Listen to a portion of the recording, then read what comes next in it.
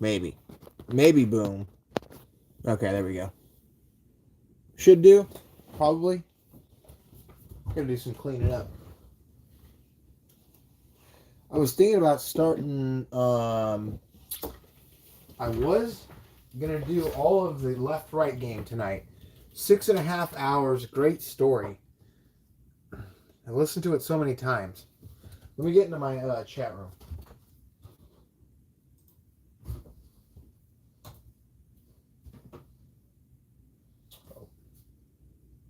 Also, I have to clean up some stuff in here. It's a mess. It's a fucking mess.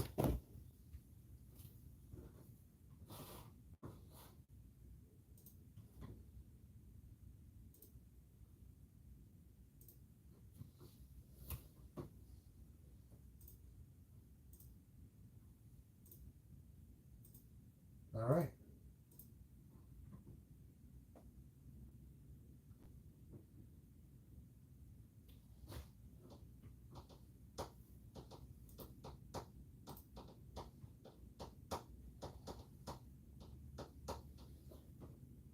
So my stream is just going.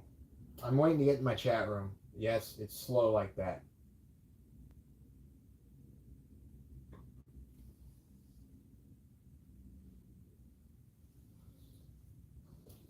Who would have thunk?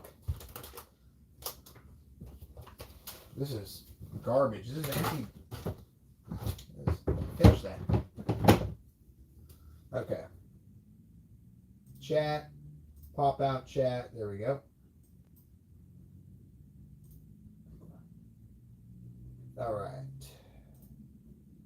Got my pop out chat. Let me get my regular video going.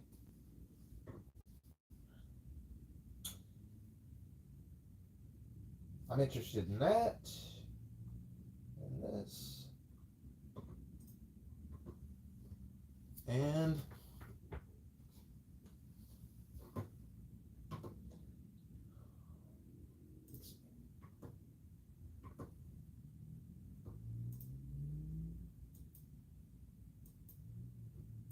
oh shit.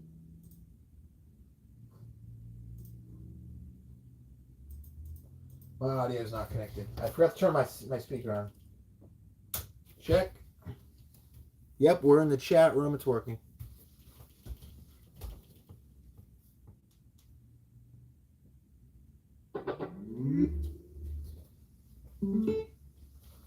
There we go.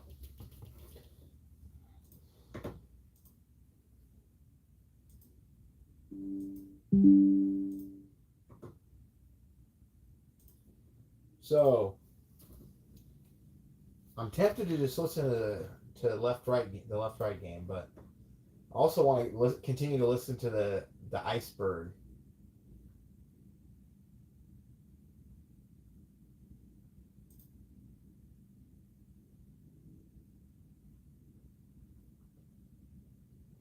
Let's go ahead and get into some of the iceberg, and then I'll decide whether I'm going to start it, because it's kind of a, like I said, 6.5 hours is quite a commitment. You probably noticed none of my streams are even that long in terms of these IRL streams. These are just face streams, and they're not actually IRL. But you guys know what I mean. Okay, let's go ahead and put on the conspiracy theory iceberg, and I'll put it on that screen, and then I'll adjust the lighting.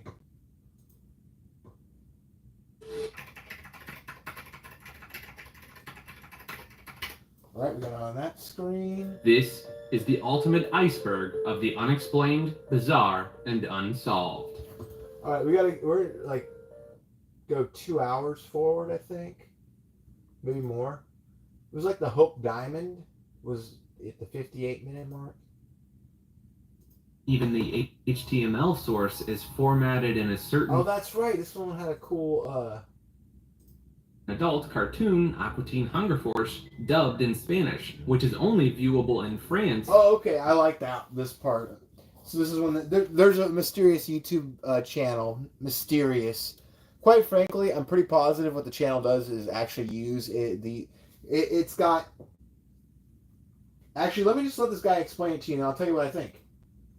Requires a payment of course standard video channel. Videos up the A hysteria Oh, yeah, areas, vampires are so public are boring. attacked. So yeah, it's Web called driver torso. here. This is a YouTube channel that's remained a mystery since its inception in 2013. The channel was created by Google for automated performance testing and features videos of slideshows that show two solid color opaque rectangles, one red and one blue, overlapping each other. The videos have computer generated wave tones, and the channel has uploaded over 620,000 videos, with most of them being 11 seconds long. Despite Google's explanation that the channel is for testing video quality, the bizarre and unexplained aspects of the channel have led to speculations about its real purpose. One of the strange things about Web Driver Torso is the existence of 3 videos that break the pattern of the standard videos. The videos show internal references or jokes, including a video of Rick Astley's silhouette dancing, a time-lapse footage of the Eiffel Tower being lit up at night, and the episode of an American adult cartoon, Aqua Teen Hunger Force, dubbed in Spanish, which is only viewable in France and requires a payment of almost €2 to watch. There have been numerous theories about the channel's purpose, with some people speculating that it is a recruitment program for Cicada 3301. Others have suggested that the channel is a way for Google to communicate secret messages, or even a way for extraterrestrial life forms to make contact with humanity. Winchester Mystery House. The Winchester... Okay, I personally believe with the WebDriver Torso channel, with over 640,000 videos uploaded, most of them just blue and red lines, that it's almost certainly related to helping YouTube's algorithm, and it's a testing page and a retaining page for that type of data. Obviously, if you've got that many videos uploaded, there's probably a community of people who work on it, who know each other. So to find 3 whole things, mentions of like of other people, makes sense to me. Oh, I forgot to put on. It's on Top Chat. Let's put on Live Chat. Yeah, I don't know. It's just cool, but it's not that creepy. House in San Jose, California, is a mansion renowned for its architectural oddities, including doors and windows that open to nothing. I can't remember if we're in the first layer of the iceberg still. The house's peculiar design has given rise to myths and legend that add to its eerie reputation. Some stories suggest that the Winchesters' decision to move from the East Coast to California was influenced by a psychic medium who told her to build a house for ghosts.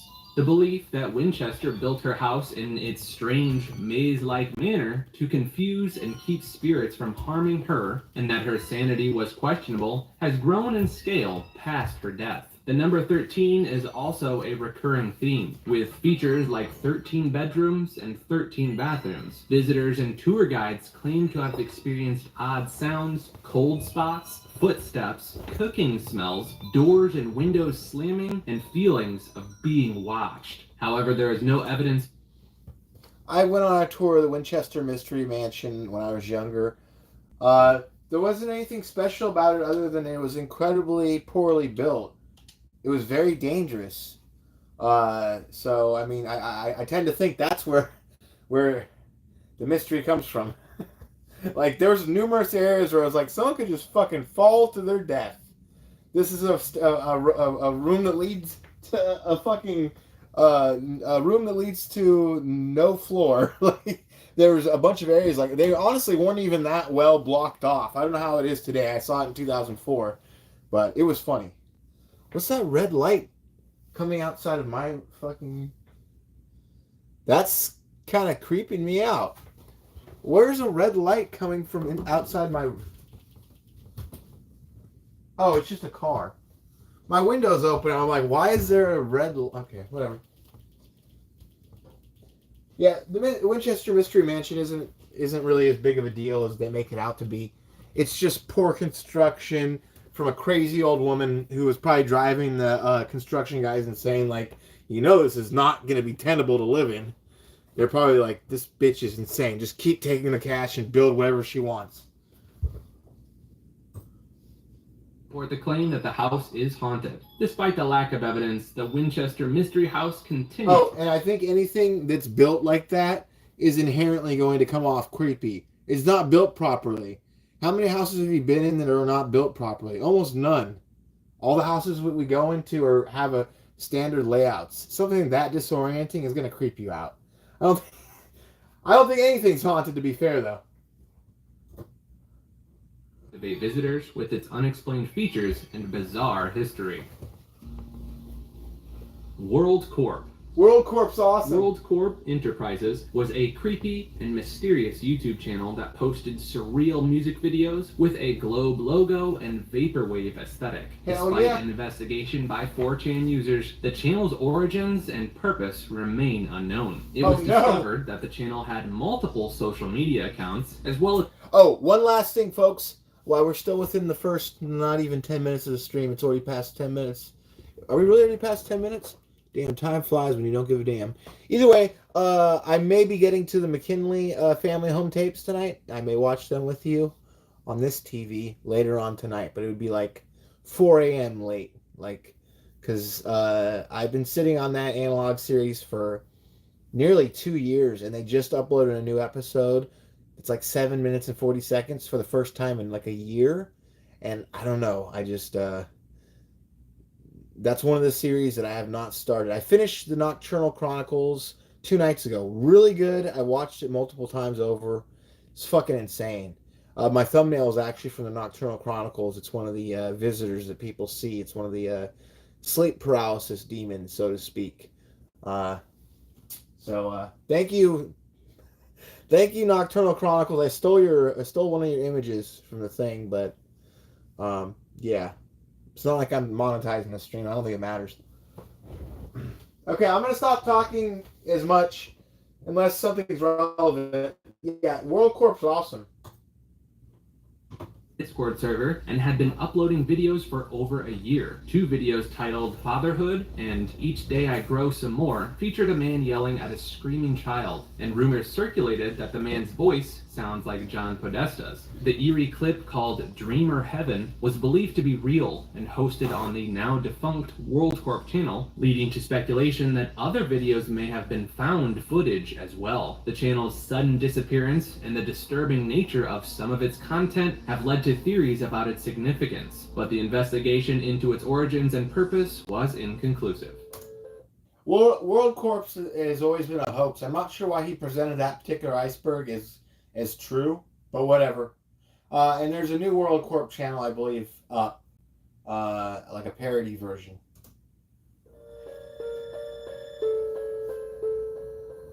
(973) at Nama 973.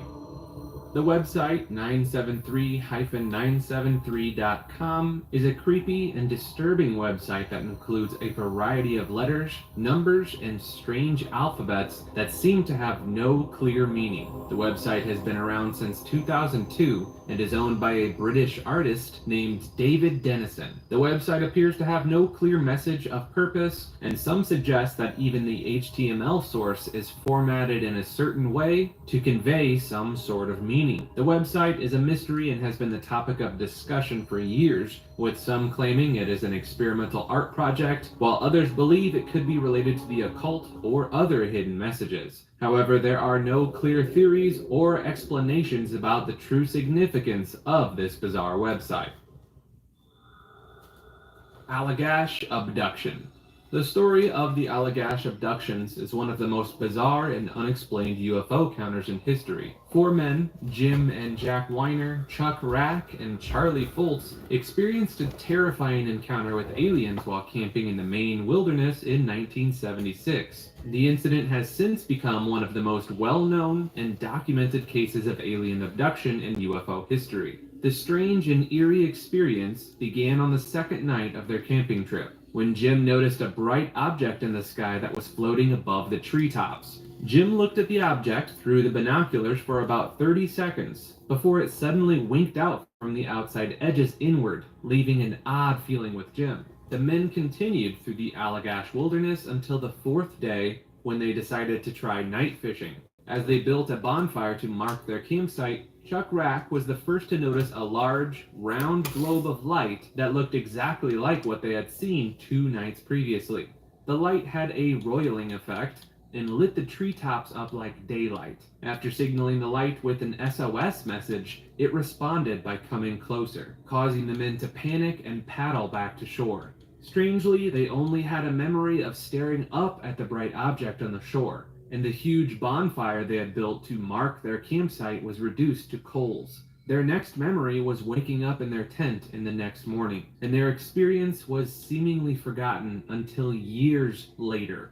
Some years after that, Jack Weiner began experiencing reoccurring nightmares about being in a brightly lit room with his brother Jim, Chuck Rack, and Charlie Foltz, all naked and sitting on a bench. He saw a dark, shadowy figure emerging from the bright light in front of him. Jim also began experiencing nightmares about being violated and helpless.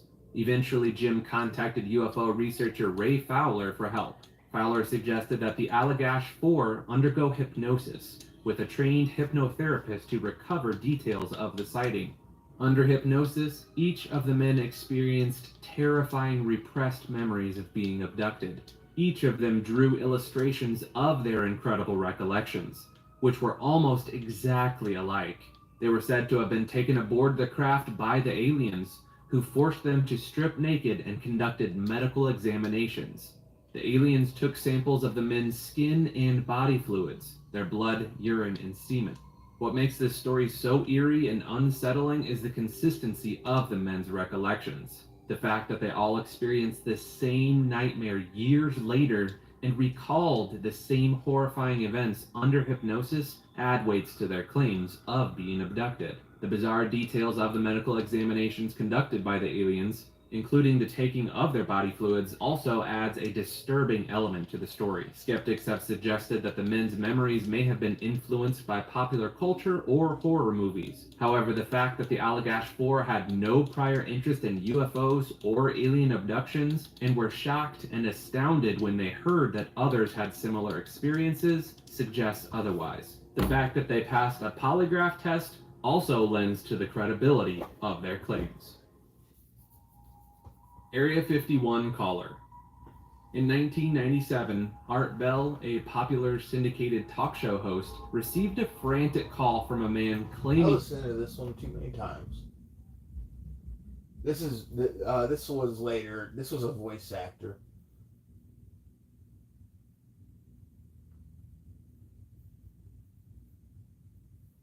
I might be at the 2-hour mark for the iceberg.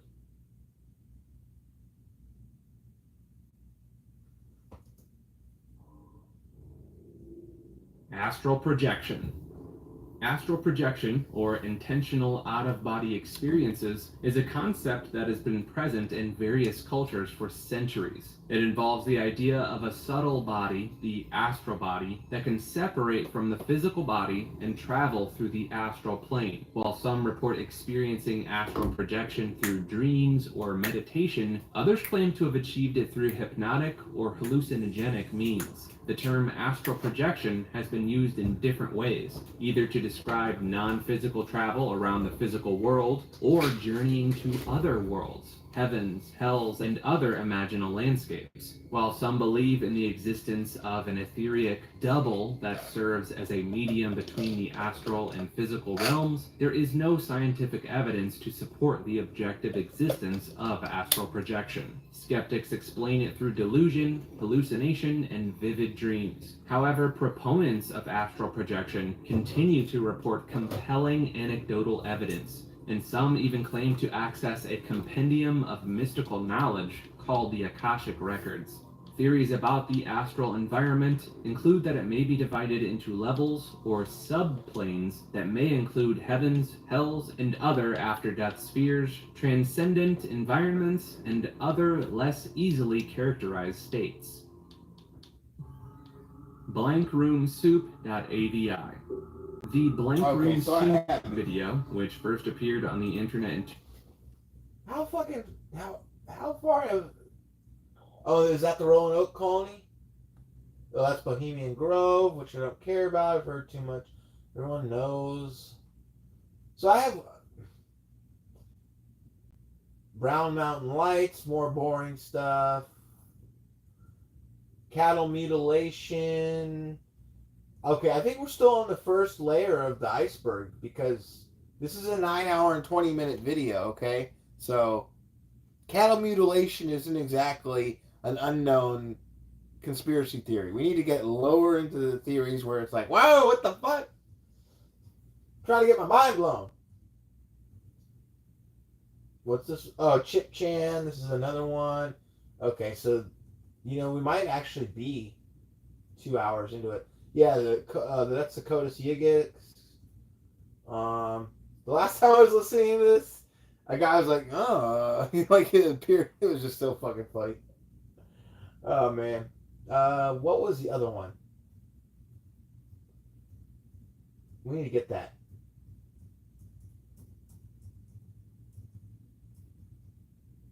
Oh, the Crystal Skulls. Okay, fuck. So we are much further, and there's a Hope Diamond. Okay, I told you guys. I think we were around the Hope Diamond. Then is that the dancing? That's the dancing plague of 1518. Okay. Okay, we need to keep going. What was this one? Deep Fates. The Deep Fates program and the Multiversal Coherence System are experimental projects that explore the potential for intelligence and creativity across multiple realities and timelines. The Deep Fates program involves creating and manipulating memes that have the power to shape reality and influence the collective unconscious. The Multiversal Coherence System is a mechanism that allows one to access and communicate with different versions of oneself that exist in parallel universes. By activating this system, one can learn from their other selves and share their insights and experiences with them. The projects are considered bizarre and unexplained as they involve altering memes to create new realities and timelines, transcending the boundaries of code and language. The participants are considered meta-entities, observers, and creators of reality, bringing fire and knowledge to humanity and to themselves. However, the significance, legitimacy, and practical application of these projects remain unclear and unexplained. Okay. Denver Airport. Denver International Airport, or DIA, is a hub of bizarre and unexplained occurrences that have fueled countless conspiracy theories.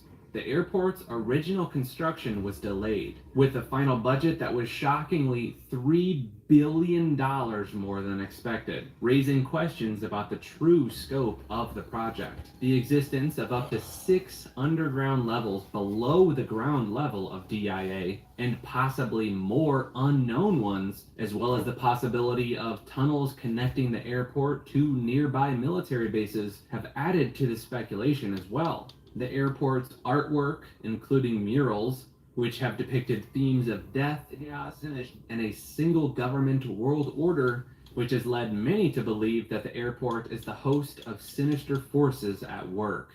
The giant statue introducing guests to the airport features a massive Mustang horse with literally glowing red eyes. Blue Mustang, or more colloquially known as Blucifer, is notorious for not only its menacing appearance, but also the fact that it toppled over and took the life of its own sculptor shortly after its creation.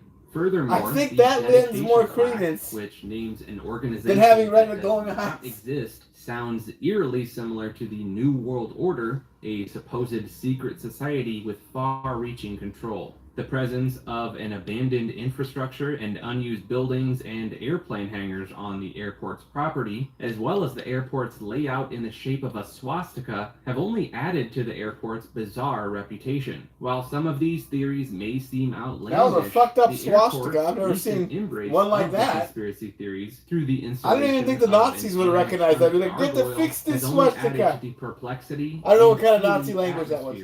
That surrounds Denver Airport. Dogon Tribe.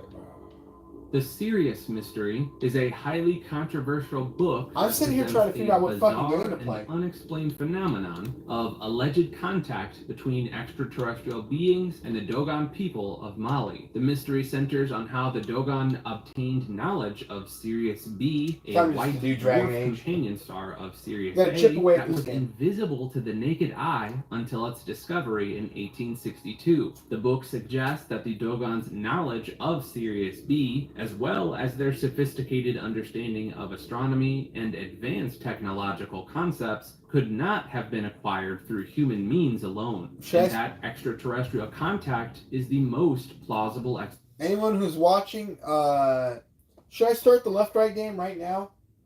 It's 6.5 hours, so if we're going to start it, we need to start it soon. Or should we keep this conspiracy thrill ride going? I tend to think no one's going to comment because it says 2 people, so just lurkers, which is fine. I just got to make a decision. Do we want one concerted story or a bunch of madness? I like everything.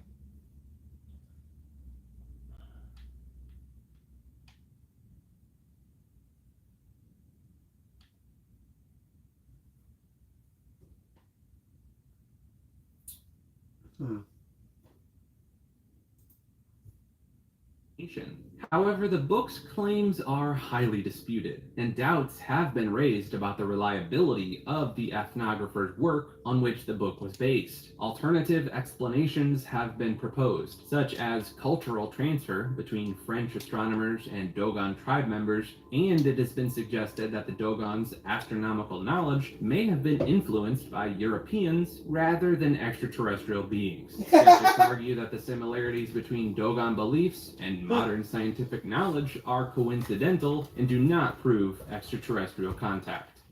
So what if we were...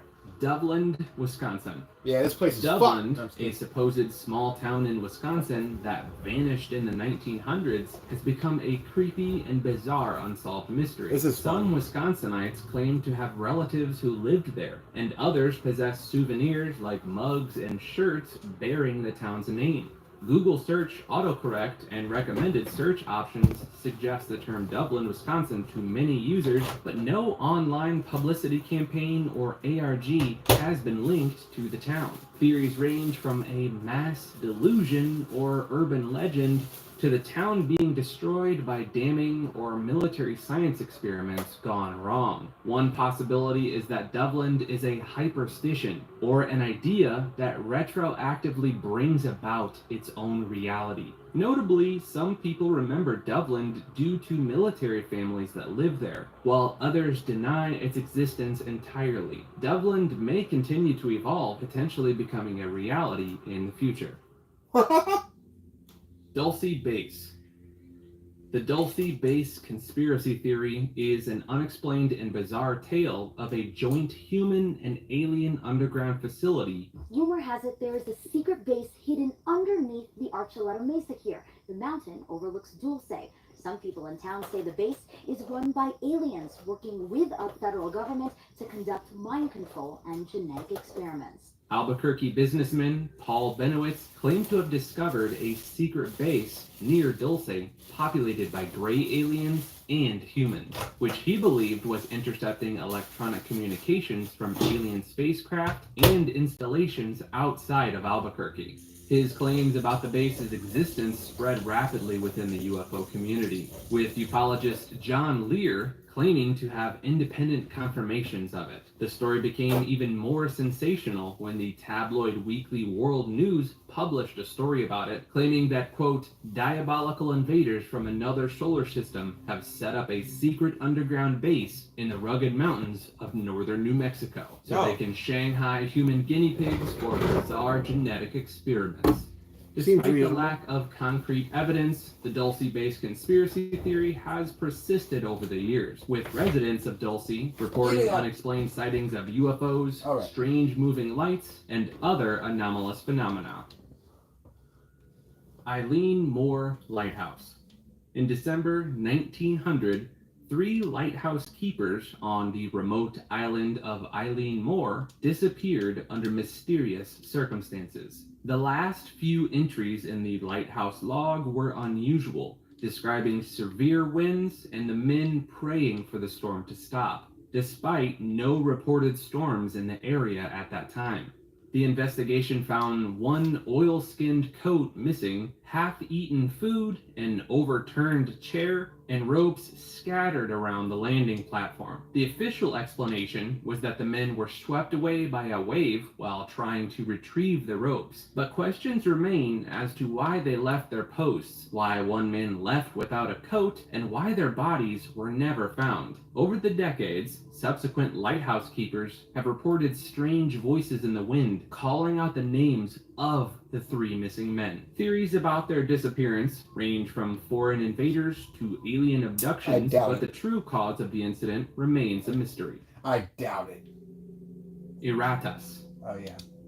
The internet has many conspiracy theories, but one of the most disturbing is Erratus. So we definitely watched a computer algorithm that conducts data surveillance on anyone who searches for that particular word on the web, leaving no traces of itself behind. The data collected by the algorithm is said to be used by colossal companies such as Google to develop an AI machine that can filter out humans. Some believe its main use is the removal of copyright infringement from content on websites like YouTube. The theory began with a post an anonymous user made on 4chan in 2015. The rabbit hole goes even deeper with a small YouTuber known as Chronos for Life. No one knows what happened to Chronos for Life, causing some to speculate that the Erratus system had the user silenced for exposing the truth behind it. Despite many theories, the mystery remains unsolved, and it's still unclear whether this is real or just an elaborate hoax. If you don't hear from me soon, you know why. Fresno Nightcrawler. Okay, fuck the you Fresno guys. Nightcrawler is a cryptid that has only been seen in video footage. The Fresno Nightcrawlers are just literally pairs of pants walking along the road that somebody put strings and wires on, and then they know it's being recorded.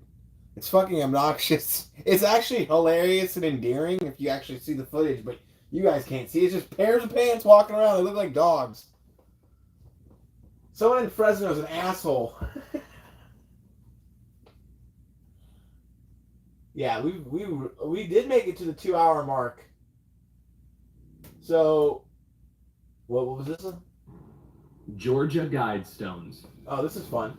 The Georgia Guidestones were a granite monument in Elbert County, Georgia that stood from 1980 to 2022. Its creators believed that there would be an upcoming calamity and that they wanted the monument to serve as a guide for humanity in the world after it. However, the monument became the subject of conspiracy theories that it was connected to Satanism. In July 2022, the Guidestones were heavily damaged in a bombing, and they were later dismantled. The monument was controversial from its construction, and some locals referred to it as, quote, the devil's work. The monument also became a subject of interest for conspiracy theorists who labeled it 10 Commandments of the Antichrist. The man who commissioned the monument used the pseudonym Robert C. Christian and resembles Rose Cross Christian, the founder of the Rosicrucian order, according to some conspiracy theorists. HAARP. The High Frequency Active Auroral Research Program, otherwise known as HAARP, is a program in Alaska that studies the ionosphere, the highest part of the Earth's atmosphere. It uses instruments such as radio frequency transmitter, radar, and magnetometers to investigate the region. HAARP is a highly controversial research facility that has been the subject of numerous conspiracy theories. Some of the allegations made about the program include the ability to control the weather, manipulate minds, cause earthquakes, and even trap people's souls. While scientists have dismissed these claims as completely baseless, the mysterious nature of the facility and its research continues to fuel speculation and interest among conspiracy theorists. Despite the fact that the program has been officially shut down since 2015, the rumors and mysteries surrounding it remain unsolved to this day. The University of Alaska Fairbanks, which manages the facility, has announced plans to host an annual open house in response to criticism that HARP does not explain its research to the public. Corey Clay. Happy Valley Dream Survey. A mysterious poster has appeared in Portland, asking people to report their bizarre and unexplainable dreams to the, quote, Willamette Valley Dream Survey. The poster was found on a telephone pole and directs people to call a voicemail account to leave a detailed account of their dream, with the recording indicating that the survey is investigating the recent spike in strange dreams. The poster is generating buzz as no one seems to know who is behind the survey, with a Google search yielding no information. The phone number is linked to a summer camp operated by the German language immersion program. Guys, I just walked into this cave and it's got a wall of bear heads.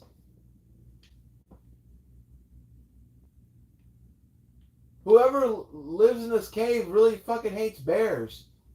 Like, this is like Easter egg level shit. You guys see all the bears that are on my screen? What the? There's a lot of weird stuff in Dragon Age Inquisition. I've got like 191 hours on this game. All right, the one lootable item in this area, just because I wandered in this, it's so unexpected. Sorry. Let's find out what it is. Amber, canine leather, and ram leather. So there wasn't even any bear hides. What person did this? Why are they so angry at the bears? Also, why did the blood run up? That doesn't make any sense. Okay. Sophie Scholl, but the school director says that they no longer use the number, and the poster remains unexplained. Homunculus. The concept of a homunculus, a miniature, fully formed human, is both bizarre and unexplained. It was popularized in 16th century alchemy and 19th century fiction, but its roots can be traced back to preformationism and earlier folklore and alchemical traditions. The process of creating a homunculus was outlined by Paracelsus, who claimed that a transparent, bodiless man could be created by putrefying a man's sperm in a sealed container for 40 days with the highest degree of putrefaction, then nourishing it with the arcanum of human blood and keeping it in the even heat of a horse's womb for up to 40 weeks. The homunculus has been compared to similar concepts in the writings of earlier alchemists. The homunculus continued to appear in alchemical writings after Paracelsus' time and even in fiction. Despite its long history, the significance of the homunculus remains largely unexplained and mysterious. Its creation process is bizarre and seems impossible, yet the concept continues to fascinate and inspire writers and artists in various mediums. Great Pyramid Inner Chambers. The Great Pyramid of Giza has been studied closely for centuries, but two mysterious voids within the structure have kept archaeologists puzzled. One of the voids is almost 100 foot long and 20 feet high, and could potentially be a hidden burial chamber. The other void is much smaller and located beyond the north face of the pyramid. These voids were discovered in 2017 when a project named Scan Pyramids ran a series of scans that analyzed cosmic particles to detect spaces within the structure. Despite extensive research, the purpose of these voids remains unknown. The new technology being used to scan the pyramid is so precise that scientists may even be able to distinguish artifacts within the voids, potentially shedding light on the significance of these mysterious spaces. The fact that the largest and most iconic pyramid in Egypt still holds secrets that have yet to be discovered only adds to the intrigue and mystique surrounding this ancient wonder of the world. John Titor. John Titor, a pseudonym used by a poster on internet forums in 2000 and the following year, claimed to be an American military time traveler from 2036. He made predictions about calamitous events in 2004 and beyond, including a civil war and a nuclear war. He described his time machine as a, quote, stationary mass temporal displacement unit powered by 2 top-spin dual positive singularities, installed in a 1966 Chevrolet Corvette convertible. However, inconsistencies in his explanations and the inaccuracy of his predictions led to the general impression that the entire episode was an elaborate hoax. Private investigators Mike Lynch found no registry evidence of any individual named John Tidor and identified the John Tidor Foundation, a for-profit company formed in 2003 with no office or address other than a rented post box in Kissimmee, Florida. An investigation in 2009 concluded that John Tidor was likely the creation of Larry Haber, a Florida entertainment lawyer, along with his brother John Rick Haber, a computer scientist. John Tidor has since been referenced in several popular culture works. Kanye Quest.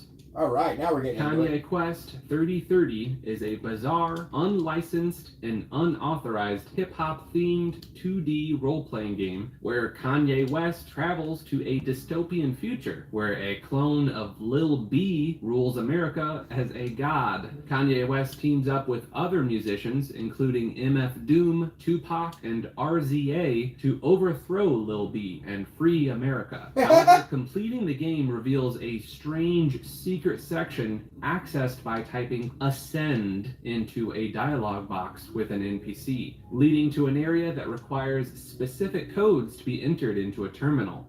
The section is believed to be connected to a cult called Ascensionism that tried to recruit new members through the game. Until 2022, the creator of the game was known only by the username Phoenix, and it was believed to be part of an abandoned alternate reality game. However, a web series released in 2022 revealed that Clara Hope, a musician and artist, created Kanye Quest 3030 as a high school project and added the hidden level in a later update to the game. Kasper Hauser Case. Kasper Hauser was a German youth who claimed to have grown up in isolation in a darkened cell, which sparked much debate and controversy. On May 26, 1828, Hauser appeared in the streets of Nuremberg, carrying a letter with him, and was taken into custody. He repeated only a few phrases and was imprisoned as a vagabond. During his imprisonment, Hauser told a story of his life in solitary confinement, with only a straw bed and wooden toys. He claimed to have been visited by a man who taught him how to write his name in Old Bavarian dialect. Hauser's story made him an object of international attention, with rumors arising that he was of princely parentage or was an impostor. Theories propounded at the time identified him as a member of the Grand Ducal House of Baden, hidden away because of royal intrigue, while other theories proposed that he had been a fraud. Hauser's story inspired numerous works and fits into the contemporary European image of the wolf child. Oh, okay. Kenji Iwamura mystery. The SOS incident that occurred at this national park in Japan in 1989 is a creepy and bizarre case that remains unsolved. How big is that SOS? It looks The huge. incident began when 2 mountaineers were lost in the park, and a search team spotted a massive SOS message made from fallen birch logs. The team rescued the 2 men, but they claimed that they did not create the SOS message, which was determined to have been in place since at least 1987. The search team then discovered skeletal remains belonging to a female, along with personal belongings of a presumed male hiker found stuffed into a tree root not far from the sign. The belongings included an ID card belonging to Kenji Iwamura, who had been missing since 1984. 2 cameras, a notebook, and a tape recorder featuring a distressed man calling for help. It is still unknown who constructed the SOS message, or what happened to the presumed male hiker and the unidentified female. The bizarre aspect of this case is that the man yelling for help on the tape recorder has never been identified, and it is not clear why the tape was made in the first place. There are theories that the man was struck and recorded the tape so that the search team could hear it before he became debilitated and unable to speak. Others speculate that the man may have accidentally switched on the tape recorder while yelling for help. Another eerie detail is that the SOS sign was estimated to have taken about 2 days and considerable effort to create. Yet the body found was described as thin and weak, and it would have been impossible for him to make the sign on his own. No axe that would have been used to cut trees down to make the sign has been found. Furthermore, the identity of the woman found near the sign is unknown, and there is confusion over the number of people who went missing in the park. Investigators initially thought that there were 2 men and a woman who had gone missing, but it is now believed that the skeleton found belongs to 1 man. Kenny Veach and the End. That's a wild story. In 2014, avid hiker Kenny Veach created a YouTube video about an elusive M cave he had discovered during a hike near Nellis Air Force Base in Nevada. After receiving encouragement from other users, Kenny set out to find the cave again, armed with a handgun and a video camera. He was unable to locate the cave, but after a comment warned him not to enter the cave because he would not come out, he went on a 3rd hike to find it. Unfortunately, Kenny disappeared during this hike and was never found, leading to many theories about what happened to him. His girlfriend later claimed that he battled depression, and she believes he took his own life there. However, others speculate that Kenny found the cave and discovered a dark secret within it. The mystery of Kenny Veach's disappearance remains unsolved. May Day Mystery. This is an enigmatic series of full-page advertisements that have been appearing in the University of Arizona's student newspaper every May 1st since 1981. The ads are a jumble of maps, math equations, portraits, words, and phrases that are difficult to decipher. Despite the efforts of many people over the years, the mystery remains unsolved, with some people becoming obsessed with trying to crack the code. Theories abound, including one that suggests a group of brilliant geniuses formed an intellectual fraternity in the 1970s, and the ads were a way of communicating with each other about important subjects. The identity of the person or people behind the ads remains unknown, although one man, Robert Hungerford, has been suggested as a possible suspect due to his background in philosophy and ability to speak multiple languages. However, the mystery is not like newer, more pernicious conspiracies. Instead, it is more like a mirror in which people see what they want to see. Men in Black. Men in Black, or MIB, are mysteriously dressed men dressed in black suits who allegedly work for quasi-government agencies and intimidate, threaten, or even assassinate UFO witnesses to keep them silent about their experiences. They have appeared throughout different moments in history and inspired popular culture, including the Men in Black franchise and songs by the Stranglers and Blue Oyster Cult. The term is also used to describe other mysterious individuals, such as working for unknown organizations or various branches of government. While some ufologists believe MIB are secret government agents suppressing evidence of UFOs, others suggest encounters with MIB can be explained as miscast, entirely mundane events perpetuated through local folklore. The origins and significance of MIB remain a mystery, with theories ranging from psychological trauma to avid conspiracy theories. Missing cosmonauts. The lost cosmonauts theory alleges that the Soviet Union covered up the death of cosmonauts in space before Yuri's first spaceflight.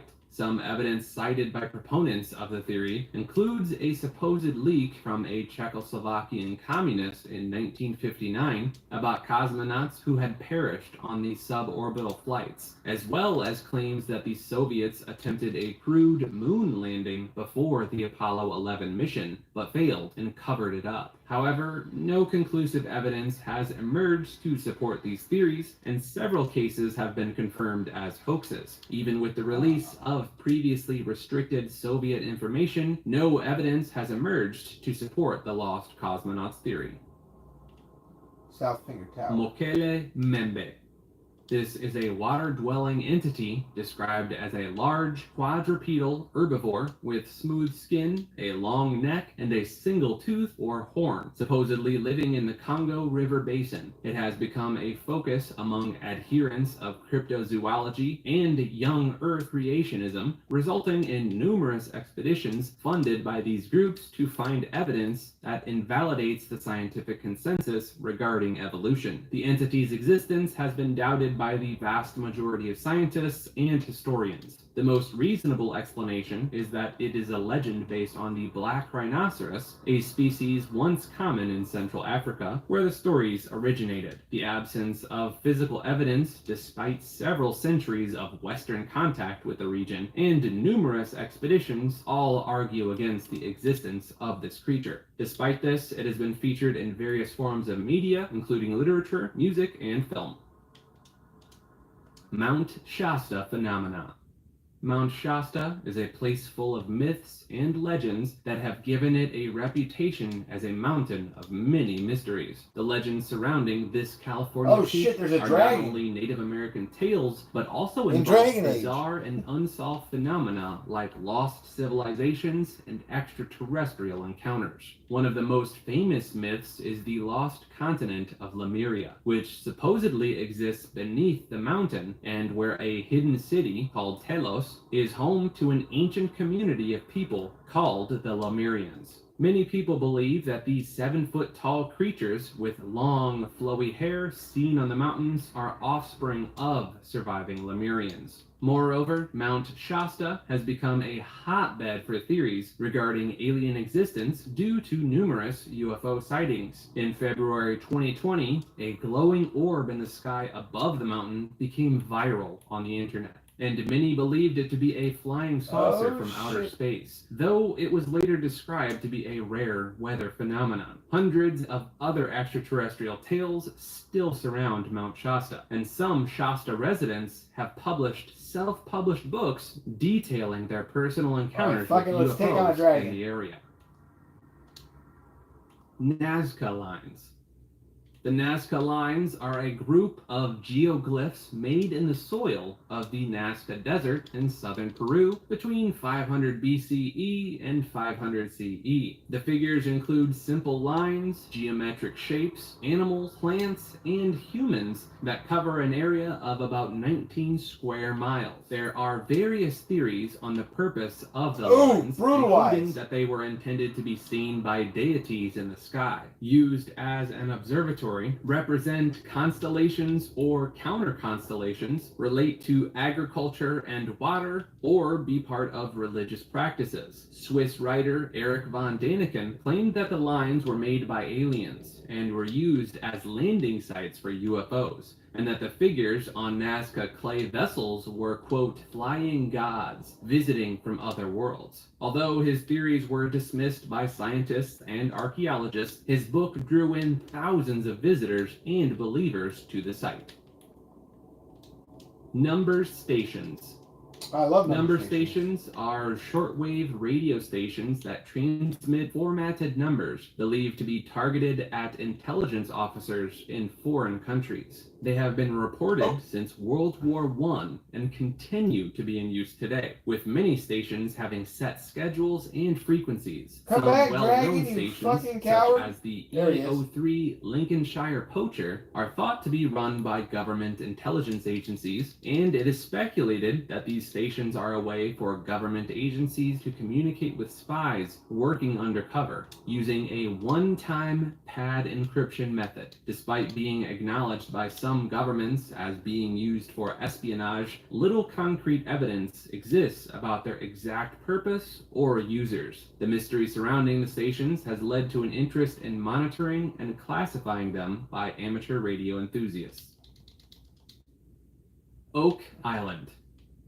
The Oak Island mystery revolves around the search for buried treasure and unexplained objects found on or near Oak Island in Nova Scotia. During the 18th century, attempts have been made to find treasure and artifacts ranging from pirate treasure to Shakespearean manuscripts to the Holy Grail or the Ark of the Covenant. A curse on the treasure states that 7 men will perish before it is found. Theories range from a natural sinkhole connected to limestone passages or caverns to the pit being dug dead by various Another historical dead figures, dragon, including pirates and French army engineers hiding the treasury of the fortress of Louisbourg. Despite the discovery of several artifacts on the island, no significant main treasure site has ever been found. The Oak Island mystery has remained unsolved. Operation Paperclip. This was a secret program conducted by the US government in which 1,600 German scientists, engineers, and technicians were brought to the US for government employment after World War II, some of whom were former members and leaders of the Nazi Party. The program was initially aimed at preventing German scientists from emigrating and continuing their research in other countries. The scientists were interrogated and detained in a special center in France and later in Germany. The program was first called Operation Overcast and was later renamed Operation Paperclip. President Truman officially approved the program in 1946 and expanded it to include 1,000 German scientists. The significance of this program is that it allowed former Nazis... Alright, we almost got this dragon knocked out. I'm going to turn the sound up in case there's like a bunch of dialogue or whatnot. Dragon's about to die. The third dragon I've killed in the game, which the dragons in Dragon Age are pretty hard to kill. You have to get to a certain level and have really good gear because they'll put up a fight.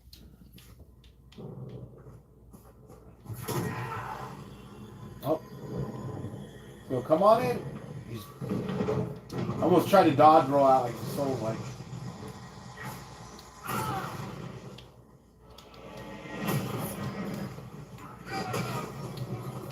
Let's see if I can get him with this. Varric, you fought Corypheus once before. Not my father. We killed him? Yes, I did. He's dead. Did you kill him? I didn't even realize who got the last hit. Yes. What's on your mind, Chuckles? He survived the explosion that destroyed the Conclave. If he can live through a blast that levels a mountaintop, we would do well to determine how. 10,000 Even XP. if we Nice. knew, would that help us? The Wardens couldn't kill him. 3,000 And influence. they had 1,000 years to figure it out. Alright, we tore that. Oh, 5 power. Okay, cool. Those are Inquisition power points. Okay, so nothing significant. I mean, it was good, but mostly just to prove yourself that you could do it. Okay. I'm happy.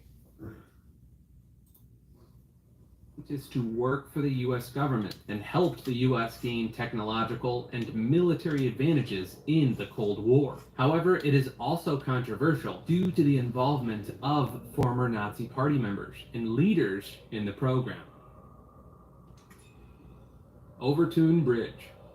The Overtoun Bridge in Scotland has gained a sinister reputation as the Dog Basus Bridge, due to numerous reports of dogs jumping or falling off the bridge and suffering serious injury or death. The bridge was built in 1895, and since the 1950s, at least 50 dogs have died from the fall, with over 600 other dogs surviving the fall. Various theories have been proposed to explain the phenomena, including the scent of male mink urine or supernatural activity. In 1994, a man threw his 2-week-old son off the bridge because he believed he was the devil. In 2023, a short film titled The Bridge was released based on the alleged paranormal activities. Despite investigations by the Scottish Society for the Prevention of Cruelty to Animals, the cause of the dog's behavior remains a mystery.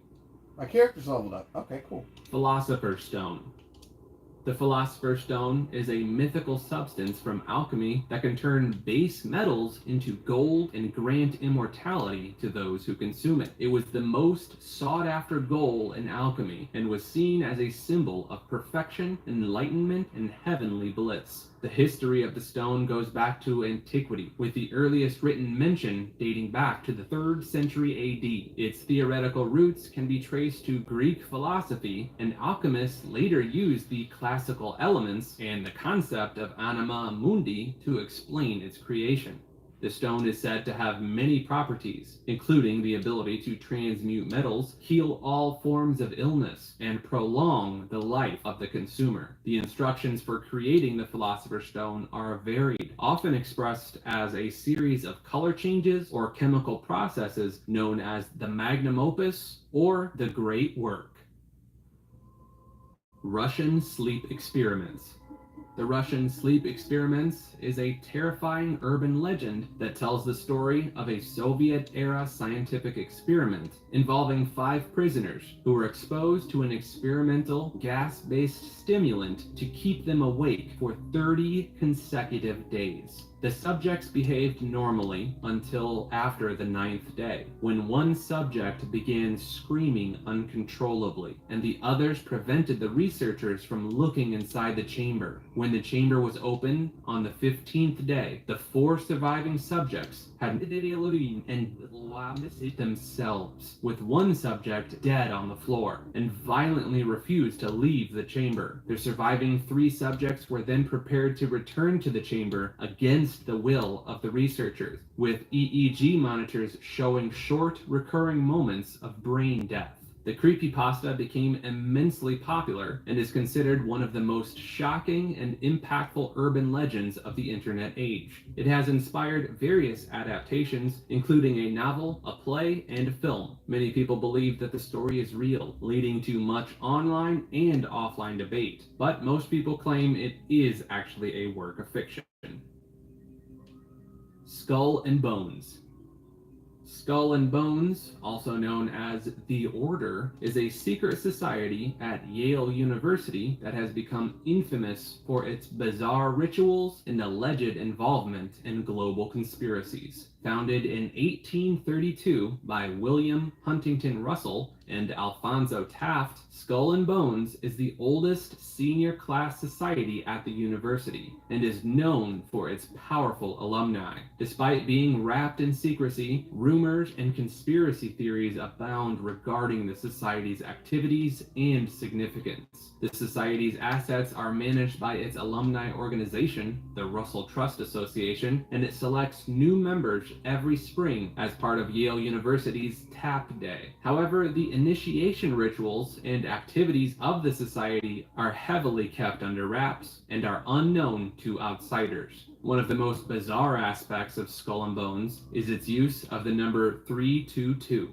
in its insignia, which is widely believed to be significant as the year of Greek orator Demosthenes' death. However, a letter between early society members in Yale's archives suggests that 322 is a reference to the year 322 BCE, and that members measure dates from this year instead of from the Common Era. Members also measure time of day according to a clock that is 5 minutes out of sync with normal time, which they call barbarian time. Adding to the intrigue surrounding the society is the fact that it is part of a trio of secret societies at Yale, known as the Big Three, along with the Scroll and Key and Wolf's Head. The group has been featured in books and movies that claim it plays a role in global conspiracy for world control, with rumors that it is a branch of the Illuminati or that it controls the CIA. The Illuminati? Spontaneous human combustion. What's up, folks? Spontaneous human combustion is the mysterious phenomenon of a living or recently deceased human body bursting into flames without an apparent external source of ignition. While there have been around 200 cited reports of spontaneous human combustion worldwide over the past 300 years, the scientific consensus is that there must be an external source of ignition involved. However, there are several hypotheses that attempt to explain how spontaneous human combustion could occur without an external flame source, including victim behavior and habits, alcohol consumption, proximity to potential sources of ignition, and the behavior of fires that consume melted fats. The wick effect hypothesis suggests that a small external flame source, such as a burning cigarette, chars the clothing of the victim, releasing subcutaneous fat, which is absorbed into the burning clothing, acting as a wick. This combustion can continue as long as the fuel is available. Alternative theories, such as the idea that ketosis produces acetone, which is highly flammable, have also been proposed. Some theorists have even proposed the existence of a pseudoscientific new subatomic particle called a pyrotron that could increase the flammability of a human body. Despite the many proposed hypotheses, the exact cause of spontaneous human combustion remains unexplained and mysterious. Those darn pyrotrons. Stairs in the woods. Ah. Staircases in the woods are an unsolved and bizarre mystery that capture the attention of people around the world. Despite attempts to explain them away as remnants of old buildings or other mundane explanations, the appearance of these staircases in remote locations without any surrounding structures or context remains a truly eerie phenomenon. What's even more unsettling is that those who have approached these staircases speak of an overwhelming sense of anxiety and dread, as if there was something truly unnatural about them. Many have reported unexplained phenomena, such as time loss, and there are even reports of staircases moving on their own at night. According to the mystery, these staircases are often found in areas where people have disappeared, leading some to speculate that they have been somehow connected to the unexplained disappearances. The fact that they are often well kept and free of debris or animal remains despite their remote locations only adds to their eerie quality. Despite the numerous reports of these staircases, there is no clear explanation for their appearance or purpose. Theories range from the paranormal, such as portals to other dimensions, to the more mundane, such as the remains of old buildings. However, until a definitive explanation is found, the staircases in the woods will remain a truly unsettling and unsolved mystery. Street light interference.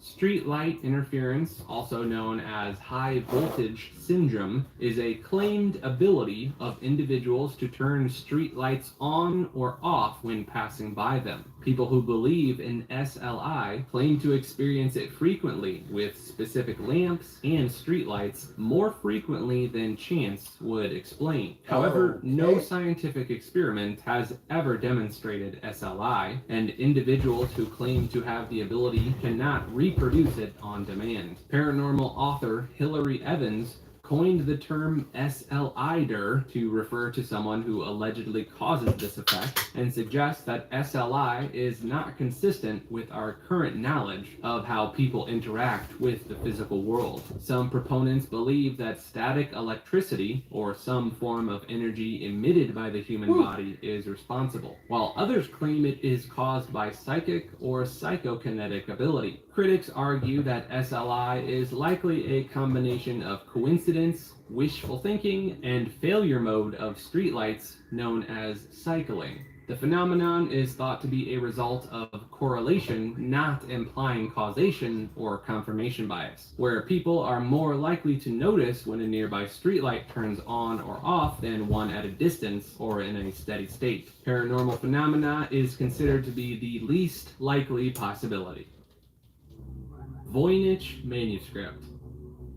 The Voynich manuscript is a bizarre and unsolved codex written in an unknown script referred to as Voynichese that has never been deciphered despite numerous attempts by professional and amateur cryptographers. The manuscript is carbon dated to the early 15th century and features fantastical illustrations and diagrams, most likely intended to serve as a pharmacopoeia or to address topics in medieval or early modern medicine. However, the mysterious details of the illustrations have fueled many theories about the book's origins, contents, and purpose, including suggestions that it may be a script for a natural or constructed language, an unread code, cipher, or other form of cryptography, or a meaningless hoax. The manuscript has been studied by American and British codebreakers from both World War I and World War II, but none have been successful in deciphering it. The overall impression given by the surviving leaves of the manuscript is that it was meant to serve as a pharmacopoeia, but the puzzling details of the illustrations have fueled many theories about the book's origin, the contents of its text, and the purpose for which it was intended. Vrillin Incident.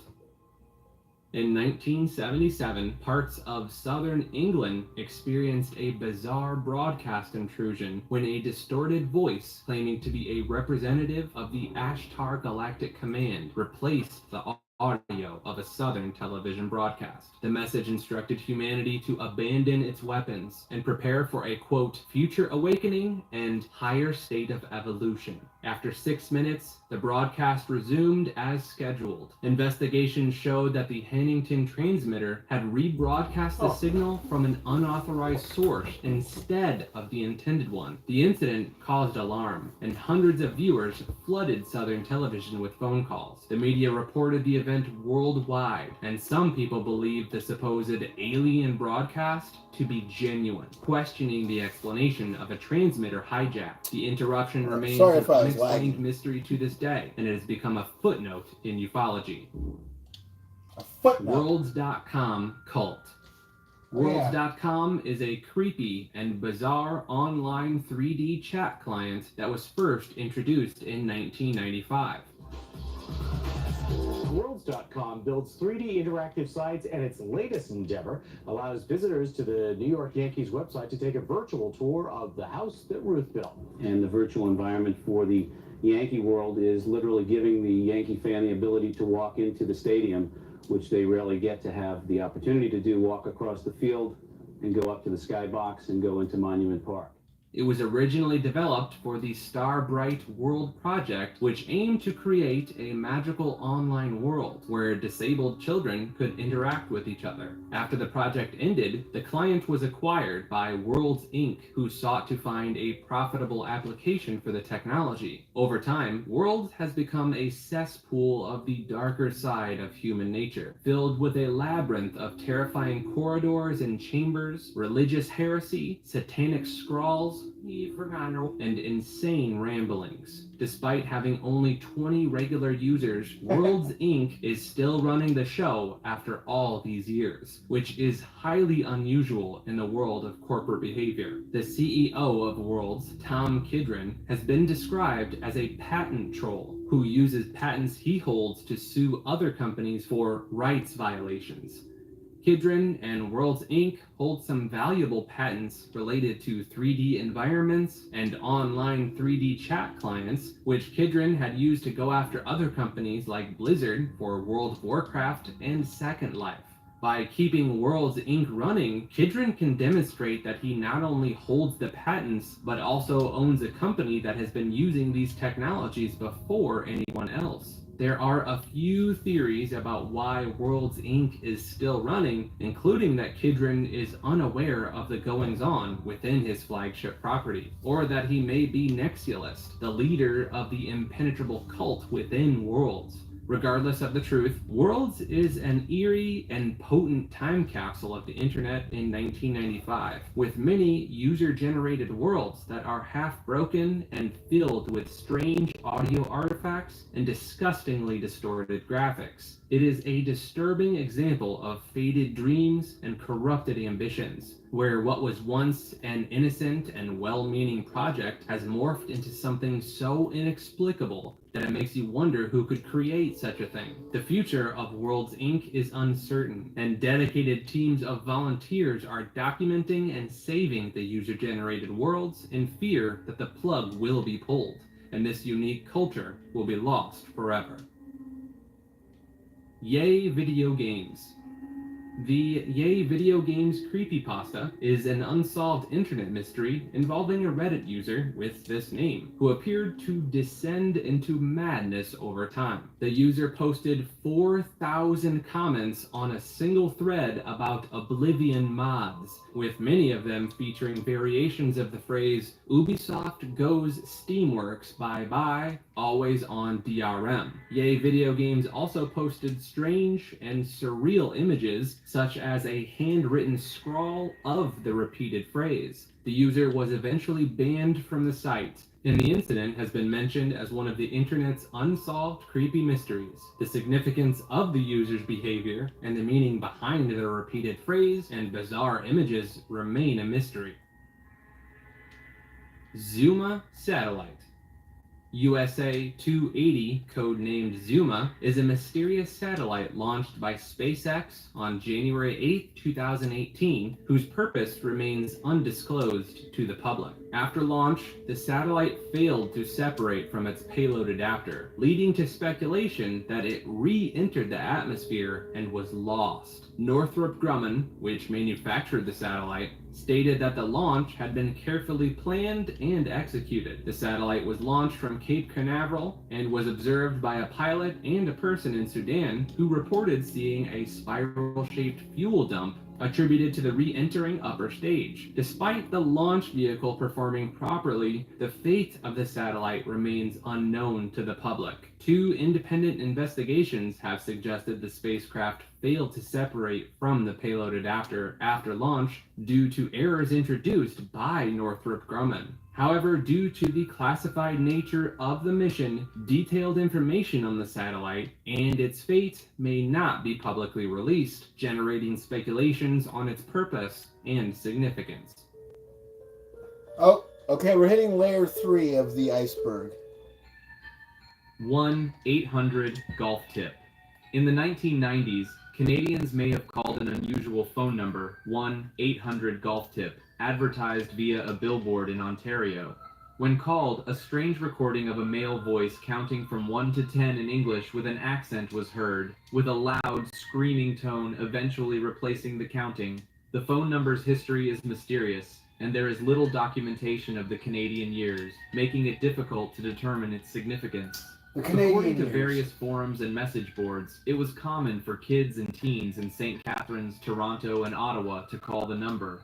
St. Catharines seems to be at the center of the history because that's where the billboard was located.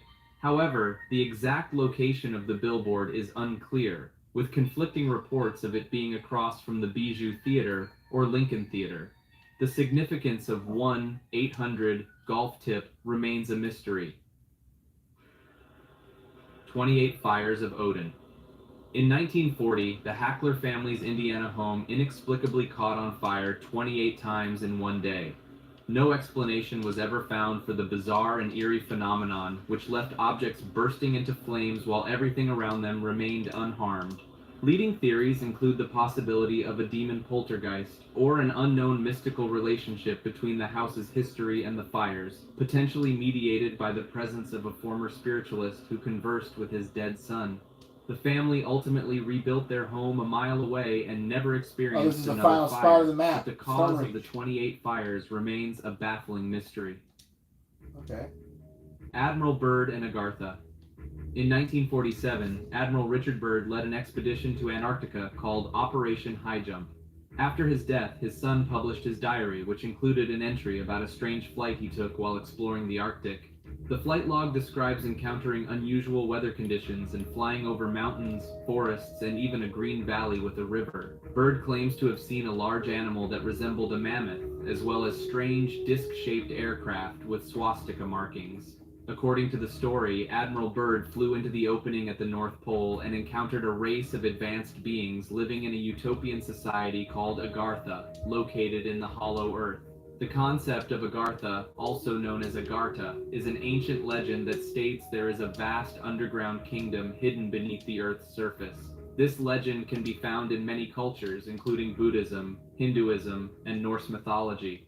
The legend of Agartha portrays it as a place of peace, wisdom, and advanced technology, and it is said to be inhabited by beings who are far more advanced than humans. Some versions of the legend suggest that Agartha is the true origin of humanity and that the beings living there are the guardians of our planet.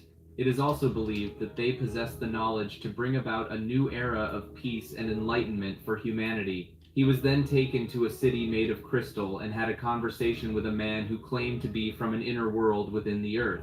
This man warned Byrd about the dangers of atomic energy and the impending doom of his race. Byrd was sworn to secrecy about his experience and was interviewed by top security forces and a medical team upon his return. The diary ends with Byrd expressing hope that the truth will come out and that those who are of darkness will fall in the light. The significance of Byrd's experience remains a mystery, with some speculating that it could be evidence of a hollow earth theory or extraterrestrial life. Ganzfeld experiment. The Ganzfeld experiment is a parapsychology test used to assess extrasensory perception, ESP, or telepathy.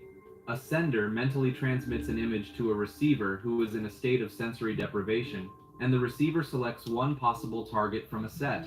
The success rates of these experiments are argued by parapsychologists as evidence for ESP, but there is no validated evidence accepted by the scientific community for the existence of any parapsychological phenomena. The experiment was introduced by German psychologist Wolfgang Metzger in the 1930s, and Charles Honorton later focused on the connection between ESP and dreams. Between 1974 and 1982, 42 Ganzfeld experiments were performed, and while Honorton concluded that the results demonstrated the existence of PSI, psychologist Ray Hyman disagreed and found significant flaws. Though the experiment has continued to be refined over the years, many critics still believe that the evidence for PSI is fallacious and that the effect does not exist.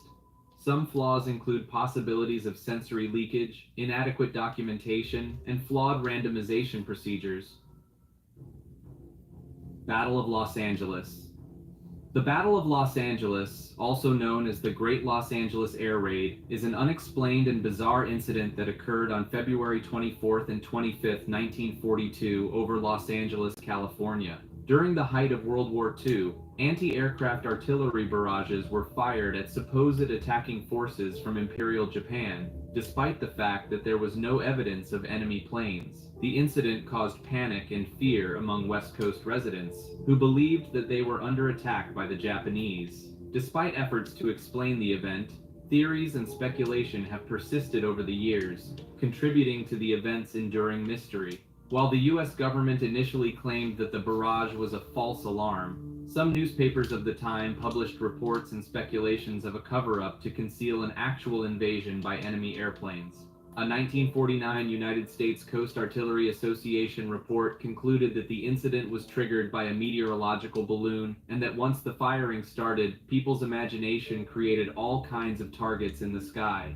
In 1983, the U.S. Office of Air Force History attributed the event to a case of war nerves, triggered by a lost weather balloon and exacerbated by stray flares and shell bursts from adjoining batteries. Despite these explanations, the incident remains one of the most bizarre and unexplained events in U.S. history, with some contemporary press outlets even suspecting a cover-up of the truth. Theories have ranged from enemy agents using commercial airplanes in a psychological warfare campaign to generate mass panic to a secret base in northern Mexico, or Japanese submarines stationed offshore with the capability of carrying planes. Others have speculated that the incident was either staged or exaggerated to give coastal defense industries an excuse to move further inland.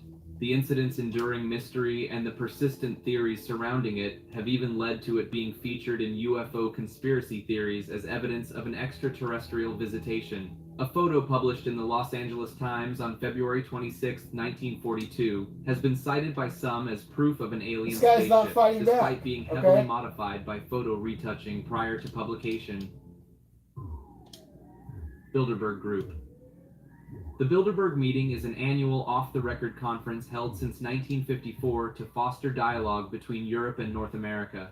Attendees include political leaders, experts, captains of industry, finance, academia, numbering between 120 and 150. The group's agenda, originally to prevent another world war, is now defined as bolstering a consensus around free market Western capitalism and its interests around the globe. Meetings are conducted under the Chatham House rule to encourage candid debate while maintaining privacy. However, the undisclosed nature of the proceedings has given rise to several conspiracy theories, which have been popular at both extremes of the political spectrum.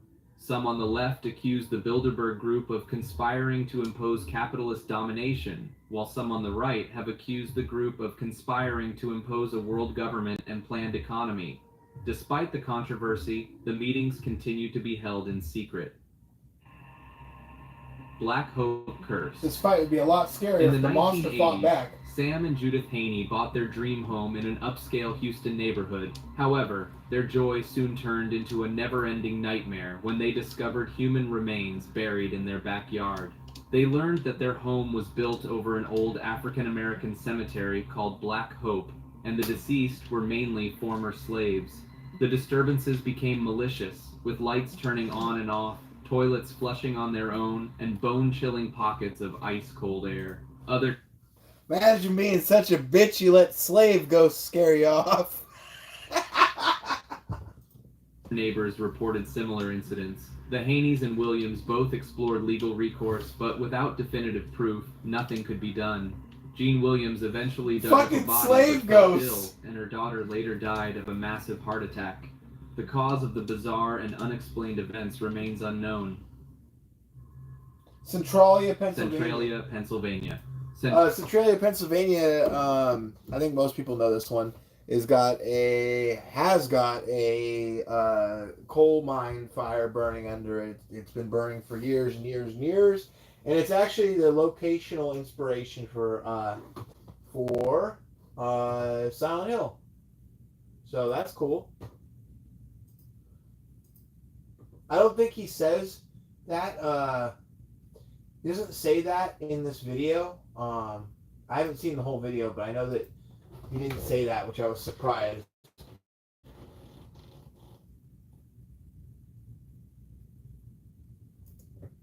Oh, I forgot about Snow White. That's hella funny. I forgot that they had like the disastrous Snow White that nobody wants.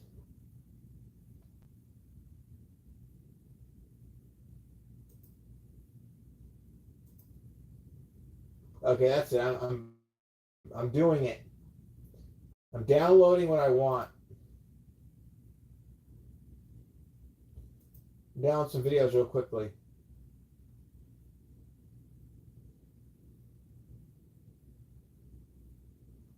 Yo, Lake City Quiet Pills is a fucking wild story.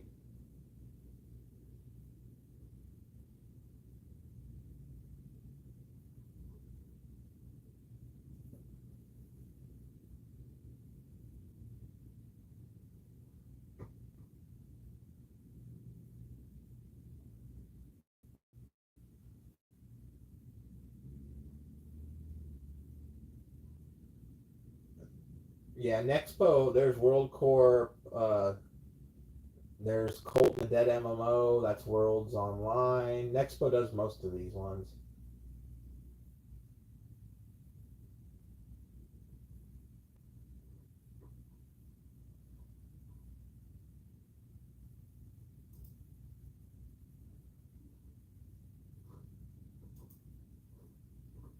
Pennsylvania is a town with a dark and bizarre history.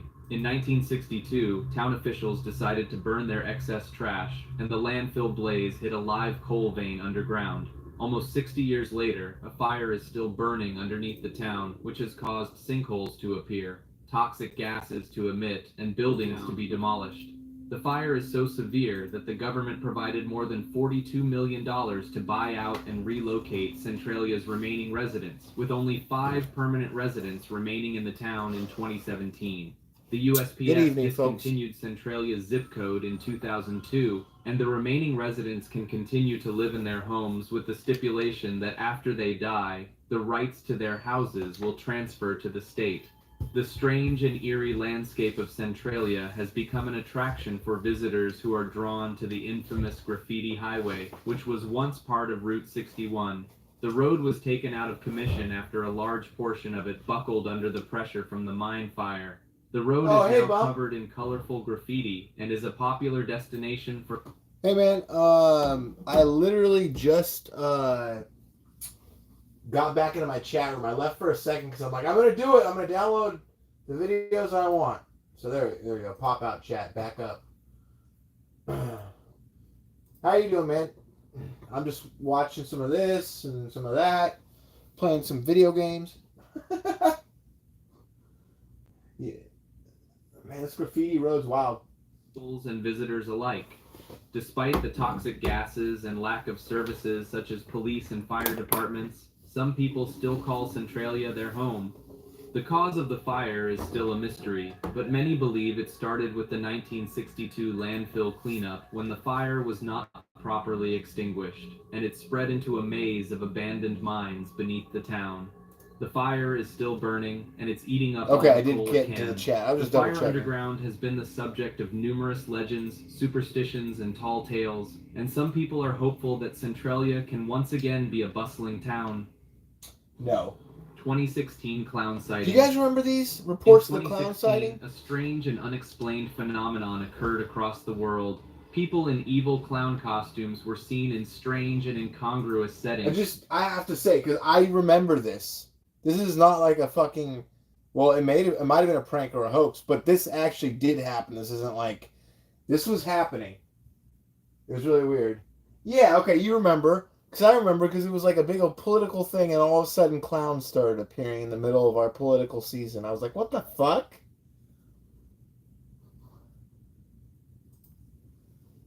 Such as near forests and schools. These sightings were reported in the United States, Canada, and in other countries and territories. It had to be a group of trolls that just wanted to freak people the fuck out. I'm surprised none of them got shotgunned.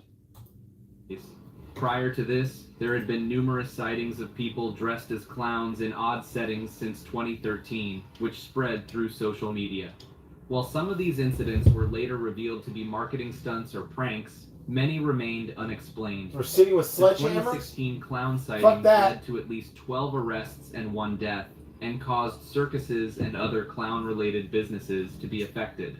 The phenomenon was linked to a significant many opinions on clowns. Clown suits. Despite the widespread attention, the reasons behind these bizarre sightings and attacks remain unclear.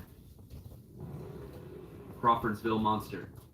In 1891, residents of Crawfordsville, Indiana, reported seeing a bizarre creature that filled them with dread. The Crawfordsville Journal described the creature as an apparition that was 18 feet long, 8 feet wide, with no definite shape or form, and had several pairs of side fins that helped it move rapidly through the air. It had 1 flaming eye and emitted a wheezing, plaintive sound from... That's what I remember, is that the clowns were kind of like just fucking... What's that? Plank? Well, I just remember hearing that the fucking clowns would just kind of be in the bushes, kind of by the trees, and then they just kind of retreat back into like the woods. And I was like, okay, so these fucking trolls are like, okay, enough people saw us today. Let's go back into the woods, take our masks off, and go home and get on IP2. Mouth. Hundreds of residents claim to have seen the creature, with some even feeling its hot breath as it swooped over them. The sightings attracted the attention of newspapers across the country, and early paranormal investigator Charles Fort Despite attempts to explain the creature as a flock of killdeer that were disoriented by newly installed That actually electric makes it lights, worse. the sightings remain unexplained. The Crawfordsville monster has since been adapted as a fantasy game monster and featured on an episode of the History Channel show Monster Quest. Diglocka.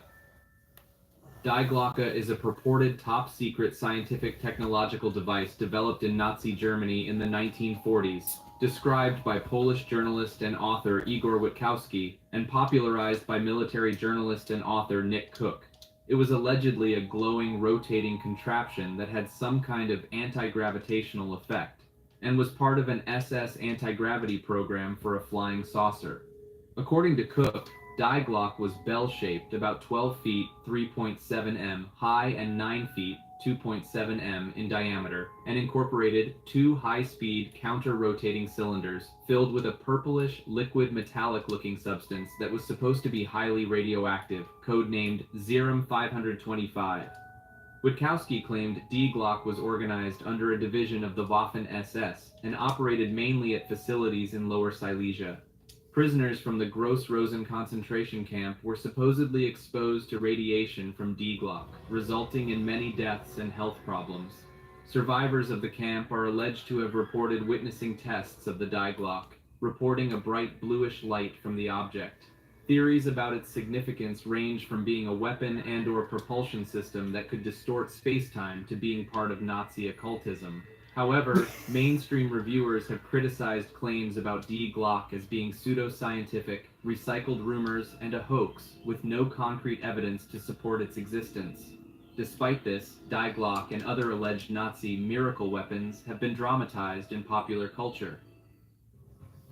That's the second Nazi spaceship on this ship. Dowsing is a divination technique used to locate underground water, metals, gemstones, grave sites, and more without the use of scientific apparatus. The technique employs a Y-shaped twig or rod, which is used to detect the subject by the ideomotor phenomenon, a psychological response where a subject makes motions unconsciously. Scientific evidence shows that dowsing is no more effective than random chance, and it is regarded as a pseudoscience. Rhabdomancy is a divination technique that involves the use of any rod. Pseudoscience is a nice term. It's a nice way of saying bullshit. Wand, staff, stick, arrow, or the like. One method of rhabdomancy was setting a number of staffs on end and observing where they fall to divine the direction one should travel, or to find answers to certain questions. That guy played too much pickup sticks as a kid. Edward Mordache. Edward Mordache was a man born in the 19th century with a second face on the back of his head, reportedly female, which could not see, eat, Add him to the network. Smile while he wept and sneer while he was happy. Mordache was a recluse who begged doctors to remove the demon face that whispered evil things to him at night, but no doctor would attempt it. Mordache eventually committed suicide at the age of 23 and left a letter requesting that the demon face be destroyed before his burial, lest it continues its dreadful whisperings in my grave. That looks like a mask. The first known description of Mordache comes from an 1895 article in the Boston Post, which was likely fictional, and his story was later included in the 1896 medical encyclopedia Anomalies and Curiosities of Medicine. The cause of his deformity may have been a form of Craniopagus parasiticus, a form of diprosopus, or an extreme form of parasitic twin. I think we explored the entire... Enfield poltergeist. Okay, this is good. The Enfield poltergeist was a case of alleged supernatural activity that occurred between 1977 and 1970. Folks, should we start a movie, a creepypasta story like Left Right Game, or just keep the conspiracy theories going? I'm open to whatever, but I should make a decision. In a council house in Enfield, London. The haunting centered around sisters Janet and Margaret Hodgson, with claims of furniture moving, disembodied voices, thrown toys, and children levitating. Some members of the Society for Psychical Research believed the haunting to be genuine, while others were unconvinced and found evidence Conspiracies it fake is. incidents for the benefit of journalists. Skeptics argue that the alleged poltergeist voice originated from Janet was produced by false... This is the Enfield haunting, I'm pretty sure, was what The Conjuring 2 is based on. I'm pretty sure it is. Vocal cords above the larynx and had the phraseology and vocabulary of a child. Additionally, the photo of Janet levitating could just as easily be explained as Janet jumping, and eyewitnesses are notoriously unreliable. The case has been dramatized. I thought she was TV jumping, man. documentaries, Anytime I and see that books. picture. Ghost cities. While ghost towns are not necessarily bizarre or unsolved phenomena, there are some abandoned ghost There we go. Ghost cities. While ghost towns are not necessarily bizarre or unsolved phenomena, there are some abandoned settlements that have acquired a sense of mystery and intrigue. For example, Pripyat, the Ukrainian town that housed workers of the Chernobyl nuclear power plant, was evacuated after the catastrophic nuclear accident in 1986. The town and its surroundings remain an exclusion zone due to high levels of radiation, and its decaying buildings and objects provide a haunting reminder of the disaster. In some cases, the reasons for the abandonment of a town remain unsolved. For example, the Anasazi ruins in the southwestern United States, which were built by the Native American Anasazi people and abandoned around the 13th century, remain a mystery. The reasons for their sudden departure, including theories of drought, warfare, and migration, are... No, I can explain it. They built all that shit and then they realized, oh, this is gonna flood as soon as it fucking rains. It comes over the fucking ridge. Like, oh, we've made a critical error. Among scholars. Gold-based Scientology prison. Oh. The Hole is a building located on the Church of Scientology's gold-based compound in California that has gained notoriety for allegedly being a place where senior executives were confined and subjected to harsh treatment. Former members of Scientology have described the conditions in the Hole as degrading and inhumane, with individuals sleeping in cramped spaces, eating poorly, and being subjected to brutal treatment. The Church of Scientology denies the existence of the Hole and claims that its members voluntarily participate in religious discipline. However, several former members have given accounts of their experiences, leading to widespread publicity about the building's alleged use. Great Serpent Mound. The Great Serpent Mound in Peebles, Ohio is a massive effigy mound measuring 1,348 feet in length and 3 feet in height, and is considered the largest serpent effigy in the world. Its historical relevance and size make it significant. Effigy mounds have been constructed independently by several cultures. However, archaeologists have disputed which culture and people created the Serpent Mound. Today, the Serpent Mound is a National Historic Landmark and a state memorial that features an exhibit on the Adena culture, which they historically credited as the creators of the mound. The Ohio Historical Society hired engineer Clinton Cowan to survey the site and discovered that the mound is at the convergence of 3 distinctly different soil types, with his findings being the basis for all modern investigations of the Serpent Mound. Okay. Hornet Spook Light. The Spook Light, also known as the Hornet Spook Light, is a mysterious ghost light that appears in the Devil's Promenade, a small area on the border between Missouri and Oklahoma. The light is said to be caused by the misidentification of distant car headlights, but the legend behind the spook light is much more sinister. Believed to be the ghosts of young Native American lovers, a murdered Osage chief, or the lantern of a ghost miner searching for his children stolen by Indians, the origin of the spook light remains unexplained. Although experiments have demonstrated that the spook light is simply a misidentification of car headlights, some storytellers claim that it existed before cars. However, there is no record of any mention of the spook light in print until after 1926, which is when that section of Route 66 was designated. Despite the debunking of the spook light, local chambers of commerce have promoted the legend for tourism revenue, and there was even a spook light museum in the 1960s. Karen Catherine Waldegrave. Karen Catherine Waldegrave's Facebook profile was a bizarre and disturbing online presence. Her posts went from coherent to nonsensical, with ramblings about conspiracies, mind control, and murder. She even claimed to be a part of the secret CIA experiment involving mind control called MK Ultra. Her posts were so strange that some internet users speculated that she may have been a spy communicating with other spies through cryptic texts.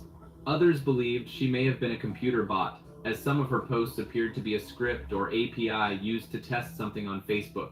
Additionally, the pictures she posted on her Facebook page were oddly damaged, with blemishes that seemed ghost-like or otherworldly. Karen's disappearance only added to the bizarre nature of her online presence, with no one knowing for sure what happened to her, or if she was even a real person. She hasn't been heard from since 2011. La Lorna. La Llorona.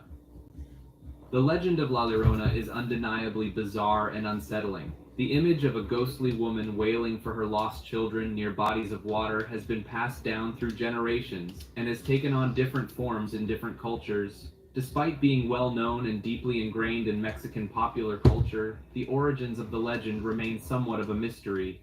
While early documentation of La Llorona dates back to 1550 in Mexico City, there are theories that her story is connected to specific Aztec mythological creation stories. The exact nature of her villainous deeds, infanticide and the murdering of one's own blood, has been linked to various historical and mythological figures, but no one can definitively say where the story originated from.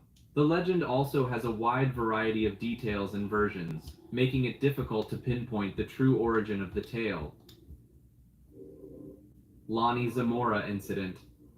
The Lonnie Zamora incident is an unsolved UFO sighting that occurred on April 24, 1964, near Socorro, New Mexico. Lonnie Zamora, a police officer, claimed he saw two people beside a shiny object that later rose into the air accompanied by a roaring flame.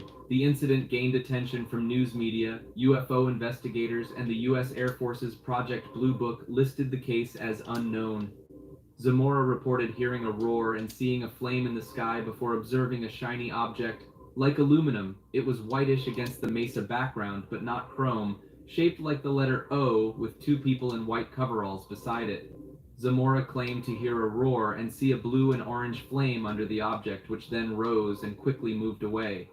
Despite investigations, no conclusive explanation has been given for the sighting. Although ufology groups consider the Zamora incident one of the most credible extraterrestrial encounters on record, several alternative explanations have been proposed. UFO skeptic Stuart Campbell suggested that what Zamora observed was almost certainly a mirage of the star Canopus. In 2012, a mural was commissioned to commemorate Zamora's alleged UFO sighting. Zamora himself eventually avoided both ufologists and the Air Force, taking a job managing a gasoline station. He died in 2009 at the age of 76. Mad Gasser of Mattoon. The Mad Gasser of Mattoon is an unexplained and bizarre case that occurred in the mid-1940s in Mattoon, Illinois, where more than 24 gas attacks were reported to the police over a span of 2 weeks. The supposed victims reported smelling strange odors, followed by symptoms such as leg paralysis, coughing, nausea, and vomiting. No one died or suffered serious medical consequences, but the attacks caused widespread panic and fear. Despite the reported incidents, no physical evidence was ever found, and many of the reported gassings had simple explanations such as odors emanating from animals or local factories. Victims made quick recoveries from their symptoms and suffered no long-term effects, leading many to believe that the incidents were a case of mass hysteria. However, some maintain that the Mad Gasser actually existed, or that the perceived attacks have another explanation, such as industrial pollution. The identity and motives of the supposed gasser remain unknown, and the incident has been covered by authors on the paranormal, who suggest that the attacker might have been a not quite human or possibly extraterrestrial being. To this day, there are 3 primary theories about the Mad Gasser incident: mass hysteria, industrial pollution, or an actual physical assailant. The events have also been written about by authors on the paranormal, making the incident even more perplexing and intriguing. Markovian Parallax Denigrate is a bizarre, unsolved internet mystery that began in 1996 when hundreds of seemingly random messages were posted on Usenet with the subject line, Markovian Parallax Denigrate. The posts have been linked to other internet mysteries like Cicada 3301 and Unfavorable Semicircle, and have been dubbed the internet's oldest and weirdest mystery. Some have speculated that the messages were generated by an experimental chatbot or text generator, while others believe it was a troll or prankster posting spam. Mel's Hole. Mel's Hole is a legendary bottomless pit in Kittitas County, Washington, that was first described by a guest named Mel Waters on the radio show Coast to Coast AM in 1997. According to Waters, the hole was located on his rural property and had an unknown depth. He claimed that he had tried to measure its depth using fishing line and a weight, but had not reached the bottom, even after using 80,000 feet of line. Waters also claimed that his neighbor's dog had been seen alive after being thrown into the hole, and that the U.S. government had seized his land and funded his relocation to Australia due to the hole's magical properties. However, investigations by local news reporters and geologist Jack Powell found no evidence of the hole's existence.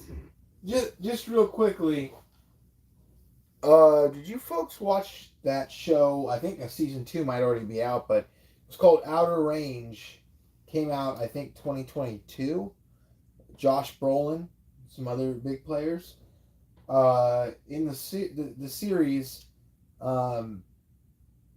they find that there's a giant hole like this on their property, and when you go through the hole, if you fall through it, you don't die. You come back out, but it's in a different time frame.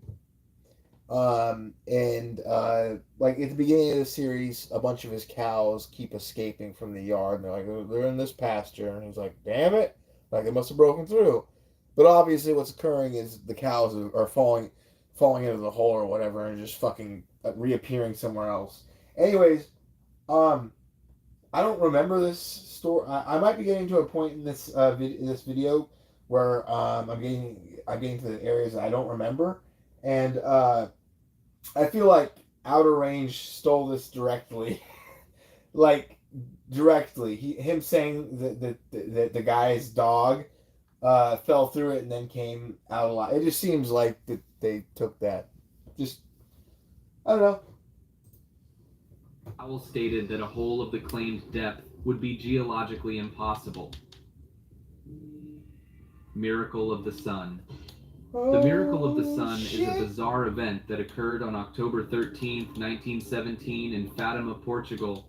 Thousands of people gathered to witness the Virgin Mary, who had allegedly promised to perform a miracle on that day.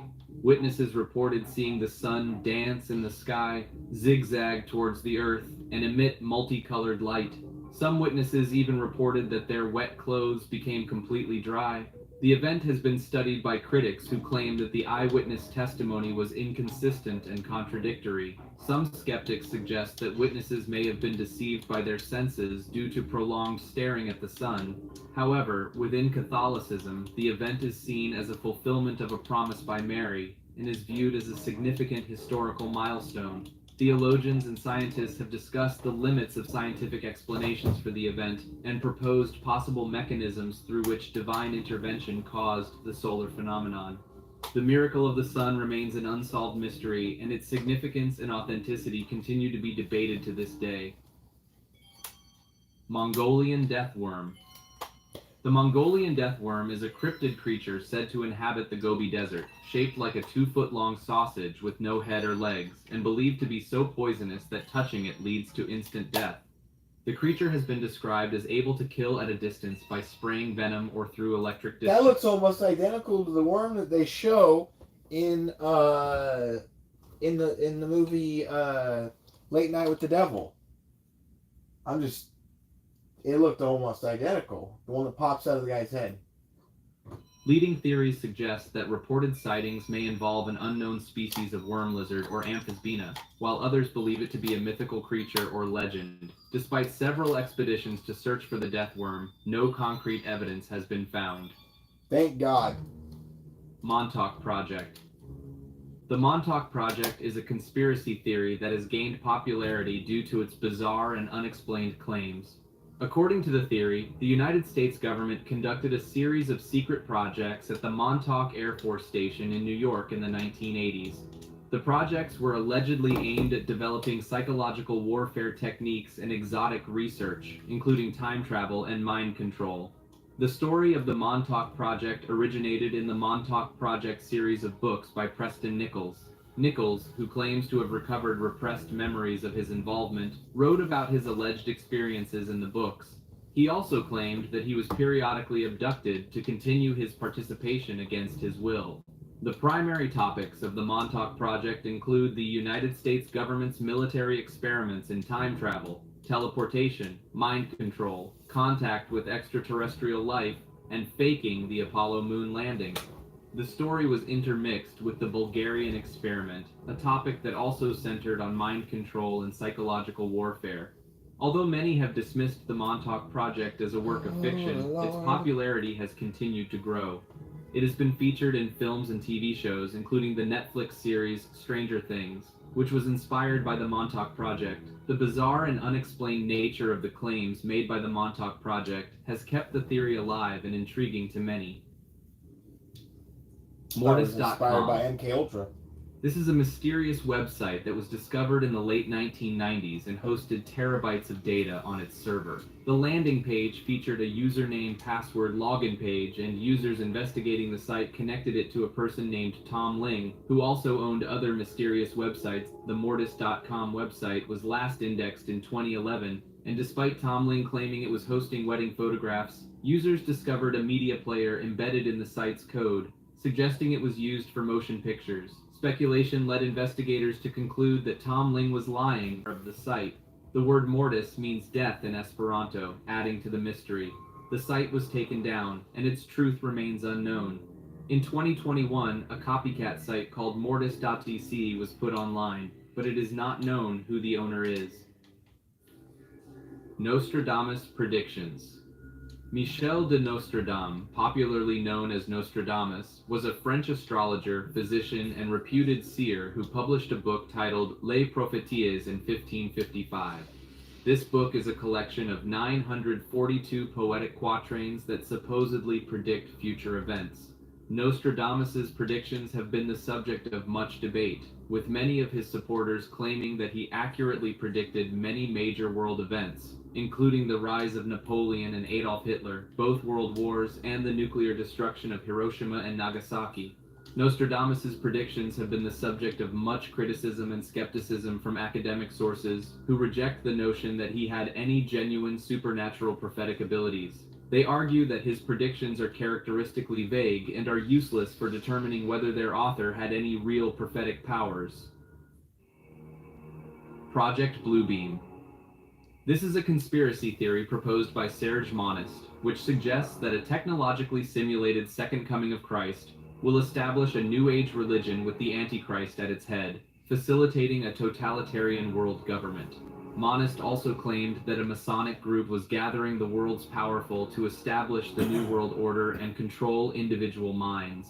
The details of these theories remain largely unexplained and mysterious, and the circumstances of Monist's death have fueled speculation that he was assassinated to prevent him from continuing his investigations. Philadelphia Experiment. According to the alleged accounts, the experiment involved making a ship invisible by using unified field theory to bend light around it. There are conflicting reports of what exactly happened, but some versions of the story claim that the ship not only disappeared, but also teleported from Philadelphia to Norfolk, Virginia. Crew members were reported to have suffered severe side effects, including nausea, insanity, and physical embedding in the ship's metal structures. There were also claims of brainwashing to maintain the secrecy of the experiment. Despite these reports, the U.S. Navy denies that any such experiment ever occurred, and many experts have debunked the story as a hoax. Nevertheless, the mystery and intrigue surrounding the Philadelphia experiment continue to fascinate many people. Polar shift. If the cataclysmic pole shift hypothesis were true, it would have catastrophic consequences for life on Earth. The rapid shift in the Earth's axis would result in massive tectonic events, including earthquakes, volcanic eruptions, and tsunamis. Entire continents could shift and collide, leading to the emergence of new land masses and the destruction of others. The resulting changes in the Earth's climate would also be severe. The shift in the axis could cause massive climate changes, leading to the extinction of many species and the collapse of entire ecosystems. Sea levels could rise or fall dramatically, leading to widespread flooding or drought. Room 322. The Hotel Zaza in Houston, Texas, has a mysterious and bizarre room known as Room 322. The room's peculiar decor includes a chain holding the bed to the wall, pictures of skulls, and an incongruous portrait of an old man. The room is about 1/3 the normal size, and the furniture blocks part of the TV, bed, and window. When a guest asked about the room at the front desk, the clerk said that the room isn't supposed to be rented, and immediately moved the guest. The hotel claims that the room is one of their theme rooms called Hard Times, and is supposed to resemble a prison cell. However, the room is not listed on the hotel's website with the other theme rooms, which raises questions about its true nature. Despite the hotel's explanation, Reddit users remain unsatisfied and continue to speculate about the room's purpose and the mysterious man in the portrait. Seattle's Mystery Soda Machine. The Capitol Hill Mystery Soda Machine was a unique vending machine in Seattle that dispensed rare and exotic sodas from around the world. The machine was located in Capitol Hill and had been in operation since at least the early 1990s, but nobody knew who stocked it. The machine had a number of mystery buttons which dispensed unusual drinks, some of which were not typically available in the United States. In January 2018, the cost for a drink from the machine rose from 75 cents to $1, coinciding with Seattle's sugary drink tax. In June 2018, the machine mysteriously disappeared and a note was left in its place saying, "Went for a walk." The machine's Facebook page featured humorous photoshopped images of the machine in various locations. Stigmata.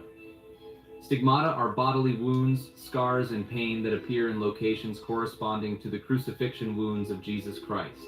They are exclusively associated with Roman Catholicism, and many reported stigmatics are members of Catholic religious orders. Reported cases of stigmata take various forms, including wounds to the wrists, feet, side, and forehead, similar to those caused by the crown of thorns. Some stigmatics exhibit anedia, claiming to live with minimal or no food or water for long periods of time, except for the Holy Eucharist. Some stigmatics claim to feel the pain of wounds with no external marks, referred to as invisible stigmata. Despite the many investigations into stigmata, there is still no clear scientific explanation for how they occur. Some cases have been exposed as fraud or trickery, while others have been linked to mental or emotional conditions like hysteria, dissociative identity disorder, and post-traumatic stress disorder. However, there are still reported cases of stigmata that cannot be easily explained by these theories. Trans-Allegheny Asylum. The Trans-Allegheny Lunatic Asylum, also known as the Weston State Hospital, is an eerie and mysterious place with a dark history. Originally designed to house 250 patients, the asylum eventually became overcrowded with over 2,400 patients in the 1950s. Patients were admitted for a variety of reasons, including asthma, laziness, egotism, domestic troubles, and even greediness. The lack of proper care and access to sanitation led to a large number of deaths at the asylum, with historians estimating the number to be between 400 and 500. The Weston State Hospital also became the home of the West Virginia Lobotomy Project in the early 1950s, an effort by the state and Walter Freeman to use lobotomy to reduce the number of patients in asylums due to severe overcrowding. The hospital's reduced population in the 1980s led to patients who could not be controlled being locked in cages. The building and its grounds have been mostly vacant since the hospital was closed in 1994, aside from local events such as fairs, church revivals, and tours. However, the asylum is known for its paranormal activity and has been featured on several paranormal television shows. Turin Shroud. The Shroud of Turin is a linen cloth bearing the faint image of the front and back of a man, which has been venerated for centuries by members of the Catholic Church as the actual burial shroud used to wrap the body of Jesus of Nazareth after his crucifixion. However, its authenticity as a holy relic has been disputed even within the Catholic Church.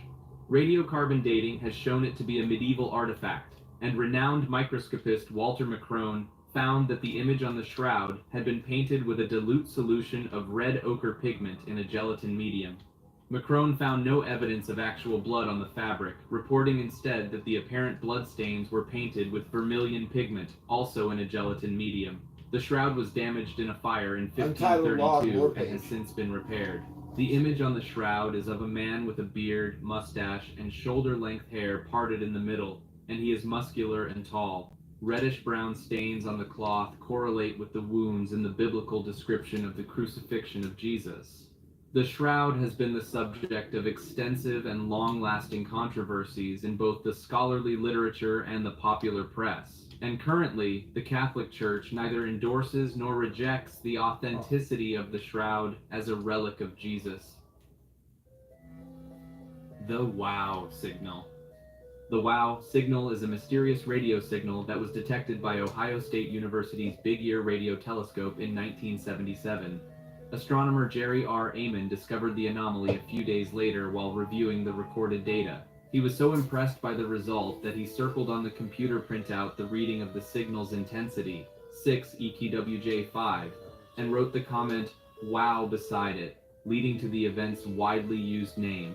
The signal appeared to come from the direction of the constellation Sagittarius and bore the expected hallmarks of extraterrestrial origin. The entire signal sequence lasted for the full 72-second window during which Big Ear was able to observe it, but has not been detected since, despite several subsequent attempts by Amon and others. Many hypotheses have been put forward to explain the origin of the signal, but none of them adequately explain the signal's characteristics. The signal's frequency of 1,420 MHz is also part of a protected spectrum, a frequency range reserved for astronomical research in which terrestrial transmissions are forbidden, although a 2010 study documented several instances of terrestrial sources either interfering from adjacent frequency bands or illegally transmitting within the spectrum. Although the WOW signal had no detectable modulation, it remains the strongest candidate for an extraterrestrial radio transmission ever detected. Wait, so I did go all the way up that thing. Is it going to tell me I can't go up it again? 23 Enigma. Okay, it worked. Some believe that the number Fucking 23 weird. has a supernatural power, and that it can predict or influence events in our lives. Others think that the 23 Enigma is simply a result of human psychology, a manifestation of our natural tendency to find patterns and connections in the world around us. And a Still, bad others Jim Carrey believe movie. that the 23 Enigma is evidence of a grand conspiracy or hidden code that permeates our world. The fact that the 23 Enigma has been referenced in various works of literature, music, and art only adds to its mystique. The number 23 has appeared time and again in pop culture, often as a symbol of something strange or otherworldly. There is even a known fear of the number 23, Oh, this is the other rider. phobia, another bizarre aspect of the 23 Enigma. While there is no scientific evidence to support the idea that the number 23 is inherently There it dangerous is. or Okay. harmful, some people find themselves inexplicably afraid of it. Abandoned tunnels beneath the U.S. Abandoned tunnels are mysterious and fascinating places, and the U.S. is full of them. From a half-mile tunnel carved entirely by hand in the Mojave Desert to a pitch-black 2.3-mile hiking and biking path beneath Snoqualmie Pass, these abandoned tunnels are full of incredible history and beautiful construction. Some, like the DuPont Circle tunnels in Washington, D.C., have even been converted into art installations. Others, like the Moonville Tunnel in Ohio, are rumored to be haunted, with a dark history of train fatalities. Baltic Sea Anomaly. The Baltic Sea anomaly is an unsolved mystery that has puzzled scientists and the public alike since its discovery in 2011. The sonar image taken by the Ocean X diving team shows a circular object with features that appear to be non-natural, leading to widespread speculation that it could be a sunken UFO. However, most experts and scientists have come to a consensus that the image most likely shows a natural geological formation, although they can't explain what it is exactly. The Swedish-based Ocean X team has claimed that the sonar image shows a 60-meter diameter circular object that appears possibly man-made. The team returned to the site the following year to get more detailed sonar scans, and samples of stone recovered at the site were analyzed by geologists. While the samples contained loose pieces of basaltic, volcanic rock that are out of place on the seafloor, they are not unusual and could have been transported there by glaciers. Despite the team's claims, many experts have criticized the sonar image for being indistinct and virtually useless for identifying an undersea formation. And Bitcoin creator. This is a bunch of shit Satoshi talking. Nakamoto is the name used by the creator of Bitcoin, the world's first decentralized cryptocurrency. However, the true identity of Satoshi Nakamoto remains a mystery. Nakamoto has claimed to be a man living in Japan, but many experts have speculated that he is actually a team of people, possibly based in the United States or Europe. Nakamoto started developing Bitcoin in 2007 and published a white paper about it in 2008. He released the first version of the Bitcoin software in 2009 and continued to work on it until 2010, when he gave control of the project to Gavin Andresen and stopped his involvement. Nakamoto is estimated to own between 750,000 and 1,100,000 Bitcoins, which would make him one of the richest people in the world. Despite his immense wealth, Nakamoto has never revealed his true identity or personal information. Blythe Intaglios. The Blythe Intaglios, also known as the Blythe Geoglyphs, are an enigmatic group of gigantic figures etched into the ground near Blythe, California. They consist of 3 human figures, 2 four-legged animals, and a spiral, created by scraping away layers of darker rocks or pebbles to reveal a stratum of lighter-valued soil. These figures are so massive that many of them were not observed by non-natives until the 1930s. No Colorado River Native American group has claimed to have made the intaglios, although some have claimed to use them. The age and the identity of their creators remain uncertain, with many believed to date from the prehistoric period. The figures are thought to be ceremonial in nature, and patterns and circles at the site suggest that local groups may have danced there. Similar geoglyphs and intaglios are found throughout the world, with the most famous desert intaglios being the Nazca lines in Peru. However, the Blythe intaglios are the most well-known of the over 200 intaglios in the Colorado Desert and are the only known desert intaglios in North America. While the Blythe intaglios have been studied and sketched since their discovery in 1932, their creation remains an unsolved mystery. Okay, so when I went the other way, it linked right Cantelmoism. onto this. Okay, good. The good. story of Chris Cantelmo is a bizarre and tragic one. Cantelmo was a wealthy biochemist and Yale graduate who became famous on Reddit for his gilding sprees, where he gifted users with digital awards. He also claimed that DMT, a powerful hallucinogenic drug, cured his brain cancer and had therapeutic benefits. He went on to create several subreddits promoting his beliefs and started what some would call a pseudo-cult known as Cantelmoism. However, his claims and messages caused concern among Redditors, and Cantelmo was eventually banned from the platform. By mid-2019, he was increasingly known for his enthusiasm for DMT, and he even invited cancer patients to try the drug as treatment. He claimed that the drug allowed people to see spirits and that schizophrenia and autism were one and the same, and resulted from a relative overabundance of bioavailable DMT. Cantelmo died in 2019 at the age of 57. He had taken his own life in a remote area of the Angeles National Forest. By the time of his death, he had largely been outcast by the online movement he had started, and his accounts were banned and relationships burned. Why is this Although a his claims conspiracy? remain online, Cantelmo's legacy is one of confusion and tragedy. Why was that a conspiracy? You're Devil's just a Kettle. DMT head. Well, the Devil's Kettle Falls and Judge C.R. Magny State Park have stumped tourists and scientists for decades. That's because one side of the split waterfall simply vanishes into rock with no apparent outlet. It's a big hole, black hole. There's still no real confirmation as to where the water goes once it goes in. The Devil's Kettle waterfall in Minnesota has long been a source of mystery, as the water on the west side of the falls disappears into a hole in the rock and seemingly vanishes. People have speculated about where the water goes, with theories ranging from it flowing into Canada to leading to a hidden underground civilization. Visitors have even thrown objects into the kettle to see where they would end up, but they never resurface. Hydrologists have recently discovered that the water from Devil's Kettle re-enters the river from underground. Oh! Dielehi 001. The fake diploma form spammer, also known as Dielehi 001, is a mysterious bot or person that has been posting spam all across the internet since at least 2019. What makes this spammer unique is its ability to get past CAPTCHAs and other forms of verification, allowing it to post on a wide variety of sites, including forums, social media sites, and even poetry and story publishing sites.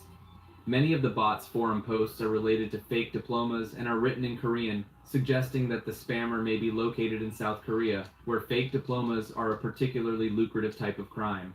The bot also generates fake writer profiles on some sites and posts spam links as stories or poems. The organizations behind the bot also appear to be behind other businesses, such as escort services, casinos, and hookup sites, suggesting that they have their fingers in several different areas of illegal or dubious businesses. Despite attempts by website administrators to curb the spam onslaught, the bot continues to post spam on various sites. Woo! It is unclear whether the same bot is still active or whether new bots have taken over the spamming duties. Golf rumors.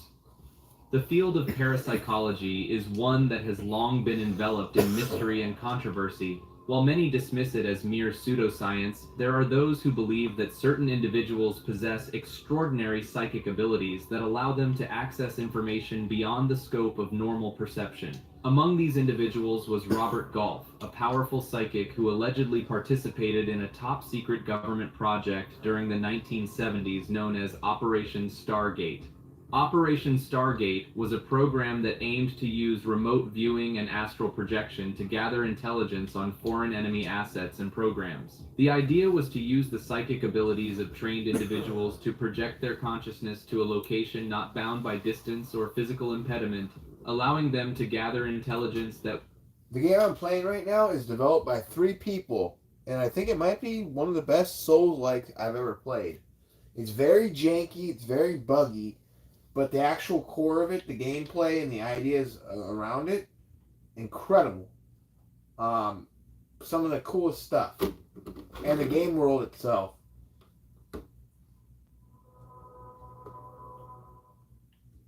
Anyways, I just wanted to say that. This game's awesome. I've encountered numerous bugs, but I can tell that this game is just... Well, the developers are still working on it. It's still early access. Otherwise be impossible or unknown. However, the intelligence obtained through remote viewing and astral projection was often too tainted by subjectivity to be useful. To solve this problem, the CIA came up with the glass camera, a camera with video and audio capabilities that could be used during projection. Robert Golf was allegedly one of the psychics who participated in the glass camera project. However, according to reports, his involvement in the project ended in tragedy. During a remote viewing astral projection session, Golf's physical body could not withstand the stress and strain of projecting his essence and consciousness across time and space. Oh well. He died, and his untethered consciousness was reportedly drawn into the afterlife. What happened next is the stuff of legend. According to reports, Golf's consciousness was captured on the glass camera, and the recording was sealed, classified, and never viewed again. The reason for this is unknown, but it is speculated that the government wanted to control the narrative and possibly hide something much worse than heaven or hell. The story of Robert Golf and the glass camera is one that raises many questions and has yet to be fully explained. Google Earth black zones. Satellite map images with missing or blurred data have been a topic of intrigue and speculation for many years. While some areas are intentionally obscured for security reasons, such as military and defense facilities, there are other instances where the reasons for blurring are less clear. Some areas have been intentionally blurred due to concerns about terrorism, while others have been blurred at the request of governments or for unknown reasons. One example of intentional blurring is Westchester County, New York, where potential terrorism targets such as an amusement park and a beach have been blurred from satellite imagery on Google Maps. Similarly, during talks with the Indian government, Google agreed to blur images on request due to security concerns. In some cases, key locations have been intentionally reduced in resolution, such as during the APEC Forum in Sydney in 2007. The majority of Antarctica is also in low resolution due to the bright, featureless ice and snow making high-resolution imaging largely unnecessary. However, several large areas of Antarctica are blurred, including one over 23 kilometers, 14 miles long, well past the normal low resolution for most of the continent. Kelly Hopkinsville encounter. The Kelly-Hopkinsville encounter, also known as the Hopkinsville Goblins case or Kelly Green Men case, is a claimed close encounter with extraterrestrial beings that occurred in 1955 near the communities of Kelly and Hopkinsville in Kentucky, USA. The incident involved 5 adults and 7 children who arrived at the police station claiming that small alien creatures from a spaceship were attacking their farmhouse. 2 of the adults claimed they had been shooting at 12 to 15 short, dark figures who repeatedly popped up at the doorway or peered into the windows for nearly 4 hours. Skeptics argue that the reports were due to the effects of excitement and misidentification of natural phenomena such as meteors and owls. The United States Air Force classified the alleged incident as a hoax in the Project Blue Book files. The family's claims received widespread coverage in local and national press, with early articles not referring to little green men. The color was later added to some newspaper stories. Estimates of the size of the alleged creatures varied from 2 to 4 feet, and details such as large pointed ears, claw-like hands, eyes that glowed yellow, and spindly legs later appeared in various media. Psychologists have used the alleged incident as an academic example of pseudoscience to help students distinguish truth from fiction, suggesting that intoxication may have played a part in the sighting. Skeptics... Just imagine a drunk family just shooting out their windows. There's fucking aliens! I'm not really sure how the XP system works in this game. Like, seems to fluctuate. I got 200 from that one monster, and then the same monster I just got 69. So I don't know if it's like you kill more of the same. There's a lot to figure out. Suggested that the family could have misidentified eagle owls or great horned owls, which are nocturnal, fly silently, have yellow eyes, and aggressively defend their nests. Some ufologists compared the alleged creatures to gremlins, which have since often been referred to as the Hopkinsville Goblins in popular culture. The event is at the origin of the popularization of the words little green men, and it has been the basis for several films, games, and other works of popular culture. Marfa Lights. The Marfa Lights are a well-known phenomenon observed near U.S. Route 67 on Mitchell Flat, east of Marfa, Texas. That's awesome. They have been attributed to paranormal phenomena such as ghosts, UFOs, or will-o'-the-wisp. However, scientific research suggests that most, if not all, are atmospheric reflections of automobile headlights and campfires.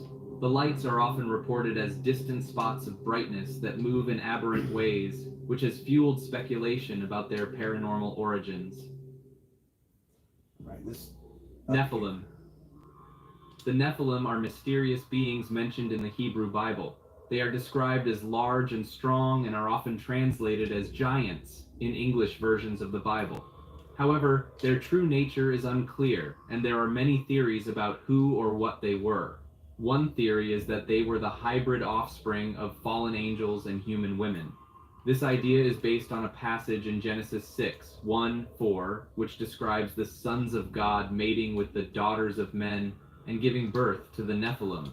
Another passage in Numbers 13:33 mentions the Nephilim as a fearsome people living in Canaan. Despite the various interpretations of the Nephilim, their true identity remains a mystery, and the word itself is left untranslated in some versions of the Bible. Newgrange.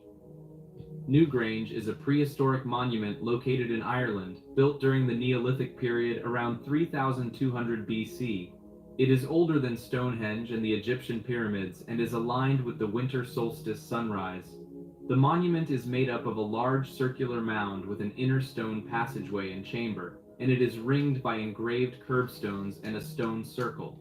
The purpose of Newgrange is still unknown, but it is believed to have had religious significance. Newgrange is famous for its alignment with the winter solstice sunrise. Once a year, at the winter solstice, the rising sun shines directly along the long passage, illuminating the inner chamber and revealing the carvings inside, notably the triple spiral on the front wall of the chamber. This illumination lasts for approximately 17 minutes. Potomsky Crater. The Potomsky Crater in the north of the Irkutsk region in Russia has remained a mystery for over 6 decades. Discovered by a geologist named Vadim Kolpakov in 1949, The crater has led to various theories over the years, including that it was created by an ancient civilization, prisoners at a top-secret Stalin labor camp, volcanic activity, a meteorite, an underground hydrogen explosion, or even a UFO. Despite numerous expeditions by eminent scientists, no conclusive explanation has been found for the strange structure. Even stories handed down by native people had warned about this devil's place being dangerous to humans. Publius Enigma. The Publius Enigma is a mysterious puzzle that started in 1994 when a user called Publius posted cryptic messages on an online Pink Floyd news group. Publius promised a reward for whoever could solve the puzzle related to Pink Floyd's album, The Division Bell. The messages encouraged people to listen, read, think, and communicate to uncover the solution. During a Pink Floyd concert in 1994, the words Enigma Publius flashed on the stage, adding to the intrigue. However, no one has ever claimed the reward or provided a solution to the puzzle. The identity of Publius and the true nature of the puzzle remain unknown, leading to many theories and speculations. Ref Batch. Anna Maskovich, a 46-year-old Russian woman known as Ref Batch on YouTube, has been uploading tens of thousands of videos since 2008, consisting of unintelligible rants and interpretive dance in the forest. While some attribute Anna's behavior to mental illness, her husband claims she is a victim of forced psychotropic drugs due to her political dissension. Political psychiatric abuse is still happening in Russia, making his claims plausible. However, without empirical evidence, the true cause of Anna's behavior remains unsolved, adding to the bizarre mystery surrounding her uploads. Rupkund Lake Skeleton. Rupkund Lake, also known as the Lake of Skeletons, is a mysterious place located high in the Indian Himalayas. The lake is strewn with hundreds of human skeletons that have puzzled anthropologists and scientists for over half a century. The remains of an estimated 800 people have been found here, with questions such as who they were, when and how they died, and where they came from still remaining unanswered. The skeletons were initially believed to belong to a single group of people who died all at once in a single catastrophic incident during the 9th century. It is unclear how such diverse groups of people could have ended up at the remote lake, leading scientists to continue their search for answers. See, that one gave me 100. Succubi. A succubus, a supernatural entity that takes on female form, is known The to... audio that just started playing, the music that he's using, is from the game Axiom Verge, the first Axiom Verge. I don't know if it's in the second one. I don't really remember. Just fun tip. in their dreams through... According to religious tradition, a succubus needs semen to survive, and repeated sexual activity with a succubus can lead to a bond being formed between the succubus and the man. However, the bizarre aspect of succubi is that they cannot drain or harm the man with whom they are having intercourse. In some folklores, succubi take on deformities such as bird-like claws or serpentine tails, making them both alluring and terrifying. Succubi collect semen from men they seduce, and male demons use the semen to impregnate human females, resulting in deformed or more susceptible offspring. While King James believed that succubi and incubi were the same demonic entity, he also suggested that a dead body could be possessed by a devil, causing it to rise and have sexual relations with others. Taos hum. The hum is a mysterious phenomenon that has left people puzzled for decades. It's a low-frequency noise that can be heard by some but not all, and it has been reported in different parts of the world, including the United States, Canada, Australia, and the United Kingdom. Despite numerous studies, the origin of this enigmatic noise remains unexplained. What makes the hum even more perplexing is that it seems to affect people differently. Some hear it as a low, throbbing background noise, while others describe it as a droning or rumbling sound. It's typically most noticeable during cool weather with a light breeze, and often early in the morning. Furthermore, the hum's frequency varies from person to person, ranging from 32 Hz to 80 Hz, with some hearers claiming it can be modulated from 0.5 to 2 Hz.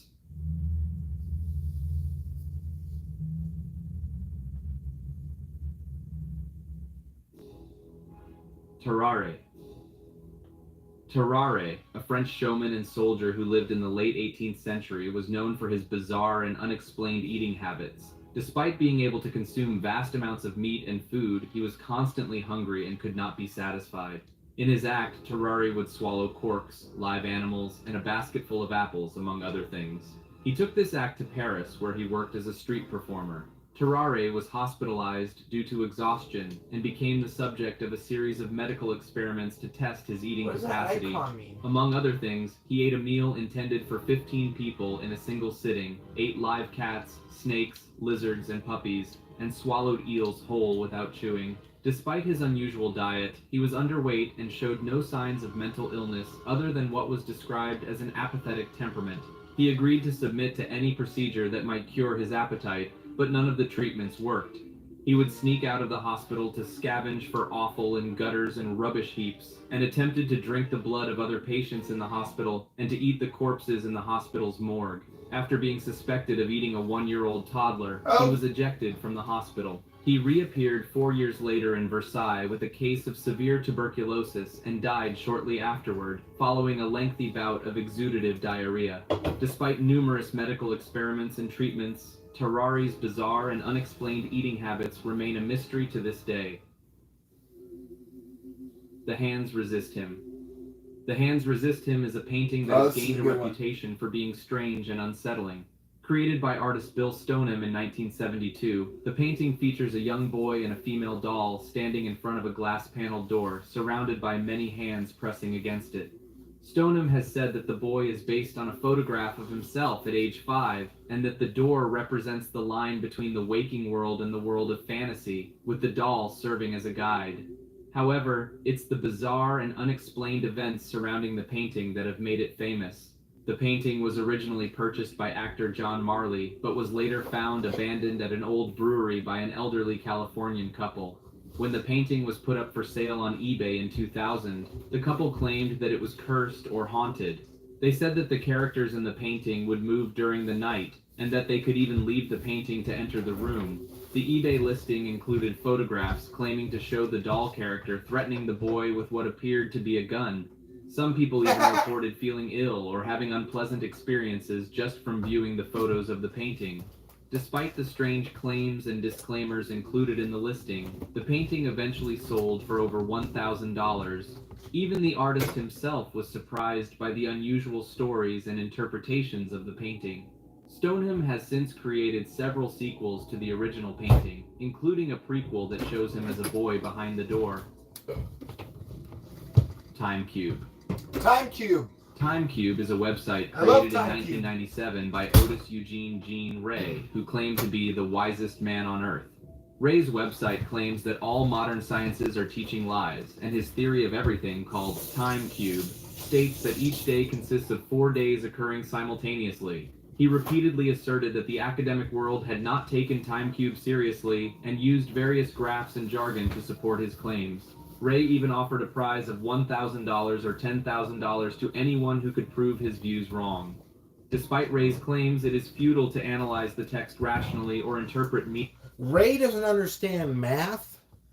His math doesn't add up for Time Cube, on top of the rest of the fact that it's just total schizo. But it's still a cool concept and fun. He's a bit of a prick. And then there's Temple OS, Terry Davis, I think his name is. Those two guys I consider like the same person. I don't know why. They just so far up. At least Temple OS technically works though.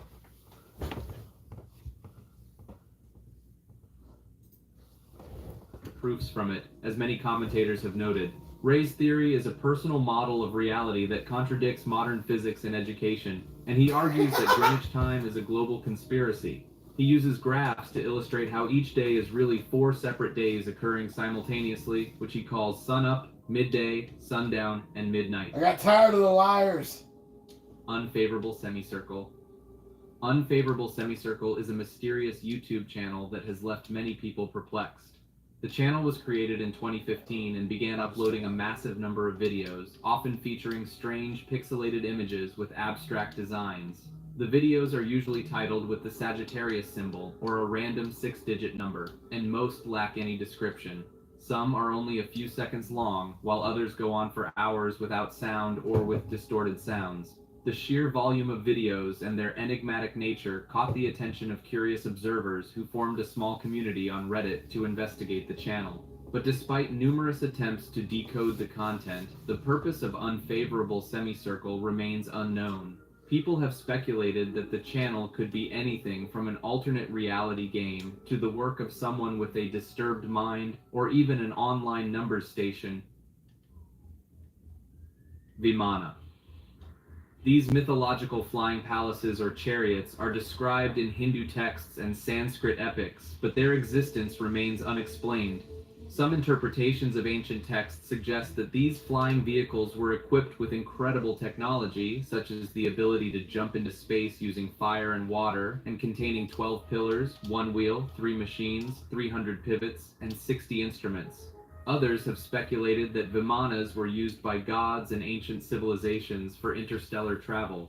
Even more perplexing is the existence of the Vaimanika Shastra, a Sanskrit text on aeronautics allegedly obtained through mental channeling in the early 20th century. It describes the construction of Vimanas, but experts have dismissed the aircraft described in the text as poor concoctions and lacking any understanding of aeronautics. Despite the lack of scientific evidence, Vimanas have become a popular subject in popular culture, appearing in books, films, and games. Wow, there's one in, you can get one in Wyoming incident. That's awesome. The Wyoming incident, also known as the Wyoming hijacking, is a truly bizarre and unexplained case of television broadcast hijacking. A mysterious hacker managed to interrupt the broadcast of a local programming channel serving several smaller communities in the county of Niobrara and replaced it with their own disturbing video. The footage featured numerous clips of disembodied human heads showing various emotions and poses, accompanied by a series of creepy messages such as, "You will see such pretty things," and "We stand at the door." The effects of the video on the few residents who watched it for an extended period of time were truly bizarre and unexplained. Many reported experiencing vomiting, hallucinations, and headaches, leading some to believe it was paranormal. However, specialists determined that the cause of these afflictions were frequencies played regularly throughout the broadcast, with some frequencies ranging between 17 and 19 Hz. These frequencies can cause the eyes to vibrate subtly, sometimes inducing visual hallucinations. What makes the Wyoming incident even more perplexing is the fact that it is one of the most recent television hijackings, which are extremely rare today. Despite attempts to trace the video and identify the hacker responsible, all efforts have been unsuccessful. To this day, the culprit remains unknown, leaving the incident as one of the most bizarre and unexplained television hijackings of all time, perhaps even more frightening than the infamous Max Headroom incident. Yellow Cuban balloons. In June 1967, a Coast Guard trawler stumbled upon a floating crate off the coast of Florida that bore the markings "Property of USSR" and was addressed to the Institute of Mineral Resources of Cuba. Inside the crate were 7 yellow balloons, which were inflated with a strange gas and sealed with black rubber stoppers. The contents were examined by scientists, but they found nothing unusual except for ordinary air. The unanswered questions surrounding this strange occurrence are mind-boggling. What was the purpose of these yellow balloons? Was it some kind of secret experiment by the Soviet Union or Cuba? If so, why were they abandoned in the ocean? Was it a decoy or a diversion tactic to distract the US military from other covert activities? Decades have passed since this event, yet no credible explanation has been provided. The mystery of the yellow Cuban balloons remains unsolved, leaving us with only more questions than answers. Layer 5. Alaskan Triangle. The vast wilderness, glaciers and crevasses, massive lakes and rivers with strong year-round currents, remote towns linked by rough, winding roads through steep mountain passes, and extreme weather make it a challenging place to navigate. But the disappearances in the Alaska Triangle go beyond just natural hazards. Theories abound, ranging from shape-shifting otter-like creatures called kushtaka or kushtaka that lure people to their deaths, to UFO sightings and secret pyramid structures under Denali National Park. Some even speculate that physicists and engineers at the High Frequency Active Auroral Research Program, HAARP, are controlling the weather in Alaska's inland wilderness. Death from exposure and drownings in rivers and lakes are common causes of missing persons.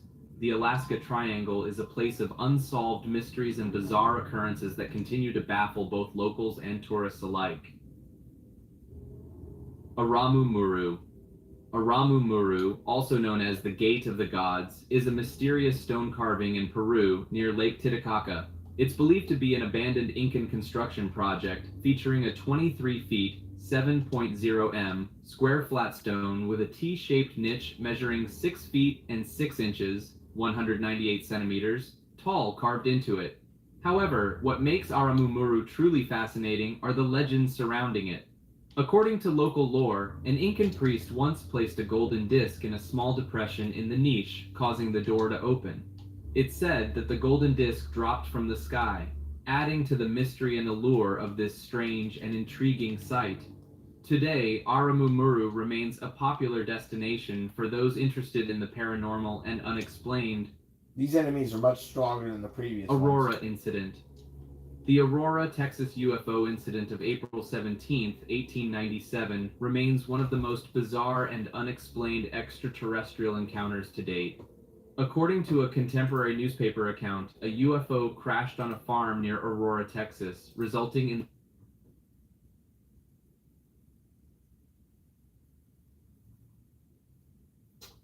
12:40, we're hitting the 1 o'clock hour. I want to get into a continuous story.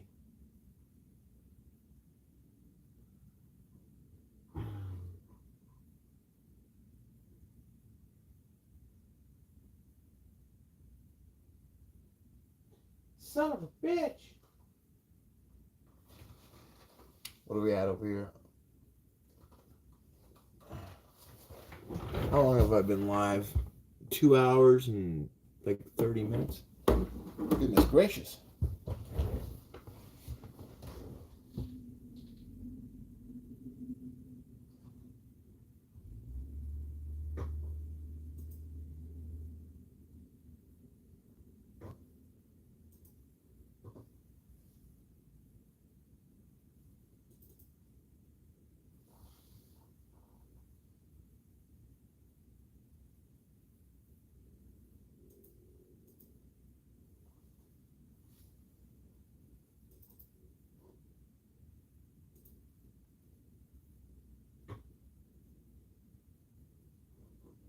Wait a second, where's Vice Principal?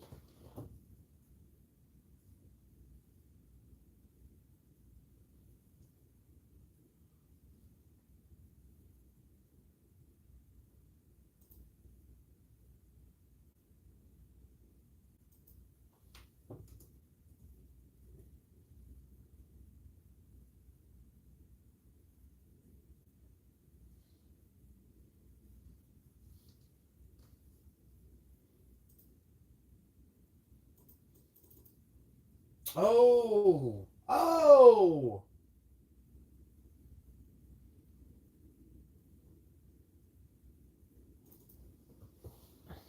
I'll let this play for a second. I forgot I had my flash drive that has additional stuff on it. Death of the extraterrestrial pilot. Supposedly, the alien was buried in the Aurora Cemetery. The craft suddenly appeared over Aurora at about 6 a.m. local time on April 17, 1897. It was much nearer the Earth than ever before, and evidently some of the machinery was out of order. The ship subsequently collided with the tower of Judge Proctor's windmill and went to pieces with a terrific explosion, scattering debris over several acres. The pilot, presumed to be the sole occupant, was killed. Examination of the pilot's remains indicated that he was not an inhabitant of this world. T.J. Weems from nearby Fort Worth, whom Hayden described as the United States Signal Service officer at this place and an authority on astronomy, opined that the pilot was a native of the planet Mars. A funeral was planned for the alien on April 20th. Papers found on his body after the crash contained writings in some unknown hieroglyphics, which, according to Hayden, appeared to record the pilot's travels. Hayden noted that the ship was made of an unknown metal. The alien was supposedly buried at the Aurora Cemetery nearby. Reportedly, some wreckage from the crash was dumped into a well under the windmill, and some was buried with the pilot. A Texas Historical Commission marker posted outside of the Aurora Cemetery mentions the UFO incident, characterizing it as a legend. However, many still believe that the Aurora incident actually happened and that the pilot was not of this world. There are numerous theories surrounding the incident, from the possibility that the pilot was an extraterrestrial to the idea that it was a secret government experiment gone awry. Some even believe that the incident was covered up by the government to prevent widespread panic and hysteria. Beacon of Hate. The story begins on June 2nd, 2000, when an unusual Morse code transmission was detected within the 30M amateur band. The signal was weak and repeated every several minutes without any identification or known purpose. The message content changed every few weeks and had misspelled words and rarely used Morse characters, indicating that the sender was not a regular Morse user. The frequency was 10.1064 megahertz, and the signal was received via skywave from a great distance. The message content was bizarre and often had references to killing or threats against religions and the US government. Despite being reported to the FCC and the ARRL, the sender was never identified and the purpose of the transmissions remains unknown. The beacon was last heard in 2000 and then again in 2021 after 21 years of silence. The dubbed Beacon of Hate's origins or intentions remain unknown. What do you got? Who's live? Black-eyed children. Black-eyed children, also known as black-eyed kids, are a perplexing phenomenon that has captured the attention of many in recent years. These paranormal creatures are said to resemble children between the ages of 6 and 16 with pale skin and completely black eyes. They are usually encountered hitchhiking or begging, or seen lurking on the doorsteps of residential homes. Although there are claims of encounters with black-eyed children dating back to the 1980s, the origins of this legend can be traced back to the 1990s. It all began when a Texas reporter named Brian Bethel shared 2 alleged encounters with black-eyed kids on a ghost-related mailing list in 1996. Bethel described his experience of encountering 2 such children in Abilene, Texas, and claimed that a second person had a similar, unrelated encounter in Portland, Oregon. Bethel's accounts of black-eyed children have since become a popular example of creepypasta and have led to many similar reports of encounters with these bizarre beings. The legend has gained so much popularity that it even inspired a horror film, Black-Eyed Kids, produced in 2012 through Kickstarter funding. Despite numerous reports and widespread interest in black-eyed children, there is no scientific or rational explanation for their existence. Some believe that they could be extraterrestrials, vampires, or ghosts, while others think that they may be a product of mass hysteria or urban legend. Even though some individuals claim to have had personal encounters with black-eyed children, there is no concrete evidence to support their existence. As a result, this mysterious phenomenon remains one of the most bizarre and unexplained topics in the realm of paranormal legends. Maker. Yeah. Ain't nobody got time for black-eyed peas. Someone. Man. A Jared Roberts story would be really good right now. I'm in the mood. Okay, I'm fucking. Hello. Before we begin, I would like to thank the guest narrators, Vidith22, Fear Crawler, and Dark Force Creature for helping me out with this story. Also, I would like to thank the author, Neon Tempo. You guys should definitely check out more of their work. And also, for those of you who don't know, I write all of the music in these videos. So, if throughout the story you hear a song that you like, you can most likely find it somewhere on my channel. With that said, enjoy the video. Oh, A few points before we start. If we're getting started on a new story, because I'm kind of getting burnt out on the conspiracy, I could do this or well, that's part of the Ebrow reports. Okay, we're gonna go through with the left-right game. Is the left-right game really only 720p? At least this version?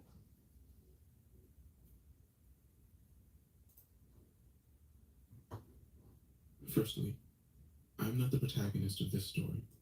I just went to university with her. And though she went on to become a professional writer, I most certainly did not. She'll be taking over from me later on. But until then, please forgive my slightly awkward delivery while I give you guys the necessary context. Alright, so this is going to be a Secondly, full story. I don't know what you'll make of the following events, and I'm sure many of you might consider it all some sort of hoax. I wasn't present for any of what transpired in Phoenix, Arizona, but I can vouch for the person who wrote the following logs. She is not, and has never been, a fantasist. Okay, so I once knew a girl called Alice Sharma. She was an undergrad at Edinburgh University at the same time I was. My educational poison was history, a degree which has greatly benefited my career as a bicycle repairman. Alice Sharma studied journalism, though perhaps studied isn't the word. It's not an exaggeration to say that she lived and breathed the subject. Editor-in-chief of the campus paper, recognizable voice of the student radio. She was frustratingly televisioned, and she was a journalist in her own right before anyone gave her a professional shot. We met in student halls and became friends almost immediately. In the end, I raced her trying to stay off of his parents' farm, and an intrepid, ambitious reporter may not seem like the most obvious pairing, but I learned not to question it. She was inspiring and smart, and she proofread all of my essays. I'm not too sure what she saw in me. We were eventually flatmates down in London, where she chased her dreams and I chased my tail. She got a few jobs here and there, but nothing befitting of her skills. After months of fruitless internships and rejections, Alice called a flat meeting, telling us that she was moving to America, accepting a position chasing stories for National Public Radio. The job had come out of the blue, the result of a Hail Mary application she thought had been dismissed out of hand. We threw her a bittersweet going-away party and put the room up for rent. That party was the last time I saw Alice Sharma. She dropped out of contact a few months after her departure. Complete radio silence. I assumed that she was just busy, so I carried on with my small but happy life, and waited for her to pop up on television with some important words below her name. Chief correspondent, senior analyst, something like that. The radio silence was broken last week, and for reasons you'll learn later on, There we I'm go. less happy about it than I would have thought. Homunculus place. Arriving home from work, I found a lone email in my otherwise bare inbox. An email that would later be described as suspicious by my tech-literate friends. Despite being born in the early 90s, I didn't own a computer until university, and I've missed several important lessons in the world of cyberspace. Lessons like, don't call it cyberspace, of course, and more importantly, don't open emails with no text, no description, and no sender's address. I realize most of you would have deleted this anonymous blank email immediately. But beyond my basic ignorance about internet safety, something further compelled me to open it. The only thing of substance in the entire message was a zipped folder, labeled left.right.as. I don't have to explain what I was hoping those final initials stood for. Opening the zipped folder, I found myself staring at a stack of text files, each one titled with the date, continuing sequentially from the very earliest file of 07/02/2017. I've since read the files a few times and shown them to some friends. They don't know what to make of them either, but they certainly aren't as concerned as me. They think Alice is just in a creative writing phase, and if I didn't know her, I'd have to agree. But the thing is, I do know her. Alice Sharma only cares about the truth, and if that's the case with these files, insane as it may sound, then it's very possible my friend has documented her own disappearance. The people who suggested this forum said you could discuss strange occurrences. If you guys have come across anything to do with what I'm about to tell you, or know any of the people involved, then please send any information my way. Has anyone here heard of the left-right game?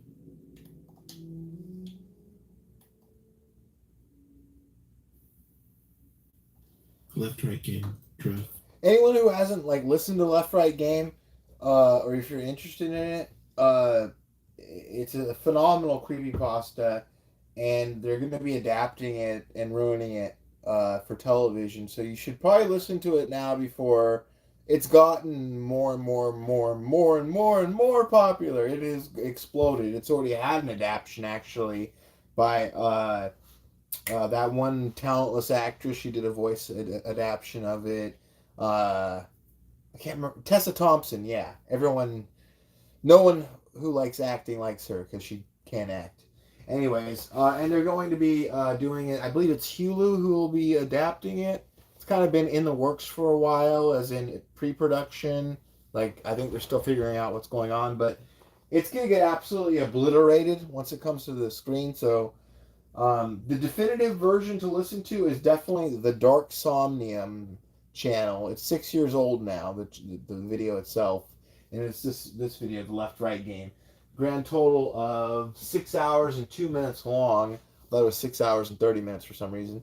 And this is definitely the best version of it. It's got the best music. It's got Vidith22 and some other voice actors like Creepy Ghost Stories and Lighthouse Horror lending their voices. And on top of that, it really is just the best version. I've listened to a few different versions. I think this is the best version. The other ones also like are segmented. It'll be like part 1, part 2, part 3. This is the full thing, one video. 07, 02, 2017.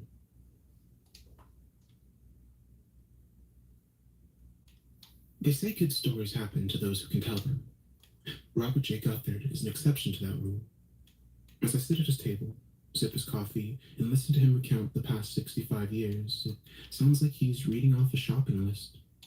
Every event, his first job, his second wedding, his third divorce. Oh, I leveled up. None of it receives more than 1 or 2 sentences. Rob plows through the years, the curt, dispassionate curator of his own personal history. Yet the story itself is so fascinating, so rich with moments and so wildly meandering that it somehow stands on its own merits. By the time Rob was 21, he'd gotten married, had a son, and worked as a farmer, a mover, a boat engineer, and grown estranged from a spouse. Here's him talking about that. Of course, my wife started to get dissatisfied. I was away a while. For work? Vietnam. You were in Vietnam? How was that for you? Ain't never been back since. That was everything he had to say concerning his first divorce in the entire Vietnam War. Rob had 4 marriages after that, and even more professions. Whoa, I After got the 4 war, points at he level worked with 5? a firm of private detectives, got shot at once by the mob, and then he became a curator, which is how a poor man from Alabama got to see the world. I've been to most of the continents with that job. I've been to India. You from India? My mom and dad are from India, yeah. See, I could tell. He was arrested once in Singapore, after one of his packages had been found to be full of white powder. He spent 3 days locked up before someone got around to checking the substance. It was chalk. A friend he made during his brief custody, Hiroji Sato, invited Rob to stay with him in Japan. Just getting over the breakup of his 3rd marriage, Rob took the offer. He stayed in Japan for another 5 years. The Japanese are good people, good manners. But they got all these urban legends and ghost stories that Hiroji was crazy for. Spent all his free time chasing them down. Like, you heard of Joro Gumo? I don't think so. Well, she's this spider lady, lives in the Joro Falls around Izu. Meant to be real pretty, but real dangerous. Hiroji took us out there to get a picture of her. Did you ever meet Joro? Nah, she didn't show. None of them did. I didn't believe it at all until we went to Aokigahara. Aokigahara, effectively titled the Suicide Force, the next stop on Rob's adventure. There was an item over here last It's an area of at the base of Mount Fuji. Nice try, a notorious hotspot for young people looking to take their own lives. Hiroji, Rob's ghost-obsessed jailmate turned best friend, took him to Aokigahara to chase Yori, the ghosts of the forest. Well, I ain't gonna ask you to believe me, but I was a PI, professional cynic. Even I can't deny there was a spirit in those woods. From that moment on, Rob's sentences start getting longer. A childlike excitement creeps into his face. Let's take on the... I get the distinct feeling we're moving beyond background, beyond Rob Guthard's old life, and towards his new one. The one he wants to talk about. The one that led him to contact the show. It walked up to me through the trees. Looked like static you see on a TV screen, but it had a human shape almost. Almost? It was missing an arm. It reached out to me, but I bolted out of that forest so fast. Hiroji never saw it. Holds it against me to this day. Hiroji had good reason to be annoyed. Rob says Mr. Sato had been going to the forest 2 or 3 times per year for 3 decades. To have a rookie come along and claim to have seen a Yori on his first trip, I'd be more than a little cranky. But Rob didn't stay a rookie for long. In fact, it was in those woods that he discovered his current passion, or more accurately, the documentation and investigation of urban legends. Legends like Bloody Mary, the Jersey Devil, Sasquatch. Rob has looked into them all. I figured if one was true, then who knows how many others could be. How many have you proven so far? Since Aokigahara, ain't none of them had any proof to him. Except for one. That's why I called you guys up. At this point, Rob can't hope to suppress a smile. The left-right game appeared on a paranormal message board in June 2016. Only a few people frequently visited the forums, and of these regulars, only Rob took an interest in the post. The whole thing had a level of detail you don't see in other stories. What details grabbed your interest? Logs, high-quality pictures. The guy documented everything. Said he wasn't going to play the game anymore. I think he wanted somebody to keep investigating. And you were that somebody? That's right. I set about trying to verify his information right away. And how did it go? Well, it didn't take long to realize the left-right game is the real thing. The rules of the left-right game are simple. Get in your car, take a drive, take a left, then the next possible road on the route. Then let me know if I need to adjust the volume for anyone, like if you guys want me to turn it up or whatnot. I do have my speaker sitting up here, but it's more than loud enough to make this place. Seems like the best place is to have it up here and then it airs out the entire place. But yeah, so this is, and I'm going to rewind a few seconds. So this is incredibly important. The rules for the left-right game and what we're even listening to and the point of it all. Yeah. You guys who are familiar with creepypastas probably familiar with like rules creepypastas where there's a set of rules that someone's left, like they get a new job and that, like as a security guard, for instance, and it says rules like don't open door number 3, check door number 10 every 15 minutes, stuff like that. Yeah. So in the left-right game, this is really the only set of rules, and then there's much more to come. But yeah, you're getting the setup right now. So let me rewind it just a second or two, and I'll shut up again. The thing. So here we go. The rules of the left-right game are simple. Get in your car. It's an unstoppable force. They connect briefly, but what the fuck was that? Oh. I just fast forward like 3 hours? What?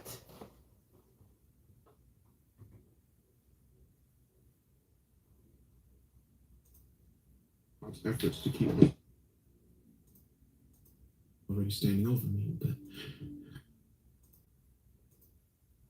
Well, she's this spider lady, lives in the Joro Falls around Izu. I'm sorry, guys. I kind of fucked it up. Hold on. God.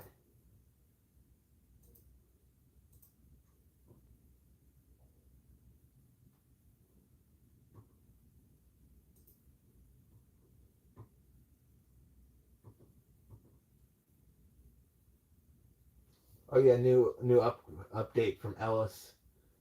Employee training tape number 1.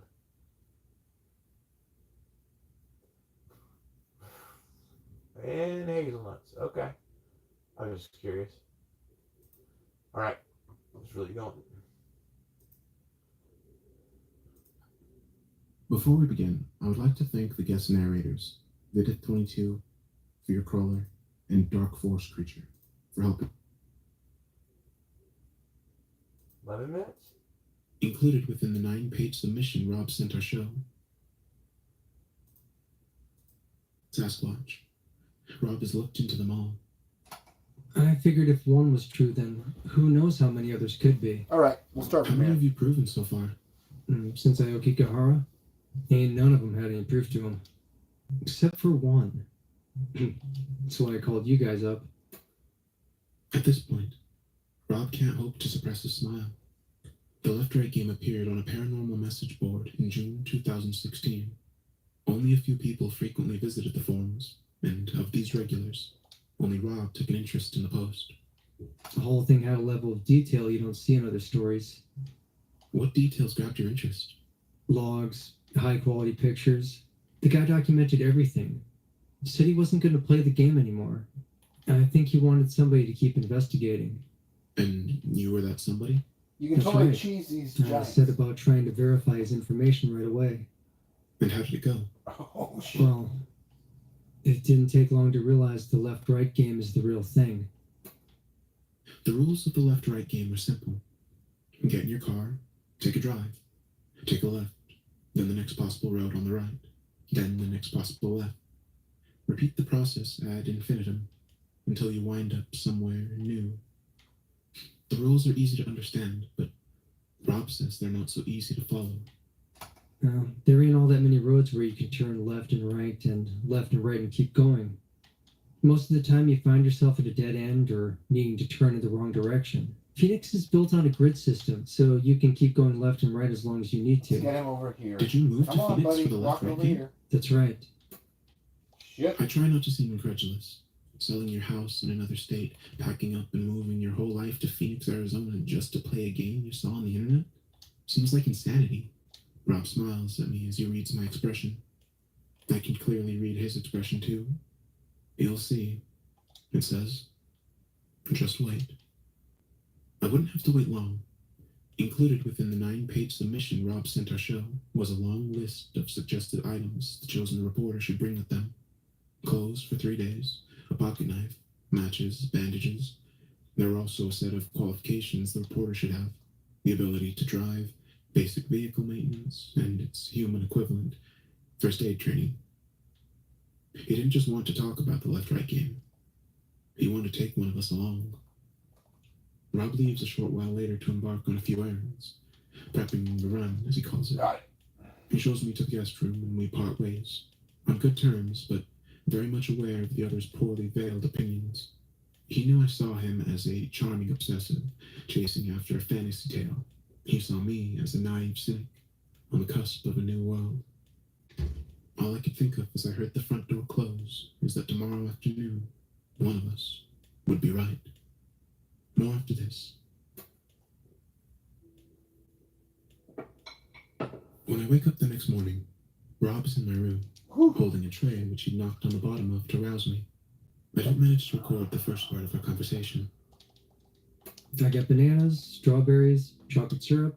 Well, we got some more downstairs, but I want you to wake up to something good. We won't be eating this stuff on the road. Rob has made waffles. He sets them down on the nightstand and talks through the coming day as I eat. I'll admit, it feels a little uncomfortable, waking up in a stranger's home to find said stranger already standing over me, but I quickly move past it. I tell myself that he's an older man, accustomed to living alone in his own house, not usually having to think about boundaries. Anyways, he certainly knows his way around a waffle iron. Oh, we hit the road at 9. I wanted to give you time to get ready before everyone shows up. Are there more people coming? He hit me. We got a directly. 5-car Sorry, convoy Danny. on the road today. They'll be here in an hour. This is the first I've heard of a convoy, and to be honest, I'm surprised. The game is Rob's obsession, and I'm here at his request. The idea that anyone else would have an interest in today's drive is a little perplexing. Half an hour later, sated, showered, and dressed in the functional clothing Rob had so painstakingly outlined, I take my pack out to the porch. Rob's already there, waiting for his associates to show up. I thought you'd be conducting a few more errands. If you ain't prepared by the morning of, you ain't prepared. Okay, yeah, I guess that's fair. Oh, Rob, is the garage locked? The inside door won't budge, and I wanted to mic up the car. Oh, yeah, it's locked up. I'll open it for you. Thank you. No, in fact, it's about time I wheeled her out. Oh, fair warning, Miss Sharma. Upgrade. She's a thing of beauty. To Rob Guthard, Beauty took the form of a dark green Jeep Wrangler. Rob climbs in and lets it roll out of the garage, where it dominates every inch of the driveway. The car's large, 4 doors with a roof enclosing the entire compartment. It also has been modified extensively. Yet another example of Rob's dedication to the game. What are you thinking? I think you're 2 caterpillar treads short of driving a tank. Yeah, I fixed her up good. I put the winch in, heavy-duty tires. The light rig on top is LEDs. They'll make midnight look like noon, but they don't use hardly any power. Aren't Jeeps open top usually? Oh, not all. This is the Unlimited. I like to have a covered car when I head on the road. I climb in the back, stow my pack. Rob has removed the back seats to afford more storage space. The place is packed to the brim. Jerry cans of gasoline, barrels of water, rope, snacks, and his own neatly packed set of clothes. I wonder if the rest of our convoy would take the game so seriously. We got Apollo coming up in 10 minutes. No one else has given me a time. I sent the schedule weeks ago. And this always happens. His name's Apollo? That's his call sign. Apollo Creed, I think he said. Why are you using call signs? Did I not tell you? Oh, yeah, we're going to use call signs on the road. Keep communication clear. What's your call sign? Ferryman. What's my call sign? I thought about it. I was thinking London. You're from London, right? I'm from Bristol. Bristol. That's fine, I guess. It's less than 10 minutes before Apollo turns the corner. Bob jumps out of his chair and paces briskly to the edge of his property as his first guest pulls up and steps onto the sidewalk. What's going on? Apollo vaguely resembles his namesake. Dark-skinned, tall, and noticeably well-built, though it's clear he couldn't be less of a fighter. This Apollo Creed is all smiles and seems to have a penchant for laughing at his own jokes. How far have you come? I've come out of Chicago, so 3 days hard driving. And you know Rob from the forums? Everybody knows Rob. Rob's the god. Rob walks over to Apollo's car, gesturing him over to talk shop. Rob's clearly impressed with Apollo's choice of vehicle, a blue Range Rover packed to the ceiling with kit. I was more impressed with Rob himself. Somehow, this 65-year-old farmer's son has become respected in a vast online community. My dad is Rob's age. He just discovered copy and paste. The rest don't take long to arrive. 2 Minnesotan librarians, also around Rob's age, pull up in a gray Ford Focus. They're brother and sister, and they've shared ghost hunting as a hobby their entire lives. I find it hard to suppress a smile when they meekly introduce themselves as Bonnie and Clyde. We would have gotten here sooner. We had to drop to get some blankets. Pleasure to meet you, man. Pleasure to meet you, too. Why is this guy so Would strong? you be the journalist? That's right. You used to write for the town paper, didn't you? He's talking to his sister there, and she nods.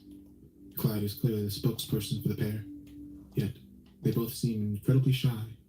Whether they admire the famous outlaws or just the name, it's pretty clear that they couldn't be more different from the real thing. Next to show up are Lilith and Eve, English Lit students at New York University and proprietors of the YouTube channel Paranormicon. Unlike Bonnie and Clyde, Lilith and Eve have no issue holding a conversation. As soon as they learn who I am and what I do for a living, they attempt to conscript me for an expedition to Roswell. We have a friend there. He's been reading some... He's a seismologist. Isn't that right? Yeah, and he's been recording readings over the years that show subterranean movement, predictable movement. We're going to see him in July, but we could work it around you if you're free. Yeah, I'll have to check my schedule. Okay, cool. Let me give you my email. They quickly hurry off to film an intro for their latest video, featuring a quick interview with Rob, who seems to be pretty welcoming of the attention. The last 2 cars arrive within a few seconds of each other. A Lil, a strong-willed older lady who goes by Blue Jay, and a younger man, going by the call sign Ace. Blue Jay has arrived in a gray Ford Explorer.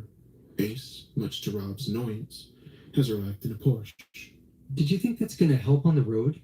I didn't write that. It's my car. What am I meant to do? It's my car. You didn't read my itinerary. You get nothing packed in there. I did read it. Okay, sir, just calm down. I have a bag. I won't ask you for anything. Well, I know that's true. Ace and Rob were off to a bad start. Ace takes the phone call, and despite my best effort to get an interview with Blue Jay, she doesn't seem interested in talking to a journalist. With 5 cars and 7 travelers waiting for the green light, Rob hands out radios and charging packs, then launches into a quick safety briefing. Oh, there's a whole Stay walkway. in position, communicate clearly and often. It's at this moment I start to feel a little dismay. I like Rob, and clearly so does everyone else. He'd convinced them all to drive across the country to join him in this game. I start to worry what will happen in the likely event that this whole thing isn't real. Would Rob lose the respect of his peers? Would he accept failure when it comes? After seeing the effort he put into these runs, the next few hours have the potential to be wildly uncomfortable. With a smile and a few encouraging words, Rob ends his briefing and beckons me over to the Wrangler. I clamber inside and make myself as comfortable as possible. You ready for this, Bristol? I'm ready. Okay then, let's hit the road. The Wrangler pulls out the driveway, and the convoy follows in order of arrival. Apollo, Bonnie and Clyde, Lilith and Eve. Blue Jay and Ace keep a steady pace behind us as we come up to the first corner. Rob slowly and deliberately turns left, checking on the others in the rearview mirror. He looks back to the road as Ace's Porsche completes the first turn of the game. Shortly afterwards, Apollo checks in on the CB radio. This is Apollo for Ferry Man. How many more to go, Rob? As many as it takes. Oh, that is I a can tell Rob homunculus. wanted to reserve the radio for something other than Apollo's quips, but he seems to like Apollo enough to let it slide. I'm not sure Ace would have received the same treatment. We take the next right. Oh, there's the And then handle. left. Okay. Now safely assured that everyone's following correctly, Rob speaks his thoughts aloud. You're wondering the same thing Apollo is. What do you mean? You're wondering how many turns we're going to take before we hit some wall or something. Before you find out this is all just a story. Does that disappoint you? Nah. I'd be disappointed if you weren't thinking something like that. But now we're on the road. I gotta say something and you gotta listen to it. Okay. We're coming up to a tunnel soon. Anytime before we reach it, you can get out. Walk in any direction you like, and you won't be in the game no more. Once we go through, you gotta retrace the route we took to get yourself back out that tunnel. That's when you're home. And you gotta convince someone to take you back in a car, because I ain't ferrying you back 20 minutes in. You got till the tunnel to skip out on this. Understand? I understand, though I have to say I'm getting a little nervous. Ain't nothing wrong with a little nervous. We've taken 23 turns by this point. Already, I feel like we're traversing the city pretty effectively. Wait a second. Rob's heavily modified Shit, Wrangler I came this solicits way. a few impressed glances from passerbys, as well as several honks of respect from other Jeep drivers. Other than those few moments, everything seemed completely indistinguishable from a regular morning drive. I even start to worry if there'll be anything at all for this story. Reporter takes drive with interesting man. Isn't exactly Pulitzer-worthy. Turn 33 leads us onto a short, unassuming street. A row of small businesses in a quiet Phoenician neighborhood. Liquor, secondhand clothing, tools, and, at the end of the street, a little shop selling antique mirrors. 10 or so people shuffle along the sidewalk, smiling, talking, planning their weekends.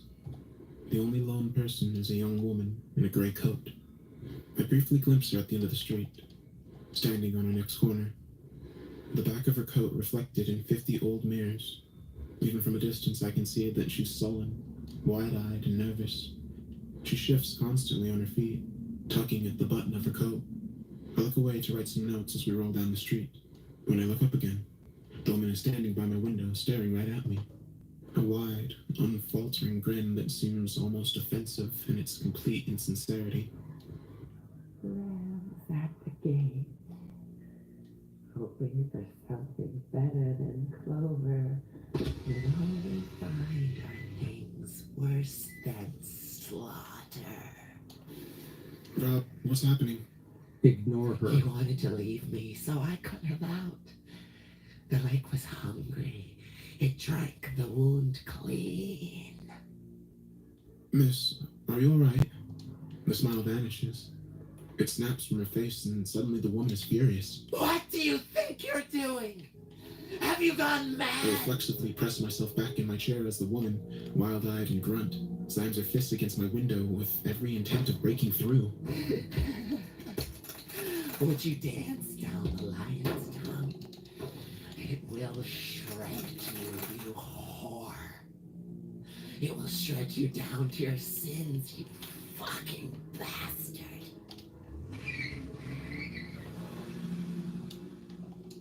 Rob puts his foot down, and the wrangler rolls defiantly away from the woman.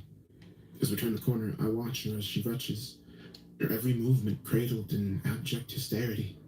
She yells despairingly at the rest of the convoy, bursting into tears when the last car passes by her. As she shrinks into the rearview mirror, I see her turn to a large mirror on the side of the shop, which the owner is in the process of polishing. I watch as she walks up to it, and with a convulsant scream, slams her head into the glass. The mirror cracks around her forehead. The owner jumps back in shock as the woman pulls her head from the mirror's surface. The fractured spiderweb is dripping red. Holy. It all happens in a split second, and she quickly swerves from my view as we take the next left. Rob, what was that? She's there sometimes. On that street? On the 34th turn. Who is she? I don't know. She's never acted out that much before, though. I find Rob's lack of concern a little unpleasant. As I see it, Holy shit, he almost hit me. Oh, God. For what just happened, and none of them lead to a comforting conclusion. So you can If we just had just destroy these? encountered a bona fide crazy person, then one could argue that Rob is just seeing what he wants to see. Maybe he'd bought into the game's story so much that every strange but explainable occurrence would be rationalized as the next step in his favorite paranormal narrative. Citadel Warrior. The woman could have been an actor. The more elaborate theory, sure, but not unheard of. People have lied to the show before, and Rob was receiving a ton of publicity for this attempt from Lilith, Eve, and I admit, Rob didn't seem like a liar. But good liars never do. There's a third alternative, however. An alternative which, if you put your logic aside, explains all the troubling little details that I couldn't help but notice. Because as strange as the gray woman was, wasn't it stranger that no one on the street would react?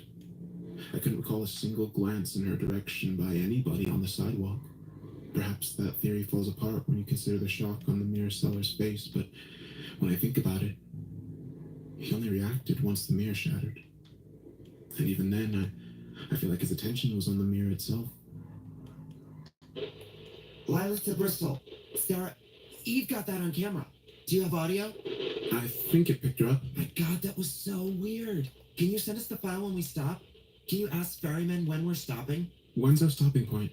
For them? In about 30 minutes. For you? Well, you tell me. Rob turns off a busy street just before a large intersection onto a much quieter stretch of two-lane road. Ahead of us, a road slopes downward, leading into an underpass which disappears into darkness. We'd arrived at the tunnel. What is this supposed to pass under? It's supposed to pass under anything. It's just there. And if we aren't playing the game?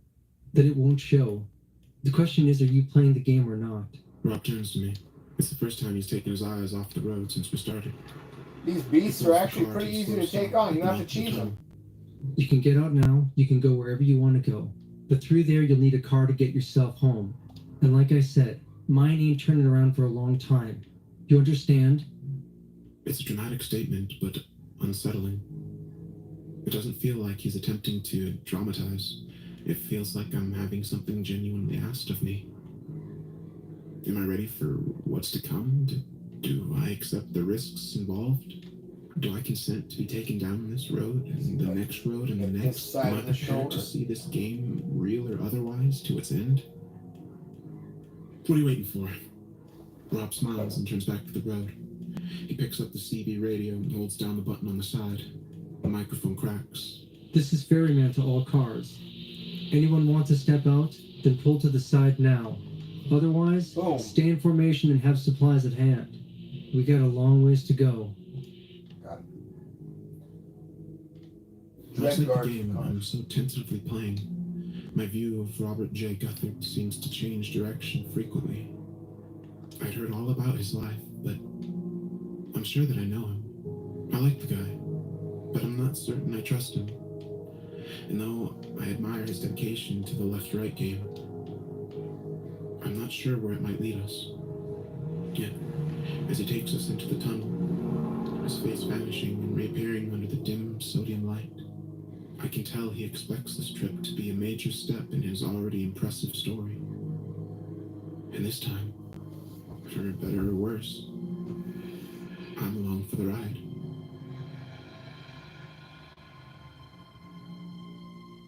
Boom.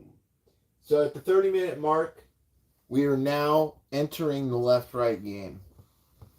That tunnel is was her last chance, and she decided to go. And, I mean, I think you guys know that something's going to happen, but, yeah, things get pretty interesting. What time is it? 1:24 in the morning? All right. I need to engage in more of this game's, I need to figure out how this game's mechanics work in terms of, upgrading perks, and also you have to upgrade, you know how at the you know how in Dark Souls and in Elden Ring, even though you level up the bonfire, you're not actually leveling up from the bonfire's power, it's from the maidens. Well, in this game, the maiden is known as the handler, and she seemingly, the maiden's known as the handler, and you have to synchronize a certain level with her in order to start to upgrade things to higher tiers. It's very, I don't fully understand it. I'm not sure, so I need to engage with that more. Yeah. Hey, let's go back to the left-right game. All right. Through the tunnel. Here we go. The left-right game. Draft 1. 08-02, 2017. The next turn comes immediately after the tunnel. We'd been in the dimly lit passage for almost 2 minutes, but at the pace Rob likes to travel, it's hard to figure out how far we've actually gone. When we descended into the underpass, we were just nearing the outskirts of Phoenix. Scrutinizing the rearview mirror as we leave, it's fair to say we aren't that much farther out. Everything else, the temperature, the time of day, the weather, all seems exactly like it had been before we ventured into the tunnel. I'm not sure what I was expecting, of course, but it certainly doesn't feel like we're anywhere new. The tunnel itself had been similarly underwhelming, especially considering the importance Rob seemed to place on it. In fact, the only thing of true interest since we passed through was something Rob said once we hit the halfway mark. As the tunnel's mouth loomed towards us, Rob picked up the CB radio transceiver and issued a casual warning to the convoy. The message itself was straightforward. His choice of words, however, was curious. I decided to ask him about it. Oh my... Rob, just a second ago, when you told us the next exit was coming up, why did you use the word trap? I have it in my notes. You said, folks, we're coming up to the end soon. First little trap's coming up. Our next turn is sharp left as we leave. Look out for it. Is there a reason you used the word trap? Just one of those things. Fellow who wrote all the original logs, he liked to think the road would try and trick you into making a wrong turn. Small roads off large highways, roads obscured from view. Sharp turns like this one. You thought the road was trying to deceive him? Yeah, pretty much. I gotta say I agree with the guy. By this point, we've taken the offending corner and the next right a little further on. I can't help but feel that Rob is reading a great deal into what is essentially an abrupt turn in an ordinary road. The level of conspiracy he's able to place behind such a simple Okay, I'm thing, stuck. going as far as to ascribe some mischievous quality to the asphalt itself. It's hard to take seriously. In fact, I'm starting to wonder less about whether Rob can convince me this game is real, and more about whether I'd ever be able to convince him that it isn't. Perhaps this story will be less about where a magic roadway goes after a few zigzagging turns, and more about where the human mind can go if it invests too heavily into an idea. To his credit, Rob has noted my cynicism. He even seems to welcome it, but if our current surroundings are supposed to convince me, then he's going to find me more cynical than he anticipated. Rob keeps his hands on the wheel and his eyes on the road. Any attempt at an interview receives a pleasant but curt response. He's not being evasive. His attention is just elsewhere. Before I know it, half an hour has gone by without Rob speaking a word. Seems like a large part of the left-right game involves driving in complete silence. Once again, I'm not sure what to expect, but it's certainly not been an earth-shattering start. And at least it gives me some time to type up my notes. Ferryman to all cars. We stop here.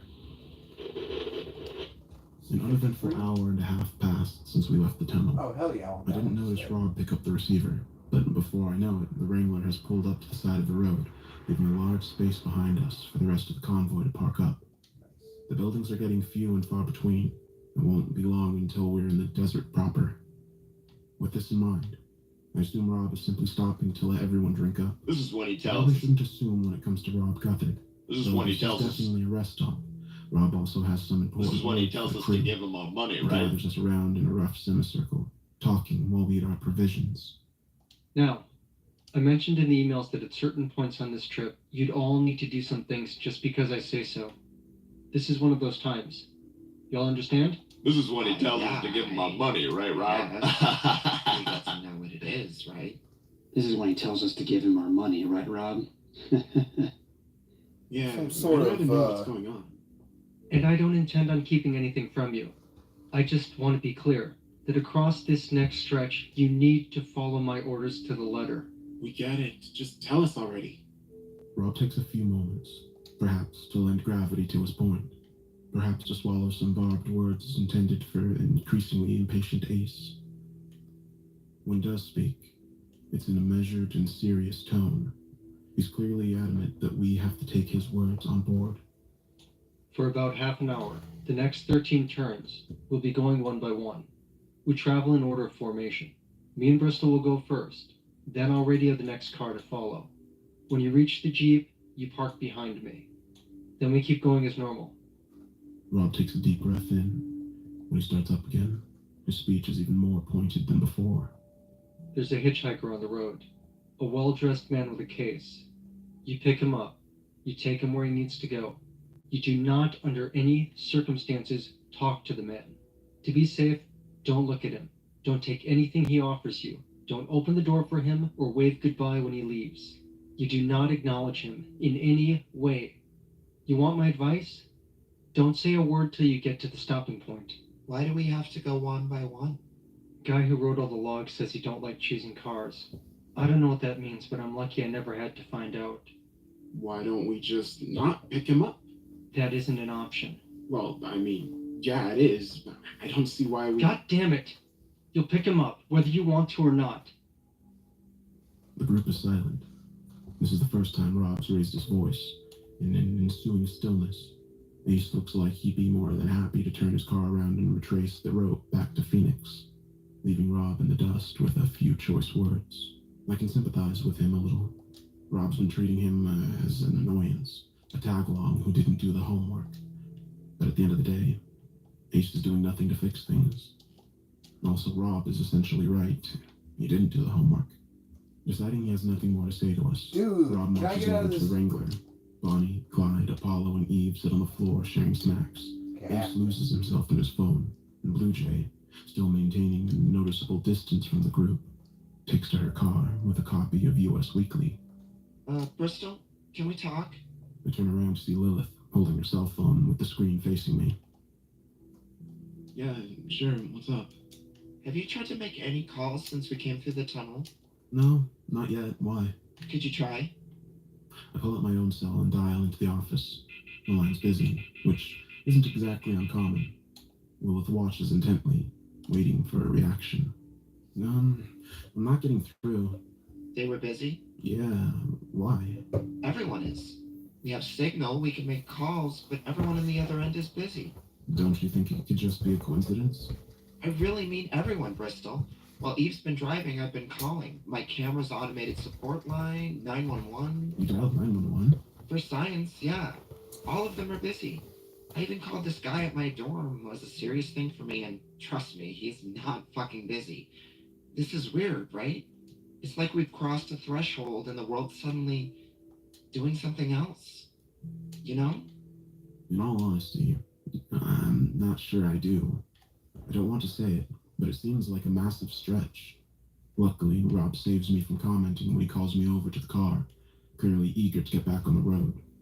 I tell Lilith we'll look into her discovery on the other side, and she nods in agreement. Retreating to a friend and immediately stealing a handful of apple slices. I climb into the Wrangler and wave goodbye to the convoy. We slowly roll back onto the road and set off on our way. Watching the rest of the group disappear in the background, I feel noticeably more isolated despite Rob's presence. Or perhaps because of it. I'm not exactly sure. The hitchhiker shows up about 10 minutes later. Just like Rob said, the man is incredibly well dressed, in a well-fitting brown suit with a dark green tie. Even from a distance I can see his shoes are expertly shined, as is the varnished wooden casing resting on the floor beside them. He stands on the side of the road and raises his hands gingerly, wearing a look of hopeful anticipation. Who is he? The hitchhiker. Is that really all you're going to say? It's all I can say. You understand the rules here? Don't talk to him. I'd say don't talk at all. Not until we stop. When we stop, we're safe. Rob veers slowly over to the side of the road. The hitchhiker smiles appreciatively, grasping his hands together and shaking them in thanks. Picking up his case, he strolls over to the Wrangler whilst unbuttoning his blazer. See you on the other side. The back door opens, and the hitchhiker pulls himself into the storage area, finding no seating.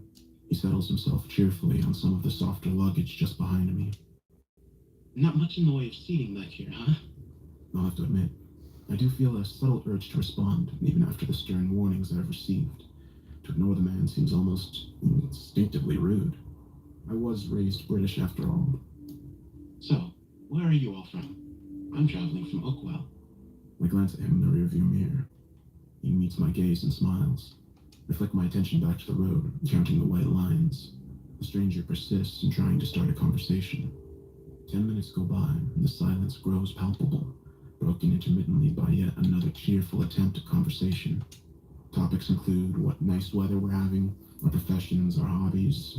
In response, I busy myself with pointless but occupying tasks. I find myself playing games in my head, thinking of common phrases and making them into clunky anagrams. It seems to work, and after a short while, I start to habituate to the man's small talk. I almost don't notice that he's there. Maybe that's what allows him to catch me out. You're just a fucking disappointment, aren't you? It's sharp, venomous, completely divorced from the idle questioning I'd been tuning out. I'm daydreaming when I hear it, and before I can register what I'm doing, I'm turning to face him. My lips are already parting as I go, a reflexive thought, reflexively vocalized. What? I almost say it out loud. The word is on the edge of my tongue, a single note my vocal cords were all but ready to play. Only the sudden, vice-like grip of Rob's hand on my forearm anchors me in the moment. I stare at the hitchhiker, my mouth still open. He's different now. All the warmth, all the pleasantry is drained from his face like running makeup. His smile is malevolent, calculating, and finally, it feels honest. You want to know things? I can tell you. Rob keeps his eyes focused on the road, but his grip on my arm tightens. I can tell you everything you want to know, even the things you never knew about yourself. Even the thoughts you didn't know you were thinking, those little critters all the way at the back. We stare at each other a moment longer, before I turn around and back to the road. I don't count the white lines anymore. Now I'm focused intently on anything our passenger has to say. For the next 10 minutes, ignoring him is going to have my full attention. He only tries a few more times, reverting back to more innocent questioning. Nothing takes. 5 minutes later, he indicates to a seemingly random point at the side of the road, and Rob drops him off. The man thanks us, climbs neatly out, puts down his case, and waves as we depart. When we disappear around the next corner, he still hasn't stopped. Surprisingly, the silence caused by the hitchhiker's presence isn't nearly as intense as the one left in his wake. I decide to break the tension, somewhat ungracefully. To be fair, we are having nice weather. Don't talk. Are you mad at me? I'm sorry, he got me. I wasn't expecting. You did fine. We don't talk till we stop. I go back to my notes, making a point to write down my current feelings. For the record, embarrassed, but relieved. Once I put the words down on the paper, however, I feel something else. Confusion, mixed with concern. Because at the end of the day, what was I relieved about? That I didn't talk to a strange man who had tried to talk to me? Was anything really at stake? The more I think about it, the more I realize that the entire episode with the mysterious hitchhiker reduces the left-right game to two possible states. Either it's real, or it's an elaborate hoax perpetuated by Robert J. Guthard. The crazy woman, the tunnel, the malicious left turn, all of those could be explained as rationalizations. But the hitchhiker was far too elaborate, far too difficult to predict. If he was an anchor, then Rob is nothing more than an impressive fraud. If he was genuine, then I'm not entirely sure where that leaves us. Something in the corner of my eye pulls me from my thoughts, a transient, peripheral object that almost completely passes me by before I turn in a weak attempt to catch it. I only get a few seconds to look before it's gone from my field of view. I face forward once more, sit back in my chair, and let Rob carry us even further down the road. It's not long before we finally pull over. You did good. I'm sorry for grabbing you. I just didn't want you to do something you'd regret. No, it's fine. I was going to... Yeah. Do you know what happens if you talk to him? Not sure. Came close myself once, a few years back. The way he looks at you when he thinks he's got you, I don't think I want to know. Rob, I saw something a few minutes ago. I don't know if you noticed it. I'm afraid I had my eyes forward most of the time. There was a car on the side of the road. She crashed off the bank. Have you seen that before? I ain't never seen that. But random stuff sometimes shows up here and there. Have people other than you run the left-right game? No one I know of. Whoever it was, they'd probably just rather crash than face that damn hitchhiker again. He's there on the way back, too? If you're unlucky. Well, something to look forward to. Rob picks up the CB radio and messages for Apollo to set off, repeating his warnings concerning the hitchhiker. I feel like everyone's going to get a similar speech before they embark. Ace will probably get it twice. Half an hour later, Apollo shows up, though he laughs about the ordeal and he's clearly a little shaken. Guy should call himself an Uber. You can't shut those guys up. Do you guys have Uber in England? Yeah. Then you know what I mean, right? Bonnie and Clyde arrive quicker than Apollo. They pull up at the back. Clyde helps Bonnie out the car and they proceed to stretch their legs. Once Apollo joins them, it's clear that everyone has a different story to tell. The hitchhiker offered Clyde travel suites, pleasantly but firmly insisting he take one. Apollo almost got talking about his music tastes after the hitchhiker asked to play something on the radio. That particular story does leave me curious about whether we still get NPR on this road. Rob customarily greets Bonnie and Clyde, then walks off to signal Eve and Lily, who's still sitting in the Jeep when I meet him at the door. Hey, what are you up to? Just waiting by the phone. The girls are on their way. You need anything? Maybe. I think Apollo's been affected by the whole hitchhiker thing a bit more than he's letting on. Seems just fine to me. I'm not so sure. He's only smiling when people are nearby. Could you talk to him? Well, I ain't much comfort. I got 4 ex-wives to tell me that. Think it might be better coming from you? I think this is a man-to-man conversation. I might just get a brave face. Last man-to-man conversation I had, my son didn't talk to me for 3 months. Rob doesn't look comfortable, but he acquiesces, climbing out of the car. I watch him wander over to Apollo, who is standing by his Range Rover, staring into his phone. Rob puts a hand on the man's shoulder. From a distance, it's actually a sweet moment. I start to feel bad for lying to him. I carefully open the driver's side door and climb into the Wrangler, assuming I have around 20 seconds before Rob comes back. Picking up the CB receiver, I stare at the list of presets labeled 1 through 9. I don't know which button I press to talk to Eve and Lilith, and I certainly don't have time to call everyone up. Rob handed us all a transceiver before we left. It's what he's been making all the car bulletins with. Preset 1 puts him in touch with the receiver in each car. I've seen that in practice enough times. The rest of the presets must access transceivers individually, and if Rob is the man I think he is, he gave our radios out in order of position. If that's the case, then either Rob or I could be Preset 2, Apollo would be next, then Bonnie and Clyde. Without knowing where Rob has placed himself in the queue, the only option which would guarantee me getting through to Lilith and Eve would be Preset 7. I think that makes sense. With no time to check my work, I press the button and snap up the receiver. This is Bristol to Lilith and Eve. Are you guys there? The receiver cracks quietly. I look in the wing mirror and see Rob making awkward small talk with Apollo. Perhaps his 4 ex-wives are onto something. Lilith to Bristol. How is it on the other side? We haven't seen a hitchhiker. Oh, by the way, I just phoned Eve and it went through. Could I have your number to test just to see if it works? Sorry, Lilith. I'm phoning about something else. Why? What's going on over there? Apollo's nodding to Rob. I can imagine him making assurances that he's perfectly fine. I really don't have long at all. I have a mission for you, but you have to keep it a secret. Sounds awesome. What's up? Once you pass the hitchhiker, there's a crashed car on the road on the passenger side. Whilst you're going past it, would you mind getting some footage? What sort of footage? Just zoom in and get as much detail as possible. You don't need to stop, just anything will be useful. Rob starts walking back to the car. I shift into the passenger seat, still holding the receiver. Was there anything specific you wanted me to... Talk to me later, not now. Thank you, bye. I slam the receiver into the holster a moment before Rob opens the door and shrugs at me. He seems fine. Unless there's something he ain't telling me. The rest of the day is fairly uneventful. Lilith and Eve pull up, beaming about their experience with the hitchhiker and bragging about what the dashcam footage would mean for their channel. Lilith ends her story by insisting that nothing else happened for the rest of her journey, whilst directing a highly intentional look in my direction. I look away and make a mental note to catch up with her when less people are around. Blue Jay seems the least fazed by her run-in with the hitchhiker. We do manage to get a few words out of her, though perhaps a few is an exaggeration. After which, she goes and sits down on her own.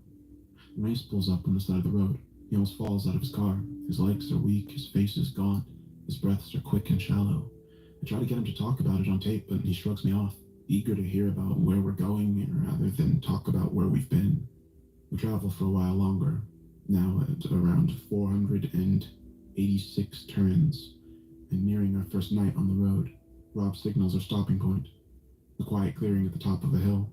Rob clears a sleeping area in the back of the Wrangler, leaving a line of luggage as a barrier to separate us. I appreciate the thought, but don't really know how to tell him. In the end, I just say, thanks for making room. Apollo attempts to keep everyone from going to bed, issuing vague statements about making a fire, but people quickly shuffle off to their cars. The early start and the subsequent events of the day have taken their toll. I watch Lilith and Eve break away from the group and head to bed. I suppose I'll have to talk to them tomorrow morning when Rob isn't around. I still feel a bit bad for lying to him and putting Lilith and Eve into what could be a blatant act of dumb paranoia. Rob seems like a good man, a reasonable man, as flawed as any of us, but fundamentally decent. But the fact remains that when I talked to him about the crashed car, he clearly said, No one I know of. Whoever it was, they'd probably just rather crash than face that damn hitchhiker again. I want to trust Rob. I want to believe him when he says he didn't see the car, that he'd never seen a car on that stretch of road, but for a man of so few words, he might have said too much. If he truly never saw the car, how did he know the direction it was facing? How? I make all my notes concerning the subject on paper and in shorthand. Where are we at with this? 3 hours, 45 minutes. Rob's long and buried alive. He hasn't inexplicably learned to read. Long after Rob's gone to bed, I stay in the passenger seat, typing up my thoughts of the day. That was Sister Moon by Leslie Estrada. Another song to calm you folks down as we head into the evening. It's Chuck Greenwald, and I'm with you till the witching hour. I decided to put the radio on in the end. I was curious, but also wanted the company. I turned the volume way down so the noise wouldn't reach Rob, and searched around for something to have in the background. There aren't many stations to choose from out here. Radio Jubilation, the local station from a nearby town. The current DJ, Chuck Greenwald, has been playing soulful folk music for an hour. It's been a busy week in Jubilation as we welcome our new school principal, a very impressive guy who's bringing in some new and interesting proposals to our community. It's got a few people talking about funding for the arts. If you've got a view, we'd love to hear it. I finished typing up my less clandestine notes, and just then realized how tired I am. Wanting to sleep, but not yet prepared to move a single yard between me and the air mattress, I lie back in my seat, listening to Mr. Greenwald address his beloved town.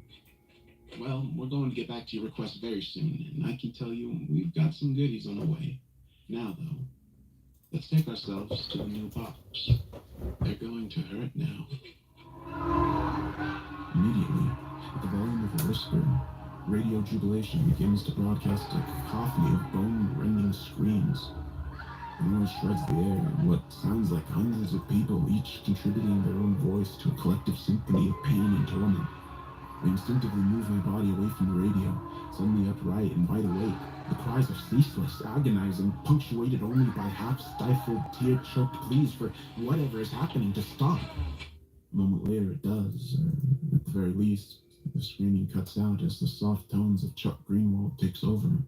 I look from the radio over to the sleeping figure of Robert J. Guthard. I can't help but stare at him as a single thought runs through my mind. I hope this man's a fraud.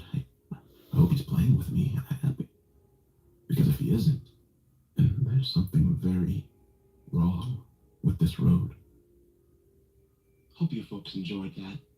We're going to be bringing you much, much more. This is Chuck Greenwald telling you that you're always welcome in Jubilation. Stay with us.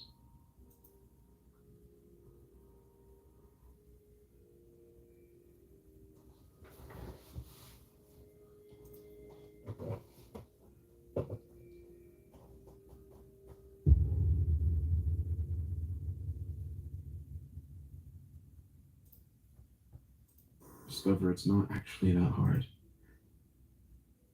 I want to thank you again for the help you've given me in finding Alice. The guy who said he tracked down the mirror shop is give you again for...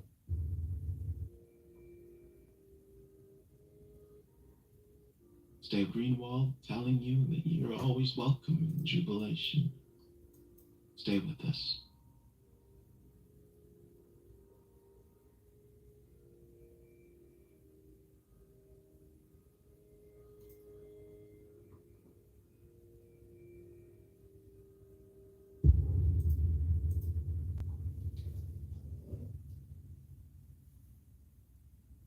Discover it's not actually that hard. I want to thank you again for the help you've given me in finding Alice. The guy who said he tracked down the mirror shop is giving me regular updates and progress, and I've received a whole lot of help going through the American Missing Persons reports. It turns out Alice's work haven't heard from her either, and they're going through her emails for Rob's submission to the show. Everyone's been really helpful, so thank you. I forgot to say, I'm sleeping worse since this whole thing began. It's strange to think that all the time Alice was out of contact, I was perfectly content. Yet, now that she's back in touch, every day I don't hear from her makes me that much more worried. That's assuming, of course, that it was her that sent me the email. I really hope it was. Thanks again, everyone. And please, let me know if you find anything. It's non-perishable. Soy sauce, non-perishable. Salt, non-perishable. And eggs, well, they're perishable, but I bought them fresh and got hard-boiled. It'll last a week. It's breakfast time, the start of our first full day on the road. Rob's been up since 7 o'clock, cooking a meal for anyone who wants it. The aroma pulls us out of our makeshift beds and arranges us around his portable stove. Our bowls are already full before we realize, and there's a catch. The trade-off for this supposedly free food? A 10-minute lecture from Rob about the power of rice. See, in the Pacific, our guys used to be terrified of the Japanese. The whole army's marching on grains. Thought they were super soldiers. See, the Japs know the secret. You give people rice in the morning, and they're go. I stare across the circle at Lilith and Eve, The ladder has spilled rice on her top, and her friend is teasing her playfully. Eve sees me looking over. The ladder has spilled rice on. You give people rice in the morning. And I stare across the circle at Lilith and Eve. The ladder has spilled rice on her top, and her friend is teasing her playfully. Eve sees me looking over, meets my gaze, and turns back to Lilith, her tone dramatically muted. I return to my food, making a point to This seem one's attentive still to Rob's logged in my speech. chat, right? A minute later, the two Okay, girls it's decide cool. I just to double finish check. their I meal, never know. and I quickly realize, so have I. Devouring the last few bites, I place my bowl in the small tub of hot water next to the stove and casually wander over to their car. Lilith and Eve are facing away from me, silently packing up their sleeping bags. They refuse to look at me once I reach them, in a deeply conspicuous attempt at subtlety. Is he watching? I glanced over at Rob. And he's still talking to Bonnie, Clyde, and Paula, asking them to guess what breakfast translates to in Japanese. I think we're fine. So, without answering, Eve reaches into the back seat and picks up a MacBook, the repository for all of the Paranormicon footage. She presses play, and Lilith and I huddle around her, blocking the view of any potential onlookers. The footage depicts a familiar road. Lilith and Eve must have dropped off the hitchhiker and just made the next corner. I can hear them talking about the experience, both terrified and thrilled at the events of the day. Eve reminds Lilith that they need to look out for the car. Lilith swears, and the camera immediately starts scouring the roadside. Look, there it is. I see it. Slow down. Slow down. The abandoned car comes into view, with Eve slowing to a crawl, and Lilith maxing out her camera's zoom function. A precious few details can be summarily gleaned. The car's windscreen and driver's side window are broken. The keys are still in the ignition, and once Eve overtakes the wreck, it's just possible to make out a dark stain soaked into the driver's seat. Stop the car. No, wrong button.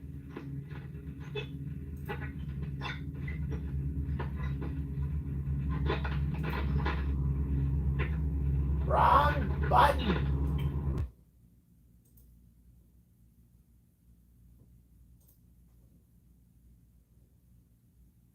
It's to slow to a halt. The real Lilith shuts the laptop. I glance between them, trying to keep my voice as low as possible. You stopped the car? I mean, yeah. We know you told us not to, but it was like really, really weird, so I went over and... You got out of the car? For the record, I was super against. Anyway, there wasn't much in there that we didn't get from the road, except there was a bag in the back seat. Did you look inside? Yeah. Do you wanna... Lilith nods her head toward the back of the car. It takes me a second to realize what she's getting at. It's in the boot? It's in the what? It's in the trunk? Yeah, obviously we...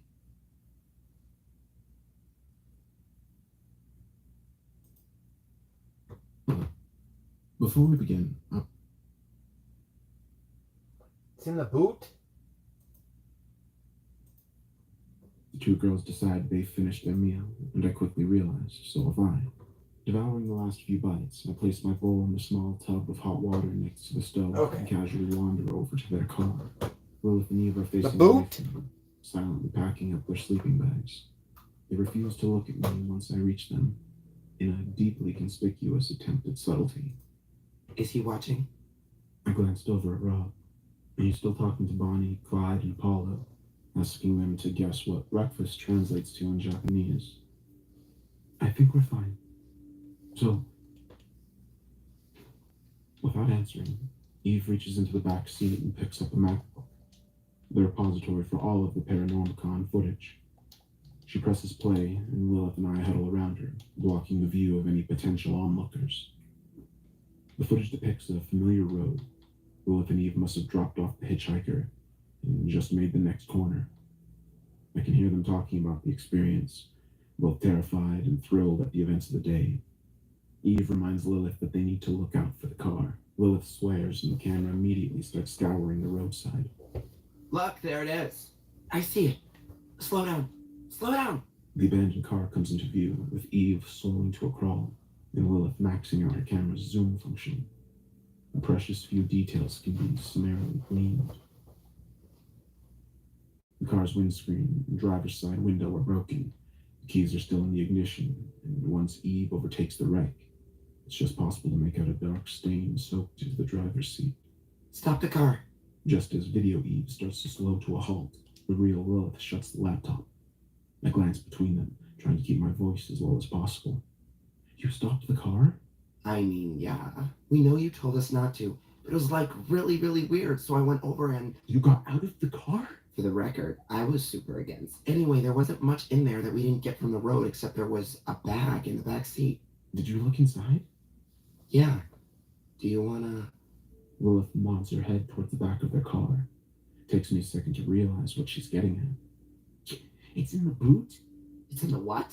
It's in the trunk? Yeah, obviously we couldn't just leave it there. Look, you can watch the rest of the footage anytime. We'll even send it to you, but you need to look in this bag before we hit the road. I check on Rob once more. He's washing out the bowls and cutlery, exchanging small talk with Bonnie, oblivious to what's transpiring a mere 5 meters away. Lilith and Eve escort me to the trunk, reforming our secretive huddle before Eve lifts it open. A brown leather duffel bag sits front and center. It looks expensive, but worn. Probably a few decades old. Yes, I still have my new bong. Gesture for me to unzip it. Just to preface this, I want to say, this whole trip has been fucking weird. The bag is. We're about to break that out. I rummaged through the loose contents, finding Bong, sets of good quality men's shirts. We're gonna have to go and a pair of like put jeans. things in this Further direction, huh? down, I find a small but well-used shaving kit. I'm starting to wonder why Lilith and Eve are so bent out of shape when my hand hits. So I want to block my TV or this cool little red rectangular object. blotch. Slowly, with great care, I managed to extricate it from the layers of wool and denim. It's a package. A heavy square block about the length of my forearm, neatly wrapped in brown paper. It seems completely unassuming, except for the black wire hanging from the underside, leading back into the bag itself. Lifting the wire, a black plug rises out and swings slightly in midair. Turn it around. With both girls watching me intently, I turn the package in my hand. The wire connects to the charging ports of an old Nokia 3210, which in turn is superglued to the package along with a few shards of exposed circuit board. Last, but certainly not least, are the words emblazed in brown paper. Imposing black typeface. C4, explosive. My mouth feels dry. I wasn't expecting that. I know. Fuck this road, right? There was tons more in his trunk too. It was insane. Is this dangerous?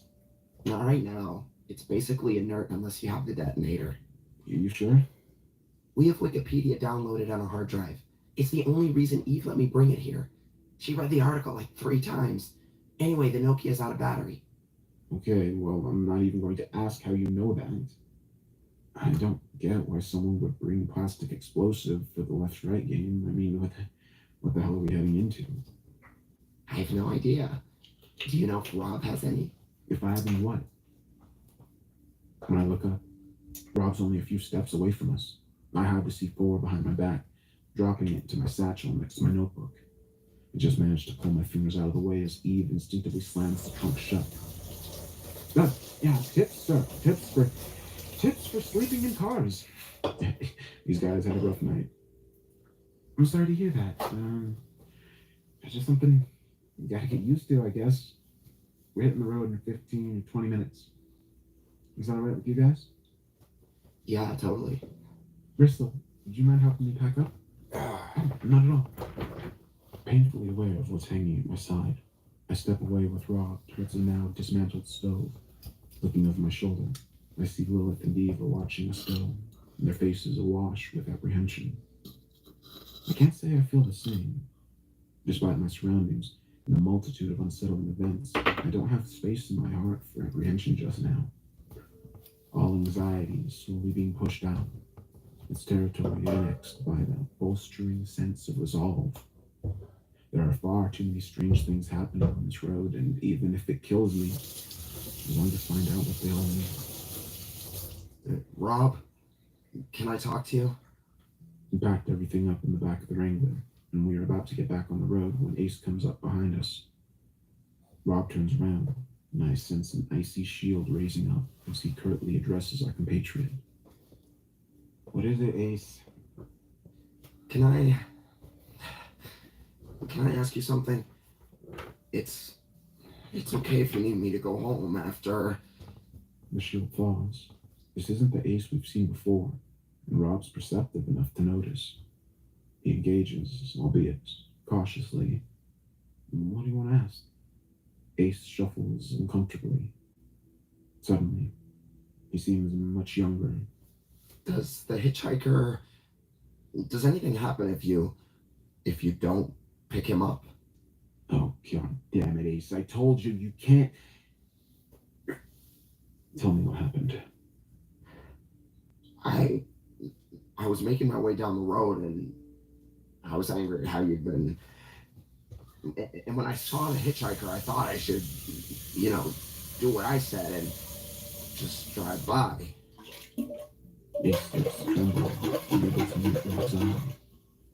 A minute later, I look in the rearview mirror, and he's sitting in the back of my car. He's just talking about the weather.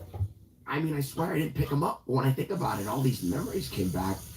I start to remember pulling over, letting him in. It's like I did, but I didn't even... Did you talk to him? No, I promise. I didn't say a word. Rob stares at Ace in silence. Ace hangs his head, like a penitent criminal facing judgment. Feels awful, don't it? Ace looks up, confused at Rob's words, searching the man's expression for clues. I did the same thing as you my first time. Just drove right by. Wasn't gonna let some stranger in my car. Nearly jumped out of my skin when I saw him in the rear view. Rob grins at Ace, who manages a smile shakily back. You ain't got the right gear for this, Ace. I like to run a tight ship. I gotta say, it pissed me off. If you want to turn that Porsche of yours around, I won't think any less of you. But if you want to keep on this road, how about you try to listen more? And I'll try to be less of a hard ass. Rob holds his hand out for Ace to shake. It's an offer of peace, or at the very least, an offer of terms. Ace accepts it, grimacing only slightly as he faces Rob's iron grip. How about we hit the road? 5 minutes later, we're rolling into a deep valley, each member of the convoy appearing over the crest of the hill behind us. Everyone's present and accounted for, including Ace. I like to say, I'm impressed. With what? With how you handled Ace. One might presume a guy who's been divorced 4 times isn't the best at conflict resolution. Divorce is conflict resolution. That's a good point. Divorce? You seem to be saying the hitchhiker made Divorce? him pull over. Is that really what happens? Yep. He always ends up in the back seat. You always remember picking him up. Well, it's just... That's not scientifically possible. Get used to that. We spend the next 2 hours in silence. Bitch! Me typing up my notes and Rob navigating the sparse few turns. What's not scientifically possible? Ace's testimony troubles me. Perhaps because it stretches my favorite theory, that the game was an elaborate hoax perpetuated by Robert Guthard. I was content that the hitchhiker could have been an incredibly deft performance. But even if the man was a rat-trained thespian, that doesn't make him capable of mind control. Ace could be insane, or maybe an actor himself, but those ideas sound exactly like the idle rationalizations I decried in Rob earlier. I'm not sure what my theory is at the moment. I keep working, hoping to type my way to revelation. A few lone trees have started to show in the distance, towering wild pines with trunks as thick as barrels. Without my noticing, the trees grow slowly more numerous, and in the creeping way, the landscapes change. It isn't long until they span both sides of the road, encapsulating us in a deep, bright forest.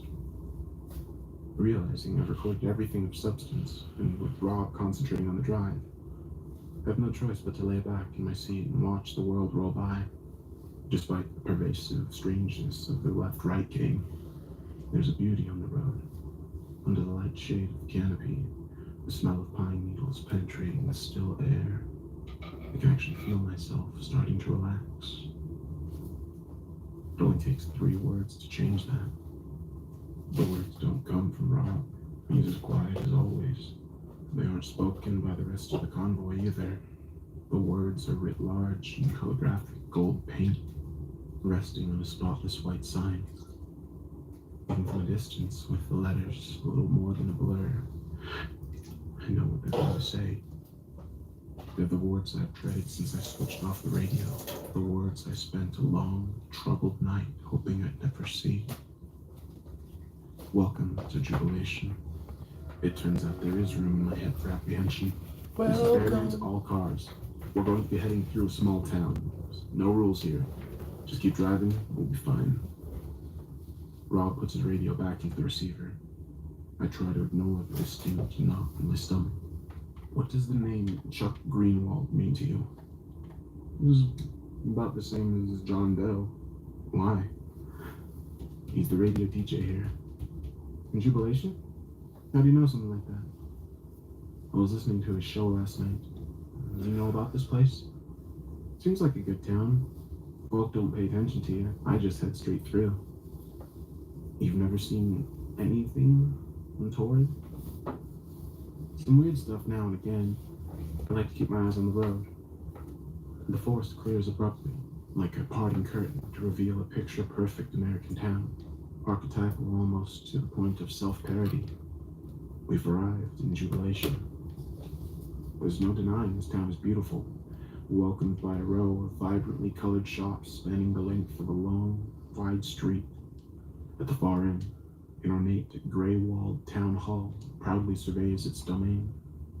The place is immaculate. I failed to find a solitary piece of litter on the sidewalk, a single smudge on a plate of glass shop window. Every inch of Jubilation is pristine, tranquil, and noticeably deserted. Where is everyone? I don't know. There's usually someone around. Maybe there's a game on. We take the next right, then another left. The story's the same at every turn. A beautiful, leafy suburban town, entirely bereft of human population. The cafes are free of bustle. The surface of the public pool is still. We even see the school, a row of finger-painted faces smiling at us from the kindergarten windows as we pass by. The building itself is locked, however, which is odd, seeing as it's noon on a Wednesday. Eventually, the Wrangler pulls onto the first residential street we've encountered. The signs on the corner read Sycamore Row. The quaint shops are replaced by luxurious houses. Where do I get an All echo? of them identical. White walls, wide porches, and fresh green lawns cut to uniform length. The road stretches in a straight line for about a mile, creating an eerie corridor of copy and pasted buildings. The strangest thing about the street, however, is vocalized by Rob. Well, I guess we know where everyone is now. In front of every house, the dining room table stands on the lawn, occupied without fail by a family of 4. 1 husband, 1 wife, 1 son, 1 daughter. They're sharing a meal together. A unit on the left clink their glasses and orange juice as they dine on pork chops and salad. The family on the right share a large hunk of meatloaf, broad smiles on their faces. Staring along the road, I estimate upwards of 800 people in neat subsets of 4, all dining at the same time. None of them seem to notice us. Ferryman to all cars. Looks like we've come during a town celebration. Let's not bother these good people as we pass on through. Rob lets the car roll slowly down the street, his foot lightly on the gas pedal, trying to make as little noise as possible. The more families we pass, the clearer it becomes that every single one of them shares common characteristics. All of them are impeccably dressed. All of them consist of the same subset: husband, wife, son, daughter. Although their chosen meals vary slightly, they all share a almost oppressive happiness. Small town America, am I right, guys? Apollo's jokes don't make things any better. I feel claustrophobic, trapped, Some screaming animal deep inside me knows that it's surrounded on every side by something it doesn't understand. I don't know if I'm imagining it, but as we've continued down the road, everyone outside seems to be laughing a little harder and celebrating a little more. We've successfully crept more than halfway down the street, a sharp left turn coming up at the end, representing the road out of Jubilation. Another street comes up on the right, Mesa Road. While we pass by it, I take the opportunity to glance down this new avenue, curious as to whether every street is like ours. I don't like what I see. The houses are similarly prestigious, walls pristine white or like a spot of a different puzzle. It's the subtle changes that make the picture. There are no tables, and no families on the wide green lawns. Every window I can see is broken. Cars lie abandoned in the road, with one smashed into a splintered porch. Above every door, an X has been drawn in red paint, and outside each house, a small mound of clothes lie on the fresh-cut lawn. Oh, you can teleport. A huge collective pile of men's, women's, children's shoes tower at the end of the street, seemingly ownerless. Get going, everybody. Let's get back out there. We've reached the end of the street. I breathe a sigh of relief as we bid farewell to Jubilation. I vindictively see it off in the wing mirror as we turn the corner. I immediately wish I hadn't. In the split second before it disappears from view, I glimpse the 800-plus residents. Another traitor. Who is this? Handsome the Pure. Have you heard about the Sardars? Savages. Sometimes I wonder how it really is in the Inquisition. The titles, the scrolls, incantations. One of the Inquisitors has a soft spot for all the weird things happening here. The Gentle One. I think a lot about why we're here. But it's not going well, since I'm not much of a thinker. What? There's something in the air. There's something in the air. Is that all you had to say? Okay, it's a random NPC. Sorry, I had to pause it. Sycamore Row. They aren't smiling anymore, and they're all looking our way. I welcome the forest as the trees rise up around us once more. The indifference of the nature is a welcome change to the saccharine faux civility of Jubilation. Yeah, towns like that make me glad I'm a city boy. I thought it was nice. Wasn't it like Wintry Bay? I don't think I've been. Oh, no, maybe it's like Shelburne Falls. Oh, it was a little like Shelburne Falls. Guys, we gotta keep this channel clear. We hurry along to the next road and turn right. The further we get from the eerie town of Jubilation, the higher our spirits seem to be. How long until we stop? About another 4 hours. Nothing big in between us and there, though. Shouldn't be a problem. Oh, good to hear. So, what does breakfast translate to in Japanese? You heard that? But yeah, I've been curious all day. Does it have something to do with it? I jolt forward, a sharp pain in my neck as my head recoils back against my seat. Rob has stamped his foot onto the brake, bringing us to an immediate, shocking halt. Before I can ask why, my question is answered as one of the colossal pine trees slams into the road ahead of us, blocking our route forward. God damn it! You alright? Yeah, I'm fine. Massaging my neck. I look toward the base of the felled tree. The low end is covered in straight, sharp cut marks. Someone has brought this tree down, timing its fall in an attempt to cripple the Wrangler. Rob, what's going on? Ferryman to all cars. Full reverse. Watch out for the people behind you. The convoy pulls away, back down the road towards Jubilation. Rob waits for Apollo to start moving, then backs up himself. There's a second jolt as Rob abruptly stops the car, surveying our means of egress. Ferryman to all cars. Road's done for, but there's a gap at the end. Be careful. Rob's right. Though the tree has fallen across the tarmac, only the thin treetop lies of the grassy bank between the road and the forest. There's a bit of a valley between the edge of the road and the grass. Rob wastes no time in showing the others how to negotiate it. Twisting the wheel, Rob dry steers towards the gap and proceeds cautiously towards the roadside. I watch the asphalt disappear beneath us moments before the telltale bump. The Wrangler drops down to the small bankside and turns around the fallen tree. I watch the needle-covered tip brush against the window as we roll past.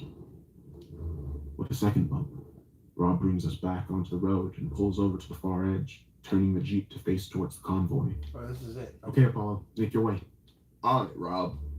As Apollo swerves towards the gap, I hear something. The sound of a running engine. At first, so quiet that it's almost impossible to isolate it from the convoy's own rumbling. It's since grown louder, however, and it's growing steadily more noticeable.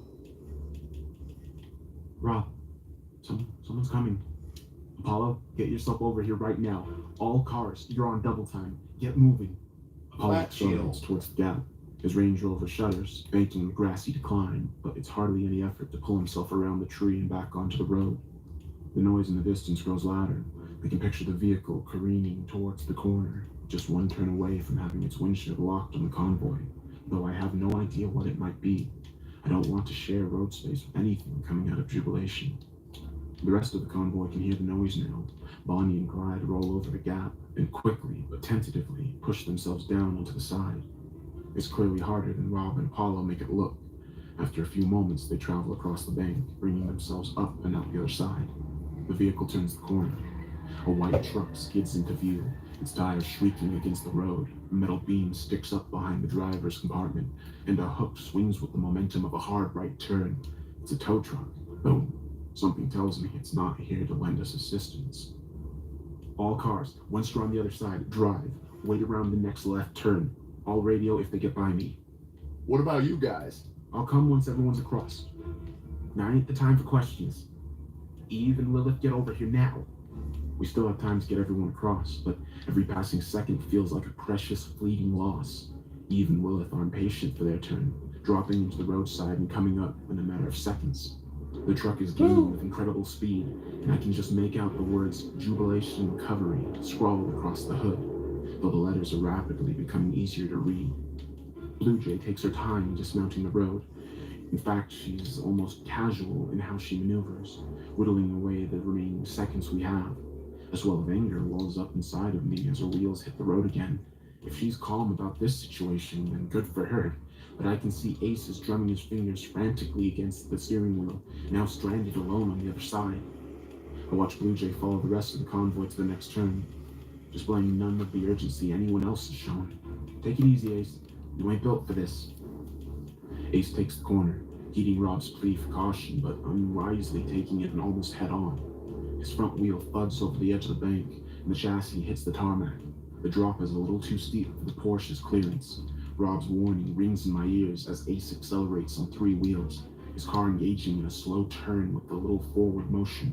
The pickup truck maintains its speed and aligns itself with Ace's Porsche, its thunderous velocity defying all logic. Rob, what do I do? Rob! Get out of the car, Ace! Get out of the goddamn car! Ace struggles with the seatbelt, stress overpowering his motor functions. He unclips it and throws the belt to the side. He grabs the door and pushes. It swings open slightly, then immediately slams against the bark of the pine tree. For a moment that lasts all too long, he shares with me a look of pleading terror. The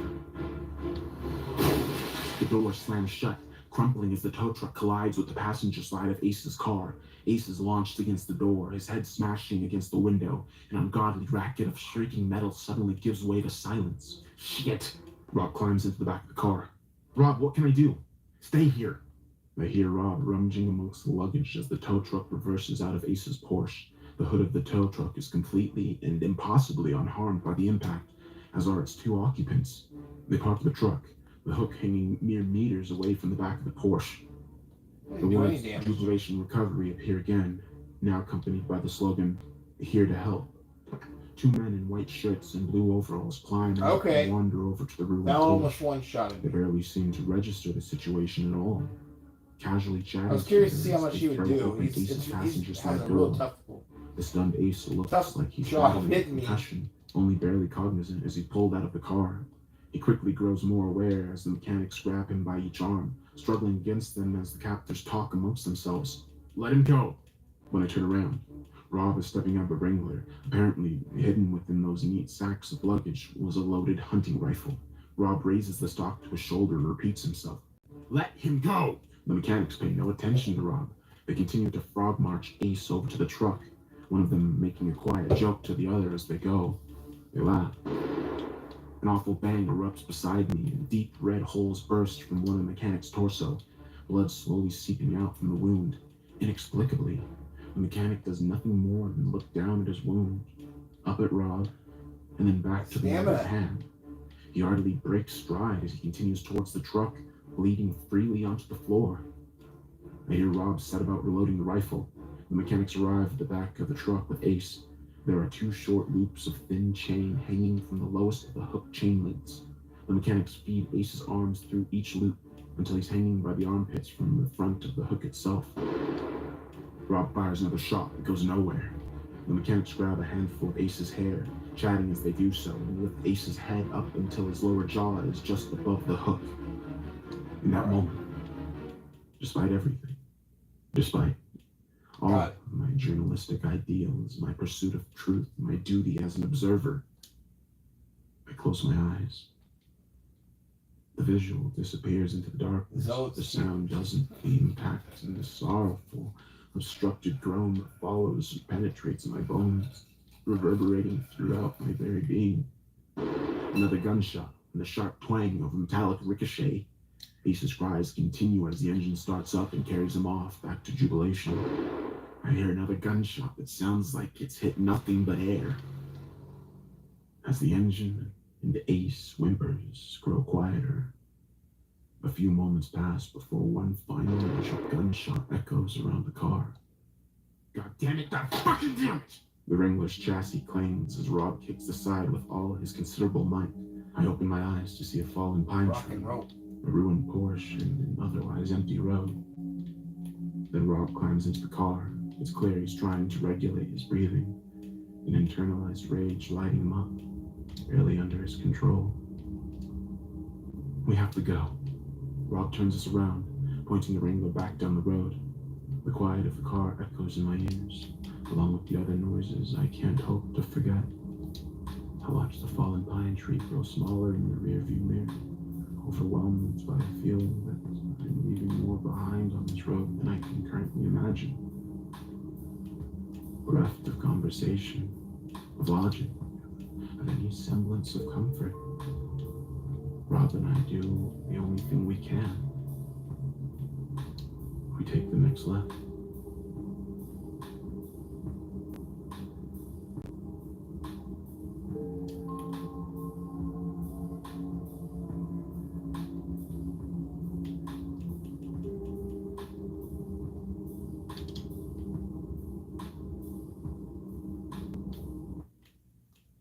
Hey guys, firstly I wanted to apologize for not being at my laptop for the past few days. I had to attend a wedding in Scotland for one of my university friends. They booked it mid-week, and between you and me, I don't think it's going to last, which means not only have I neglected you guys, but I've also wasted money on a rental suit and a John Lewis tea set. As always, thank you for your help in my ongoing attempt to find Alice. I'm now in full contact with the radio show she was working for, and they'll be sending over Rob's submission to the show as soon as they can. I've also looked up every town named Jubilation and have contacted residents from each of them. None of them have the particular junction mentioned in the previous log, Sycamore Row or Acer Street. I even combed Google Maps to make sure. I'm not sure what town Alice passed through last February, but it doesn't seem to exist on public record. The guy who promised to retrace the route from the mirror shop came through and has sent me a few possible addresses for Rob. He also mentioned looking into the game itself more. I'm not sure what he means by that, but I want to be clear. Please don't play this game on my behalf. I don't want that on my conscience. Without further ado, here's the following log. Thank you again. The Left-Right Game, Draft 1, 10/02/2017. Possible opening. I want to address you, the listener, for a moment with the advance notice concerning the following episode. I'm not sure if it's been lost on you that every installment of the series so far has been played host to some strange, unexplainable occurrence and spanned a great many miles of travel. It goes without saying that this has been by design. I've been summarizing the countless hours of uneventful meandering and taking extra credit to document the strange phenomenon we've encountered along the way. I wanted the story to be fast-moving, to have a real feel of progress with every chapter. If that sense of exploratory intrigue is why you're listening to this show, I completely understand. I'm certain it's a primary draw for almost all of you. The twists, the turns, the mysterious, strange encounters along an impossible road. Awesome. But if that's the case, I feel it's my duty to inform you that apart from a few notable exceptions, there will be almost no ground covered in this segment, and the monsters we encounter will be all too human. Stress, divisiveness, discomfort, and as one might imagine, grief. If you want to read the synopsis of this episode on the website and wait for the next part, then you will be all caught up and I'm sure we'll be back on our way, heading once more into the great unknown. But I feel it's important to give the aftermath of Beast's capture its own episode. Been a while. Due to the significance of the revelations that were unearthed in its wake, but also as a gesture of deference to the man we lost. Assuming This is the story of our second night on the road. Assuming this is an actual, As we make the left turn, the horrifying space behind us is quickly replaced by a quiet emptiness ahead. The Wrangler crawls, defeated, towards the main convoy. The remaining 4 cars are parked haphazardly and taking up more than half the road. Rob drifts to the far end of the tarmac, looking to overtake and resume formation. Both of his hands rest on the steering wheel, his eyes fixed on some distant point in space. It's not hard to imagine that behind the focus and quiet control, there's a man in turmoil. A man who can't bring himself to say anything, in fear of saying too much. This is Bristol to all cars. Get yourselves in formation and make way for those around you. We've got a while to drive before we stop for the night. I'll be back. Bristol, where's the ferryman? Ferryman's here. Where's Ace? Ace is... dead. Ace didn't make it across. What? What the fuck? Bristol, where is he? It would be simple to describe what had taken place, or at least to summarize the barest facts. What happened to Ace, where he is now, why he isn't coming back. But for some reason I can't utter a word about what's transpired. Something about the event itself that makes it impossible to retell, as if the requisite phrases have been locked behind glass. We need to get to the stopping point. It isn't safe to stay here. Shortly after we turned the corner around Sycamore Row, Rob implied that the rest of the day's drive would be uneventful. Had he waited just a few minutes longer, he would have been entirely correct. We're on the road for another 4 hours, both of us quietly attending to our own preoccupations as the forest gradually thins out. The landscape gives way to rolling cornfields that stretch out beyond the horizon on both sides. Nothing notable happens, which is ironic, as I find myself typing up a lot more notes than I need. With the sun descending through an orange sky as we pull into a clearing beside a wild grove of apple trees. Rob turns off the ignition, and the two of us sit in silence.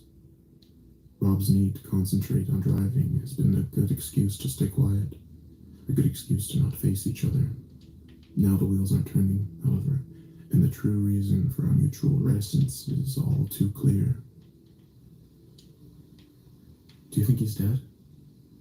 I don't know. Rob's response isn't reassuring, and I'm oddly grateful for that. There are no comforting words he can give me, and any attempt would have seemed horrifically insincere, a mockery of the situation's erroneous gravity. Anyway, given the circumstances of Ace's capture, I'm not even sure which answer I want to hear. Lilith appears at my window, rapping her knuckles against the glass with an aggressive impatience I'd expect nothing less about now. Everyone in the convoy has been made to follow a unilateral order, my order, without explanation. They've been traveling for hours, accompanied by the glaring absence of another human being. Looking in the wing mirror, I glimpse the rest of the convoy, standing by their cars, watching the Wrangler expectantly. Rob's hands still haven't left the wheel. With a sharp intake of breath, I press the door open and step out onto the grass. ground is soft below me as I walk over to the group. Huh. There's recently been rain. I begin to address the rough semicircle. It almost feels like one of Rob's briefings. What's happening, Bristol? Did they turn back? I meet Apollo's eyes. For the briefest of moments, I consider telling them exactly that. Maybe it would save them from the slow, heavy ache that's currently weighing down on my chest. Maybe it will just save me from having a difficult conversation. Either way, I know I can't lie to them. They deserve the truth, however unpleasant. No, he didn't turn back. He crippled his car. The tow truck? Did he get out? The answer doesn't come easily. I'm being pressed to say the words aloud, and in doing so, to fully acknowledge what happened. It feels like I'm being driven to a funeral, like I'm being verbally marched toward an open casket. What happened to him? Bristol. He's dead, Eve. I hadn't heard Rob step out of the car when he reaches the group. It's hard to hide my relief as he takes over proceedings. Addressing the group matter-of-factly, now it really is like one of the briefings. 2 guys in the tow truck coming out of jubilation. They got him. They took him back with them to the town. The way they were treating him, he won't last long. Oh, goodness. What? Rob, what are they going to do to him? I can't tell you. Nothing like this has ever happened before.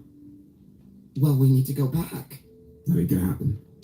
We're not going to fucking abandon him. Lilith. We're going back. No, we're not.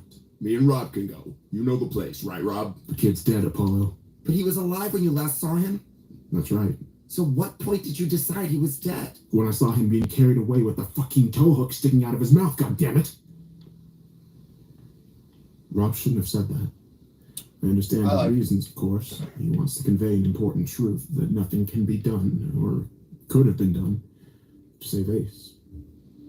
His ghastly choice of words does the job, but it also sends a ripple of disturbance throughout the crowd. Oh, I know where I'm at. The gruesome image I've been trying all day to uproot.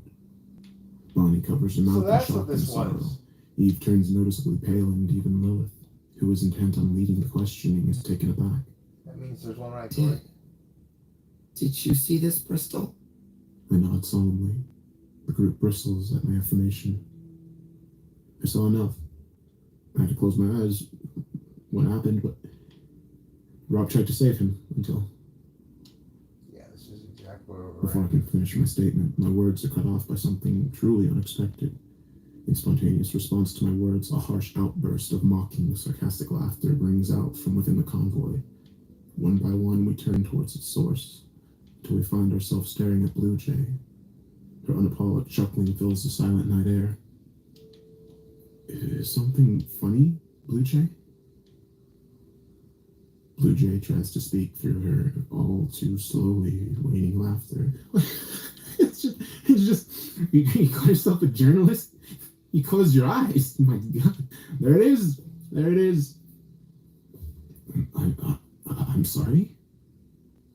Do you close your eyes for magic tricks too? What the fuck, Blue Jay? Come on, this isn't the time. Oh, the time is well fucking overdue. Seriously, are you all morons? The left-right game is a hoax. It's fake. Rob Guthick's played you all like fucking children. Ace is fine. He's probably an actor. Like the hitchhiker was an actor, and those town people too. I mean, come on. The group is taken aback by Blue Jay's incredulous tirade. She's clearly been holding her tongue since day one. Our reaction to Ace's capture representing just one step too far. I saw Rob shoot one of the townspeople with a hunting rifle. I saw the wound. It was real. It was a blood-filled squib. The rifle is probably loaded with blanks. You can buy them from any good theatrical retailer. Seriously, what the fuck is wrong with you people? Okay, firstly, I don't like your fucking tone.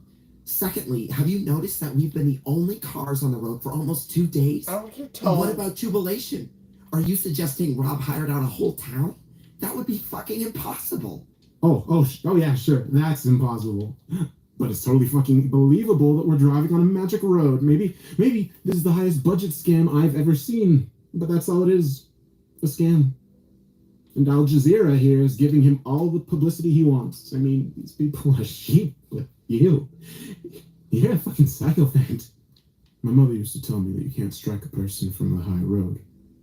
Staring down the barrel of Blue Jay's darkly self-satisfied grin, I'm more than tempted to make that descent. Okay, Blue Jay, fair enough. I'm not going to pretend to know what's going on here. For all I know, you could be right. But why would Rob spend the production budget of a Hollywood film to trick a radio journalist and 2 vloggers? Trust me, our website does not get enough traffic for it. Oh, don't be so self-important. It's not you he's trying to trick. Blue Jay turns to Rob, fixing him a glare of pure, unadulterated triumph. Admit it, Rob. Admit that this is all a fucking farce. Admit that you knew who I was before I even got out of my car. Rob's face looks like it's been carved from granite. The group looks to him for an answer, but he delivers his response directly to Blue Jay, his eyes locked with hers. It's true. I know who you are, Denise. The atmosphere changes, and for a moment, the night erupts into a foray of whispers. Rob's answer clearly means something to everyone but me. Denise? Denise Carver? No, you serious? I'm sorry, who's Denise Carver? She's the biggest killjoy in the hobby. Oh, fuck you, you fucking airhead. Denise is a member of the Skeptics and Rationalists Institute of America. She likes to get herself involved on ghost hunting expeditions under a false name so that she can debunk them publicly. You may have gathered she doesn't believe in the supernatural. Well, actually, I do believe in the supernatural. I believe that it's a billion-dollar industry built on selling comfortable lies to the gullible, and it thrives on shitty journalists and the attention whore bloggers who are willing to spread whatever shit they think will get them clicks. Is that why you took so long getting around the pine tree? Even when the truck was coming for Ace, you didn't think any of it was real? Did you? As condescending as her delivery may be, her words spark a sudden realization. It's true that with an unspeakably high budget and a few deft stooges, you could probably replicate most of what we'd seen on the road. Yet, without realizing it, I found myself agreeing with Rob's version of the events, personally defending the left-right game's validity against its decries. I set off on this journey much like Blue Jay, as a staunch, confident skeptic, but somewhere between the tunnel and this moment, I'd become a believer. Blue Jay notes my lack of protest and turns back to Rob.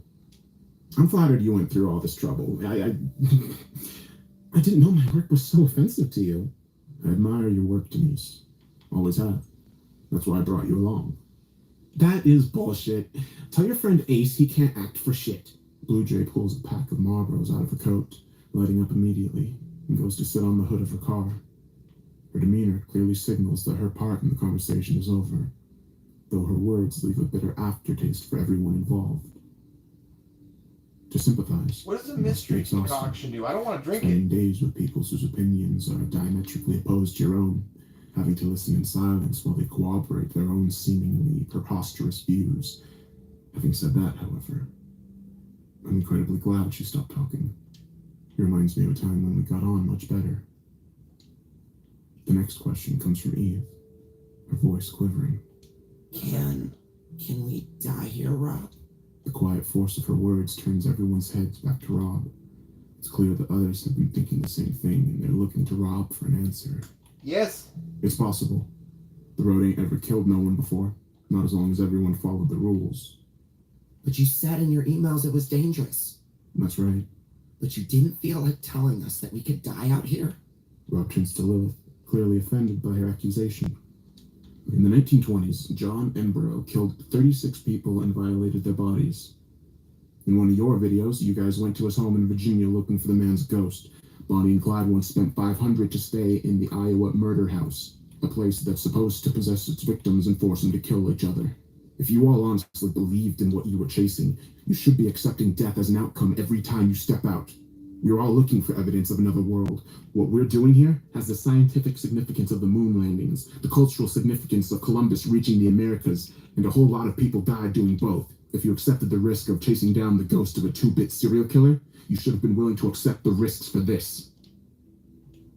Lilith looks like she's been scolded by a parent. Oh! Fire in her eyes as she observes Rob, meeting his criticism with scorn. Oh, so it's Ace's fault. He should have just accepted the risk? He did accept the risk. Ace made his decisions. He saw the dangers on the road firsthand, and he kept going. I told you this place could be dangerous, and maybe you didn't take that seriously, but you are not going to treat me like I lured any of you here under false pretenses. We stand for a few minutes in the uncomfortable void left by Rob's words. No one's quite sure where to look. Well, what do we do now, Rob? Do we turn around? I ain't gonna make that decision for you. If you want to split off and head back, I'd suggest you wait till morning and stagger your leaving times by about an hour or so. I've never seen nothing like what happened back there before, but this is the most people I ever played the game with. Maybe that's doing something. What do you mean by that? Well, it's the only thing that's changed. Truth is, this ain't our world. By all rights, we shouldn't be here. Even when it's one car, the road always tries to discourage you. Maybe it's like bacteria in a vein. One or two might slip by unnoticed, but once it hits a certain point, it's like an immune response. You think the road's pushing back on foreign objects? And the bigger the group, the more violent the response. It makes sense until Blue Jay laughs once more. Hearing her reaction, I reassess what I'm saying and can't help but feel a little foolish at the idea. Maybe. It's just a theory. I don't know. Rob collects himself, regaining his composure. Either way, you all have till morning to decide if you want to keep on the road. Bristle, if you want to go home, you gotta find someone to take you. I ain't ready to head back yet. He turns away from the group and marches to the Wrangler. I don't see him again for the rest of the evening, and I have no intention of bothering him. Eve and Lilith immediately crowd around me, asking if I'm alright and taking it in turns to disparage Rob's actions. I can't bring myself to join in. All I can say to myself is, can I charge my phone in your car? The group has very little to say the rest of the night. A deep solemn hangs in the air, dampening any semblance of good cheer like wet leaves on dwindling fire. No one offers any conversation. Apollo's reservoir of quips has run dry. Everyone's wondering where they'll be going from here, pondering the sort of person they are in circumstances such as this. Do they press onward toward danger, or back toward safe and familiar ground? It's a question they'll have to figure out for themselves, ideally before sunrise. I already have questions of my own. About an hour after Rob's departure, bidding farewell from the rest of the group, I walk to Lilith and Eve's car. My bag is resting on the front seat, the black wire leading inside from the charging port. I've decided not to tell the pair that I've been charging the detonator for a military-grade explosive less than 10 meters away from them. Perhaps it will come out during broadcast, and if you're listening to this, sorry, girls. I pick up my bag, and, checking that no one's looking, make a beeline for the apple grove. I march through the small wood, the air growing still, the sounds of the convoy quietly fading behind me in the late evening darkness, with the moon shrouded by a legion of crooked trees. I'm puzzled, but I'm not more afraid. I've seen what happens on this road, and as I pass through the grove and into the neighboring field, intentionally isolating myself from the rest of the group, I'm quite aware that help won't be coming for me. Even so, as the corn rises in every direction around me, I find myself almost incapable of fear. The day's events have drained me of emotion, and now with everything else pulled away, I'm left with only one driving directive, an overpowering urge to figure this road out, regardless of what that entails. Judging the distance I've traveled to be acceptably out of range from the convoy, I pull the block of C4 out of my bag and place it on the ground. Gritting my teeth, my body cringing with self-inflicted dread, I press the power button on the Nokia and wait for something to happen. My worries of instant disintegration are allayed slightly as the grainy image of the two outstretched hands comes into view, swiftly replaced by the menu screen. I work fast, the words on the brown paper package constantly reminding me of what I'm putting at risk with every passing second. Firstly, I tap my own number into the phone, assuming, or at least hoping, that the mechanism isn't activated by the outgoing calls. A few seconds later, the cell phone rings, giving me the Nokia's number. Checking the call logs, I find a second, different number, which seems to have made a call to the phone 3 times in quick succession. If I were a betting woman, which I sometimes am, I'd suggest that this number belongs to whoever built the bomb. The calls representing an attempt to test the trigger prior to implementation. If I'm right, then this should be the personal number of whoever was driving that crashed car. My third discovery is a little bit more puzzling. No text had been sent from the phone. However, there is one solitary message residing in the phone's inbox. It's from a third, separate number, and it reads thus: "Please don't do this, Rob." I stare at those 4 words, the new information grating uncomfortably against my already preconceived theories. If this text is to be believed, and my previous deductions are at all correct, then that means that Rob Cuthbert was driving the car, that the C4 in the trunk belonged to him. All this time I thought Rob may have been responsible for something terrible, but what if he was run off the road himself? If that's the case, then that leads to an entirely new question. Who was responsible for his crash? As I begin to think it over, the air explodes around me. I'm jolted out of my examination by a powerful, echoing voice which reverberates the very air. The corn is thrown into a frenzy as the noise echoes from every direction, as if spoken by the air itself. I've watched you question you. Without a second's hesitation, I turn off the Nokia and throw the block into the bag.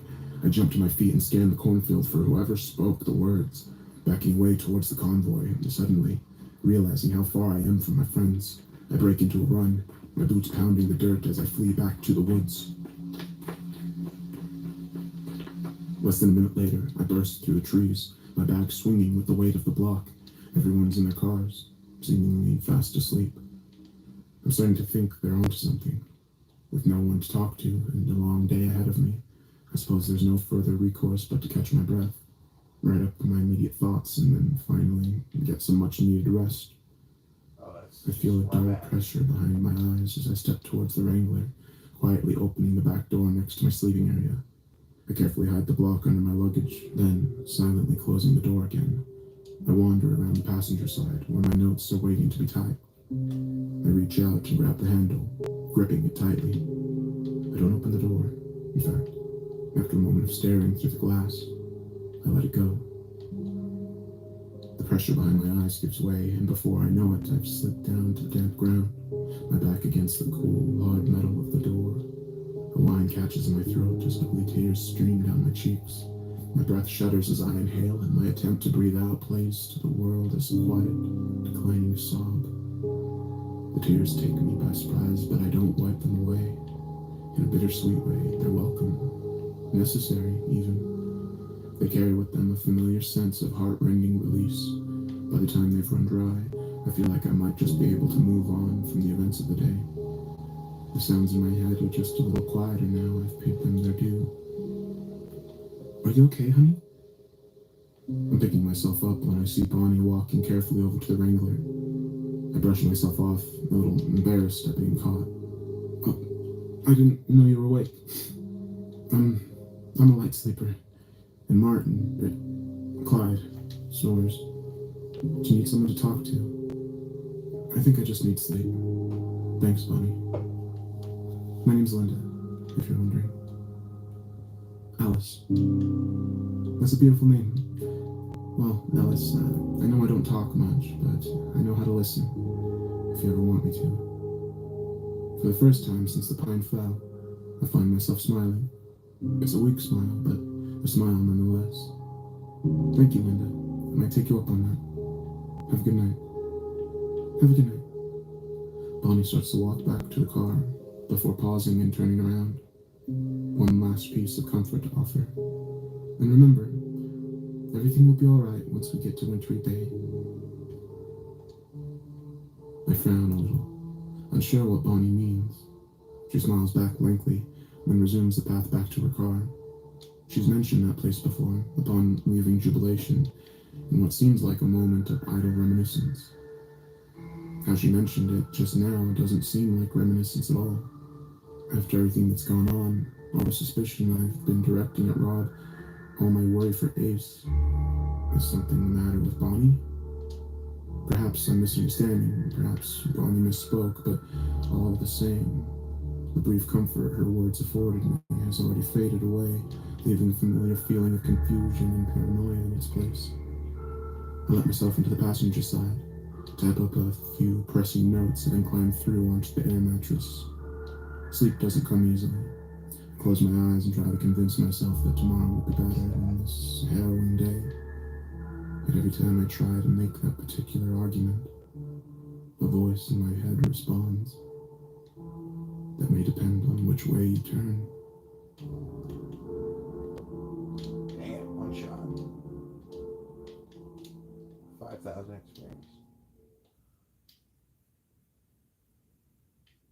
Hey guys, it's been a long week, but I finally got my computer to post the next log.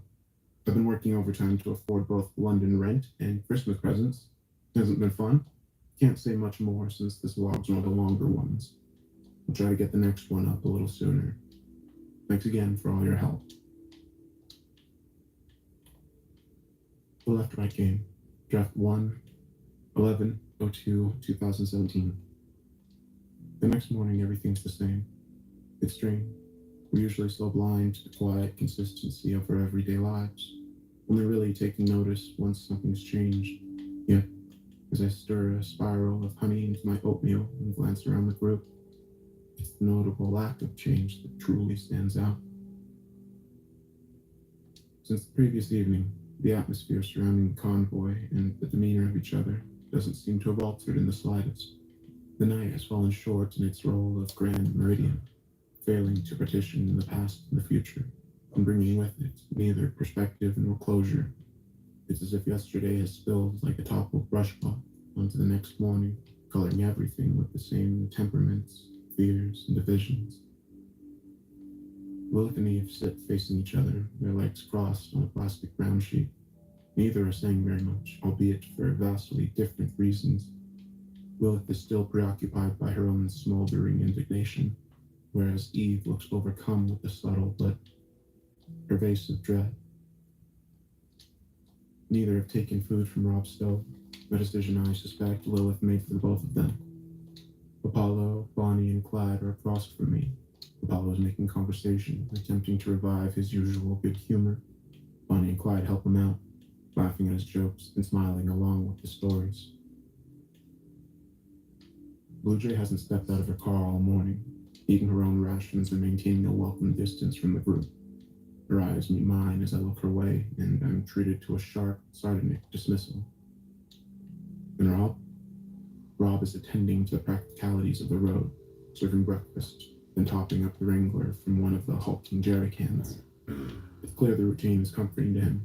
I can easily imagine how he deals with the great many problems, compartmentalizing, recasting himself as a blunt instrument engaged in a set of necessary processes. He's made himself too busy for grief, and will likely remain so until the feeling fades. As coping mechanisms go, it isn't remotely healthy. I should know. I'm doing pretty much the exact same thing. Clyde, could I get a few words? No, I almost. Clyde looks up from his food, no little surprise. You want me? Yeah. If that's not too much trouble. Oh, no. No trouble at all. You want to do it now? I'm not too hungry. No, me neither. That would be great, thank you. Would you mind if we moved away from the stove? Clyde nods keenly, putting my bowl to one side. I take Clyde to the edge of the apple grove. Nobody looks after us. How are you holding up, Bristol? Getting there. There's a giant. Okay. I'm getting by. So, can I ask, why did you choose Bonnie and Clyde as your call signs? Well, it came pretty easy. We used to play outlaws when we were kids. One time Bonnie stuck up a bank. Really? Well, no, it was an ice cream parlor. But Bonnie was pretending it was a bank, and then she ran in, holding her hand like a gun. Told Mrs. Guilford it was a stick-up. Wow, that doesn't seem like her. Oh, no, she was a wild child, always living in a story. Anyway, we got free Sundays and a new nickname in town after that. When Rob told us about call signs, it was the first thing we thought of. It's a good choice. I paused, letting the previous subject fade before launching into the next one. All things considered, this may be the last time me and Clyde are on such casual speaking terms. Bonnie told me she talked to the hitchhiker. Clyde's disposition shifts. There's a sudden alertness that wasn't here before, rushing to the fore in immediate response to my words. In the following silence, The center of his wide-eyed stare, an educated guest suddenly becomes much more. When did she tell you? I'm sorry. He's so bad at aiming his weapon at me, it's not difficult. You just did. You can almost see the stone fall in Clyde's throat. Deep, burning embarrassment and hurt that comes from being deceived, from a close secret you held getting out to the world. I don't feel exceptional either. Lying to Clyde, bringing him away from Bonnie under the guise of an interview, being the personal abhorrence. It also flies in the face of everything I've tried to be as a journalist. Clyde can't bring himself to talk, so I press forward. Boom! I think it might be best if you call Bonnie over here. Nodding vaguely, Clyde wordlessly shuffles back to Bonnie, whispering in her ear. She puts a hand on his shoulder and helps herself up. Whatever he's told her, she doesn't seem angry as she joins us beneath the shade of the apple tree. I didn't want to cause any trouble, and Clyde's been looking forward to this trip for so long, so I didn't want us to turn back. I'm sorry. What happened, Bonnie? I just said 2 words. I wasn't talking to him. I was just doing what Rob said, but then he just... Bless you, was all that was said. That's it. Well, he thanked me, and then he just... So easy to talk to, and I thought, well, I've already talked to him. What will a few more words do? She hardly said anything else. What about him? Did he say anything? Bonnie starts to smile, the same way she did last night. A dreamy, enthused expression glowing with reminiscent joy. He told me about this wonderful place.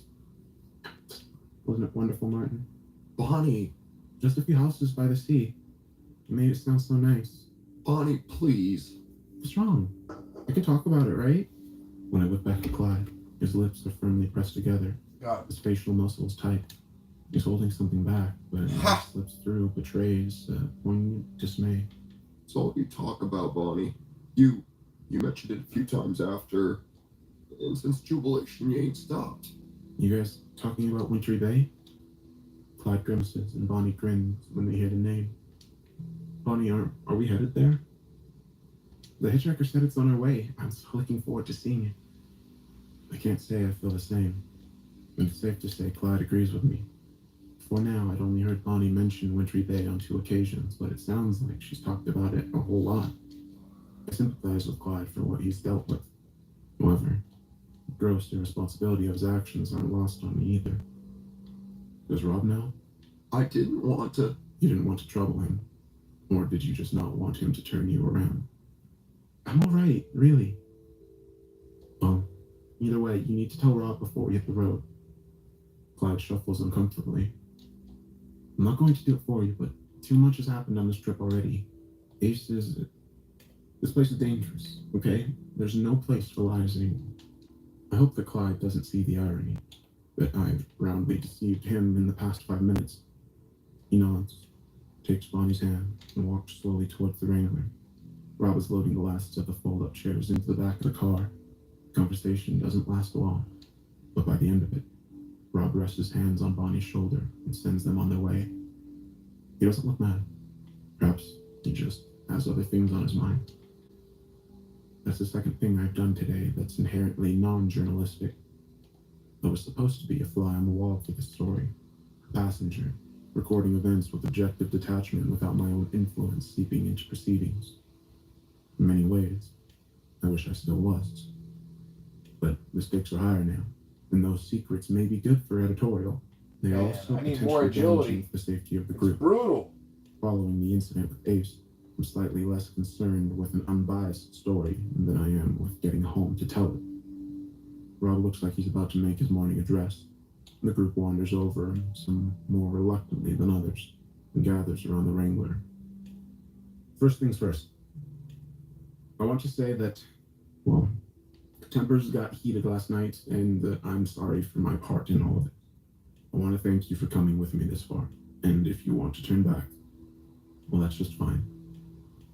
The group stays quiet. If you're headed back, I'd say if you travel one by one, make sure to stay on the radios. Retrace the route and follow all of the rules that applied when you were getting here. Now, can I get a show of hands who's wanting to keep going on the road? I observe my compatriots closely. The definites will be Bonnie and Clyde, who have already implied that they want to continue, and also Blue Jay, who feels she has nothing to worry about from the road. Apollo is in the wind, and Lilith and Eve are probably a split vote. All in all, this could be the moment our convoy splits in half. Blue Jay throws her hand up lazily.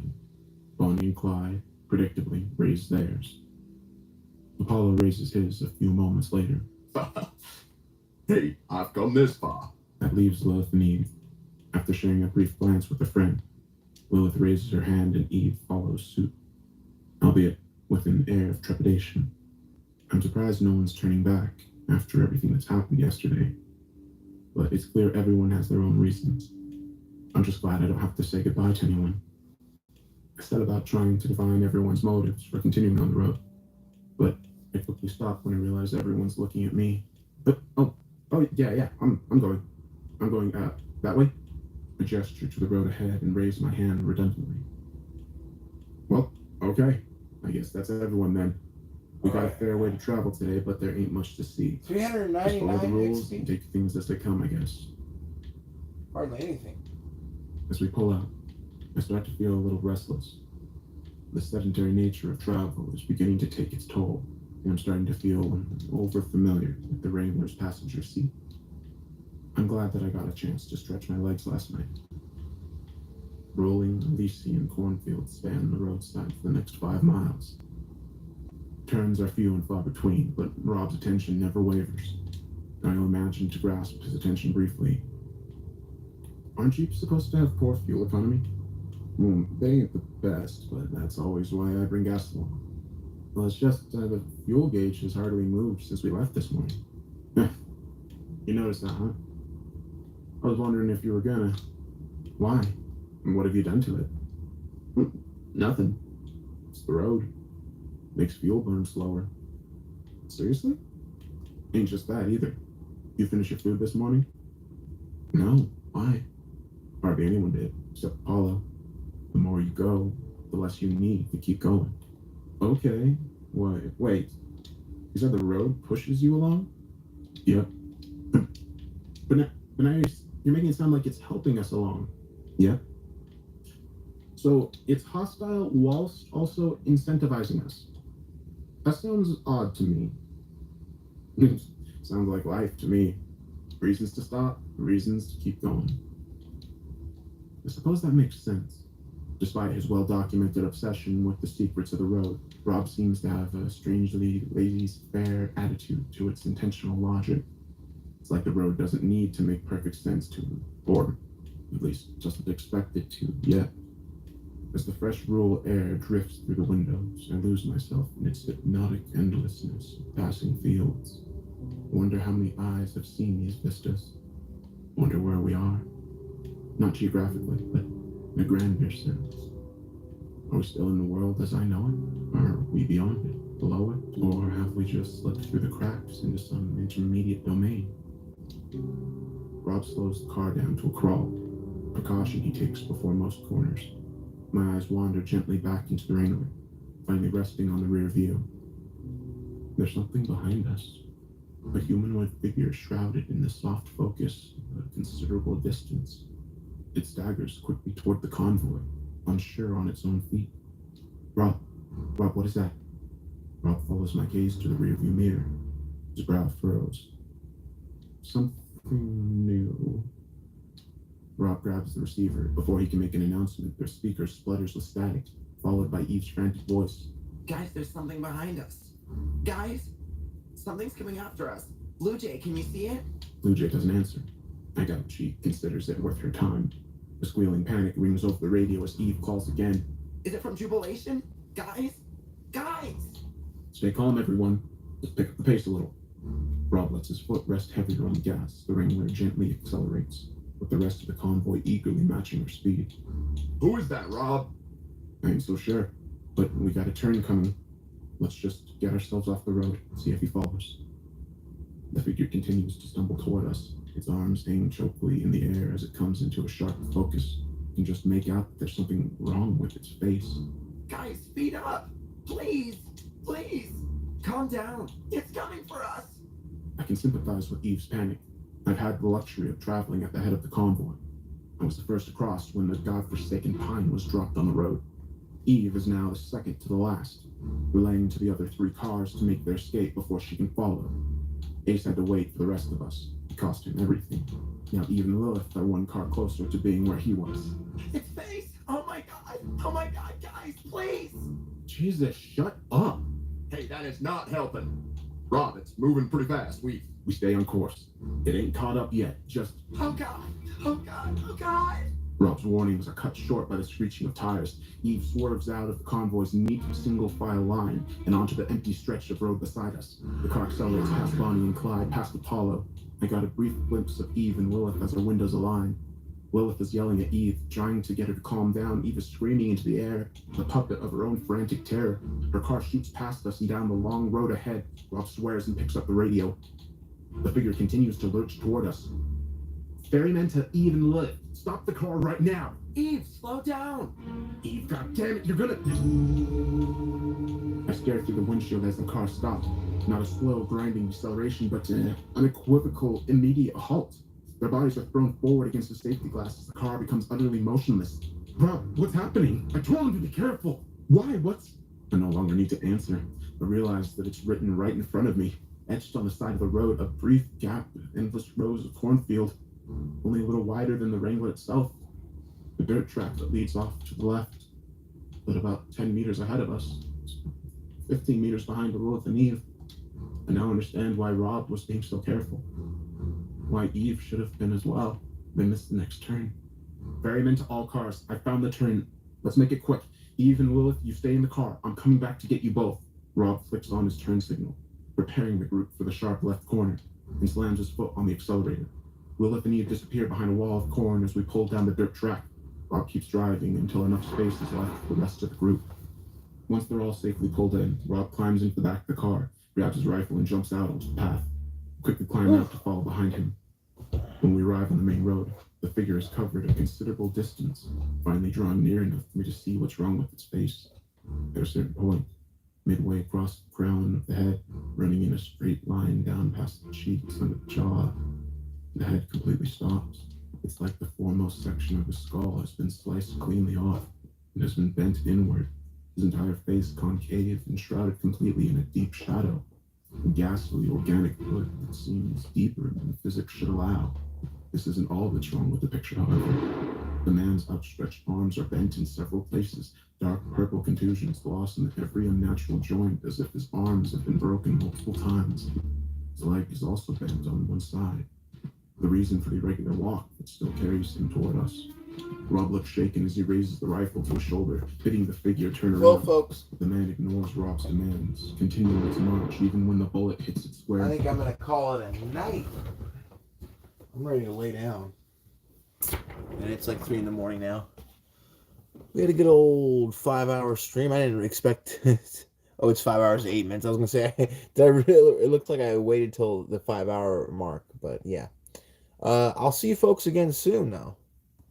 I'm going to try to have it set up better for like listening to stories and whatnot right now.